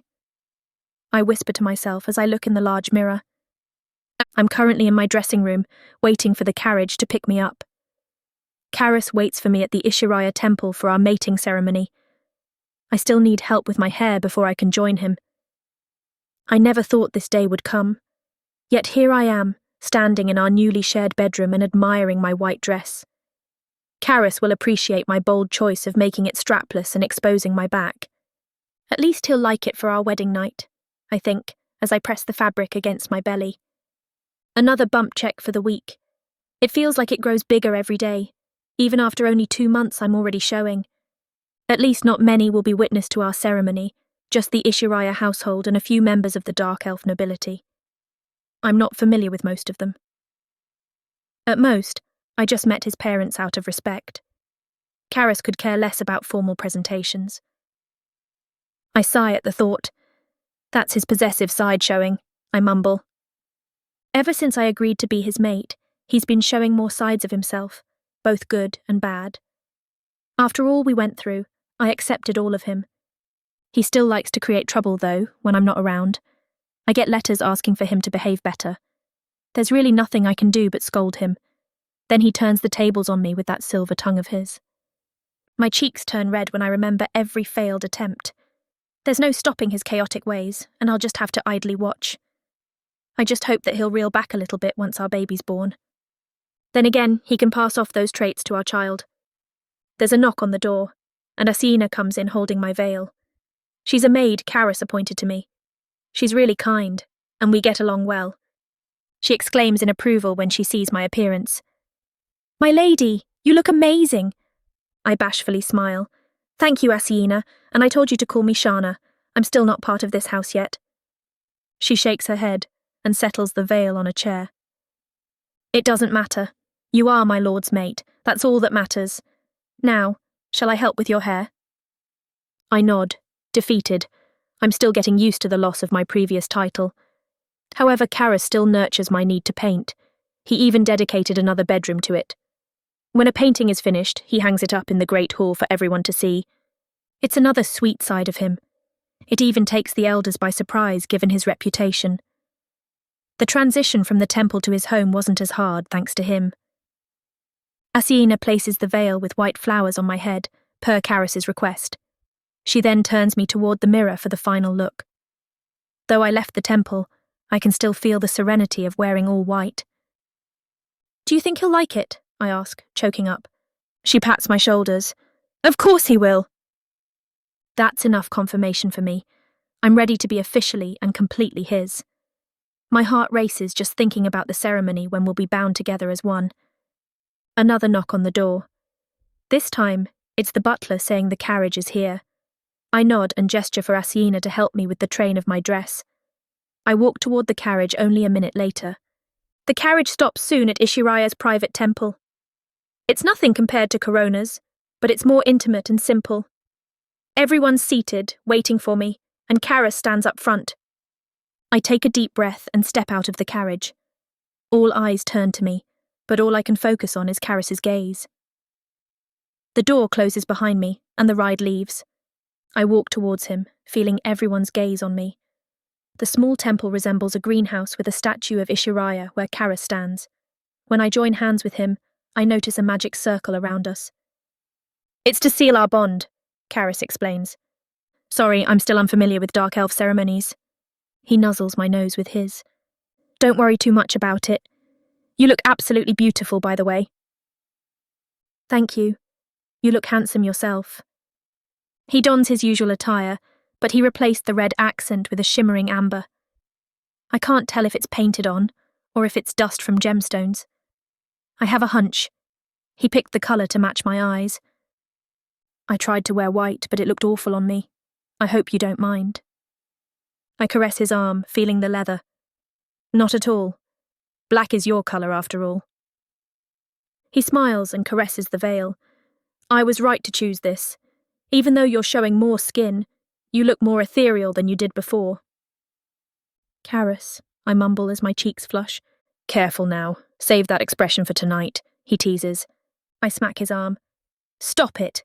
Everyone will hear you." "Yes, please stop it. Ishiraya will come any second now," one of his cousins retorts. I thought a priest would officiate, I asked Karis. Since I'm the chosen one for my line, he presents himself as a way to give his blessing to continue the bloodline. I nod and patiently wait for his arrival. More and more of the Ishariah house make an appearance until the door to the temple completely closes. Once that happens, Ishariah materializes before us, just as he did back at Corona's temple. The audience bows at his presence, urging us to do the same. He raises his arms for everyone to sit down, but before he lowers them, he summons a bright light that surrounds Karis and I. It's a hazy mixture of greens and blues, giving off a warm sensation. It's his magic communicating with our bond, Karis says. It's a way of recognition. We don't necessarily need his permission, but it's just a formality for me to join the household. With this, there'll be no opposition from anyone, not that Karis would allow it anyway. Ishariah lowers his hands, and the magic stops. Your connection is strong, he says to us. I expected for the magic to reject it since you were once Coronas. That wouldn't change anything, Karis mutters. Ishariah chuckles. I'm aware of it. Before I continue, do you have vows to exchange? This part is the last thing everyone else will witness. Ishariah's magic was enough proof for them. Once we exchange vows, the rest of the ceremony will be just us two. The mating bond goes through a ritual in order for it to be sealed together. It's the most intimate part that can only be for our eyes only. We both nod in response. Karis turns his attention to me with a loving gaze. I never believed in such a thing as a fated mate. That is, until I felt an indescribable pull that led me into that temple. The threads of destiny entangled me with just one look at you. Despite wanting to fight it at first, I've succumbed to it, and nothing will ever bring me more happiness than being one with you. Tears stream from my eyes. Without caring that everyone watches, he gently kisses them away.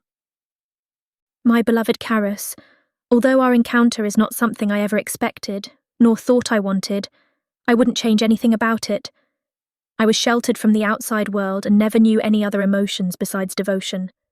As much as I wanted to tear myself away from you, I simply couldn't. I can't imagine a life that isn't one with you to love.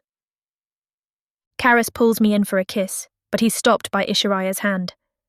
Save the kiss for after the sealing, he says. With just a wave of his hand, the rest of the audience disappears. Without another word, Ishariah leaves as well. It's just us in the temple. The magic circle glows brightly and a warm current courses through my body. Do you feel it? Karis asks me. I nod with excitement.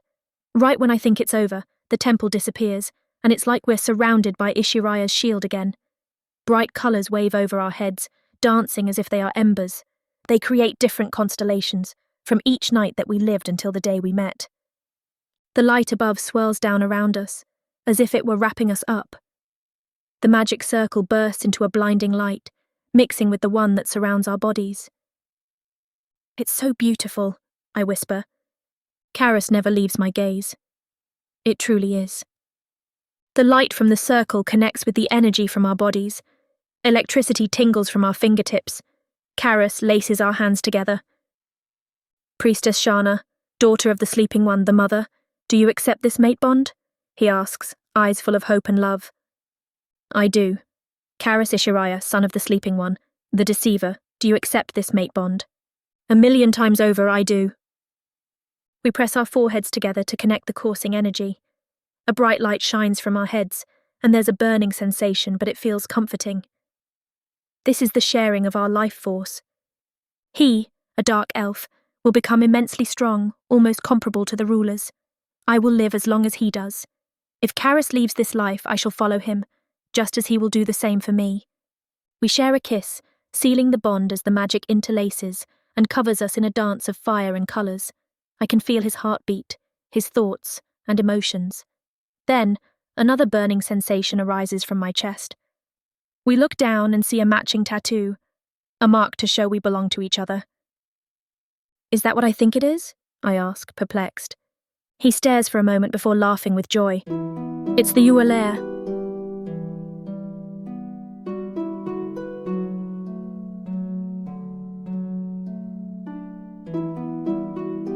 Chapter 30. Shana. Congratulations! You have a boy and a girl, the midwife announces as she swaddles the babies. Karis and I both sigh with happiness. Tears stream from my eyes, and I eagerly hold out my arms for my children. He kisses my face, and I see he's also misty-eyed. The midwife places the babies in my arms before leaving us alone. Karis wraps an arm around my shoulders and gazes at what our bond created. "They're dark elves," he beams. The pointy ears gave it away, since their skin doesn't have colour yet. My babies slowly open their eyes. "They have your eyes," I say softly. He chuckles. "Mine and yours. I hope they'll have your dimples too." The babies have heterochromia, just like Karis. The only difference is that one baby has a green eye and the other a blue one, but the spare eye is the same colour as mine. Our son extends his little arm and hooks his hand around Karis's pinky. His face melts into an endearing smile. "They're both absolutely beautiful," he whispers. I nuzzle my daughter's face. They really are. "What should we name them?" "I'm not sure. It feels like nothing will be perfect for them," I joke. "But we can wait. We have all the time in the world." Karis presses his forehead on mine. "Thank you for giving me the best gift ever." "I should be the one thanking you. I'm already in love with them." "I feel the same way," he says. "They are the best and most amazing gift I ever received. Meeting you is the greatest gift of my life." I smile up at him. "I love you, Karis." With the hand that's on my shoulder, he lifts up my chin and plants a loving kiss. "And I love you eternally, my dearest Shana."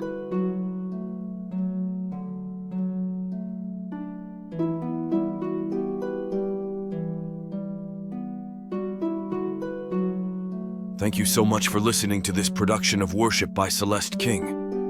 If you enjoyed this production, please consider liking and subscribing to stay updated on the latest in Protheka.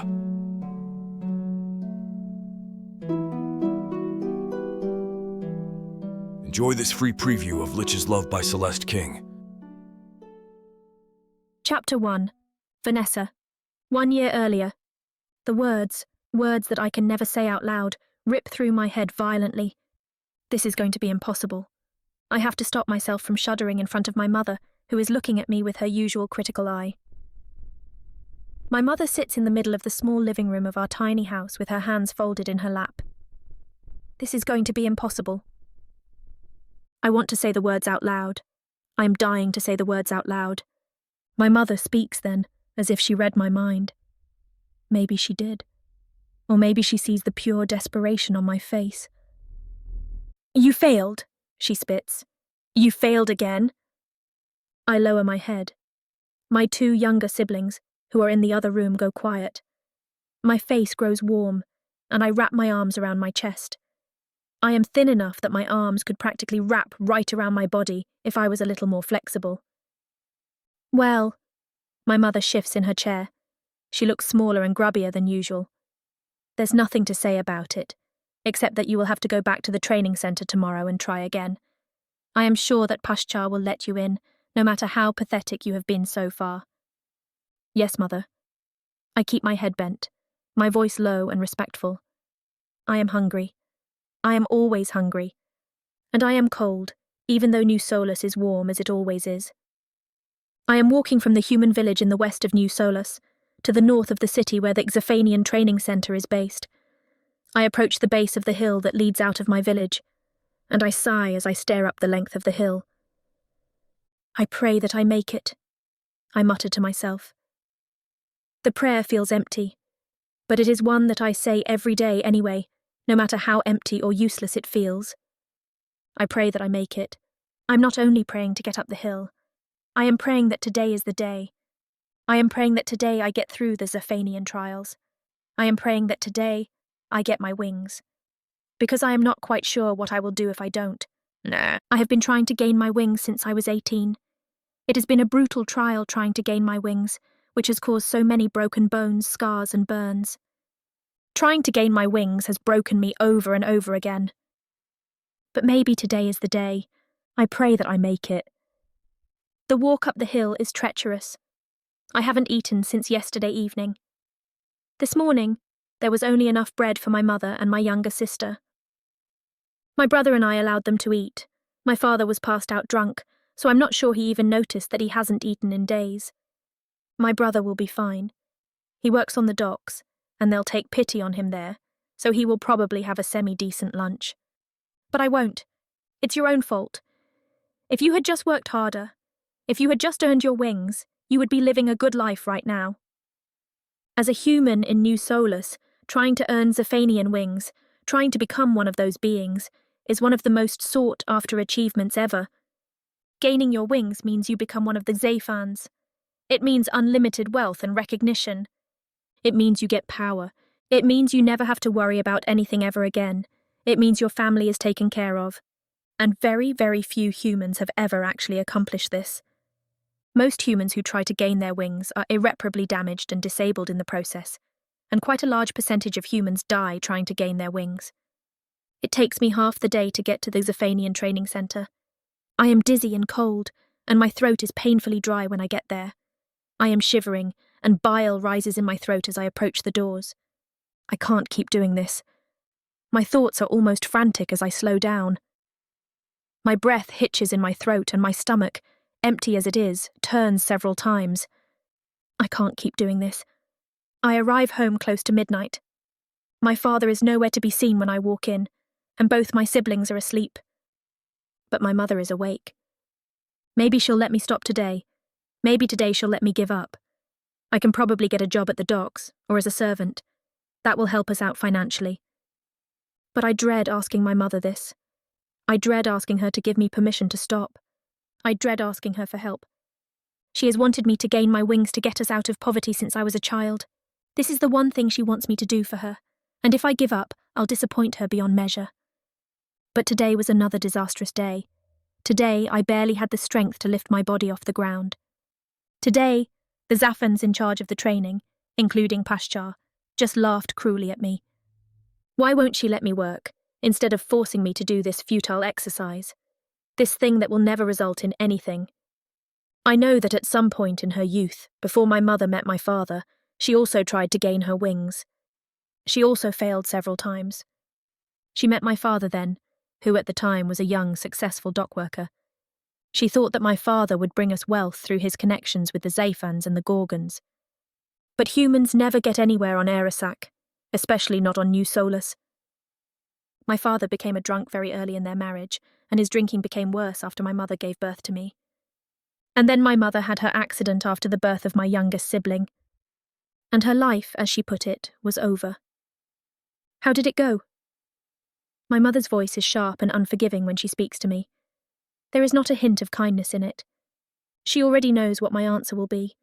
I wouldn't have come home if it had been a good day. Mother. She remains completely unmoved as I fling myself to the ground, kneeling next to her chair and sobbing.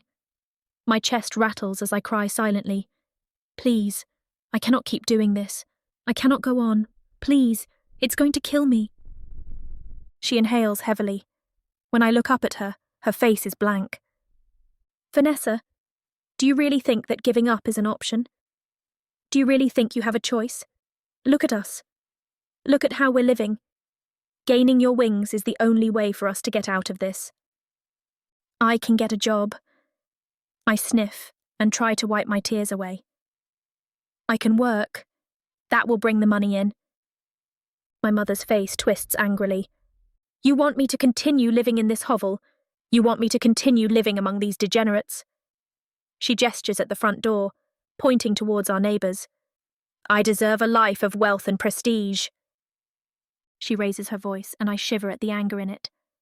My life ended when I gave birth to you. You owe me this. So don't you dare give up, or just don't come home. Okay, I say as calmly as I can after I have stopped crying.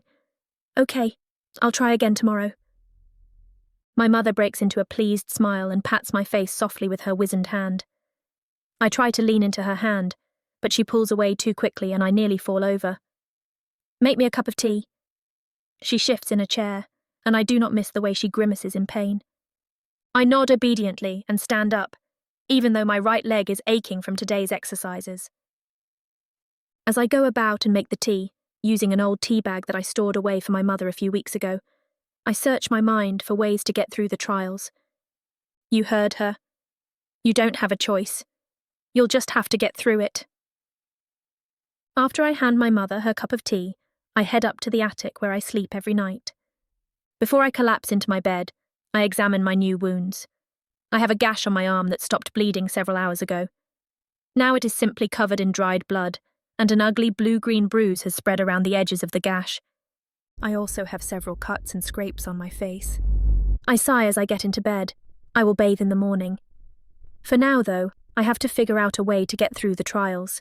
For now, I have to figure out a way to gain my wings and become a Zaphon, without dying first.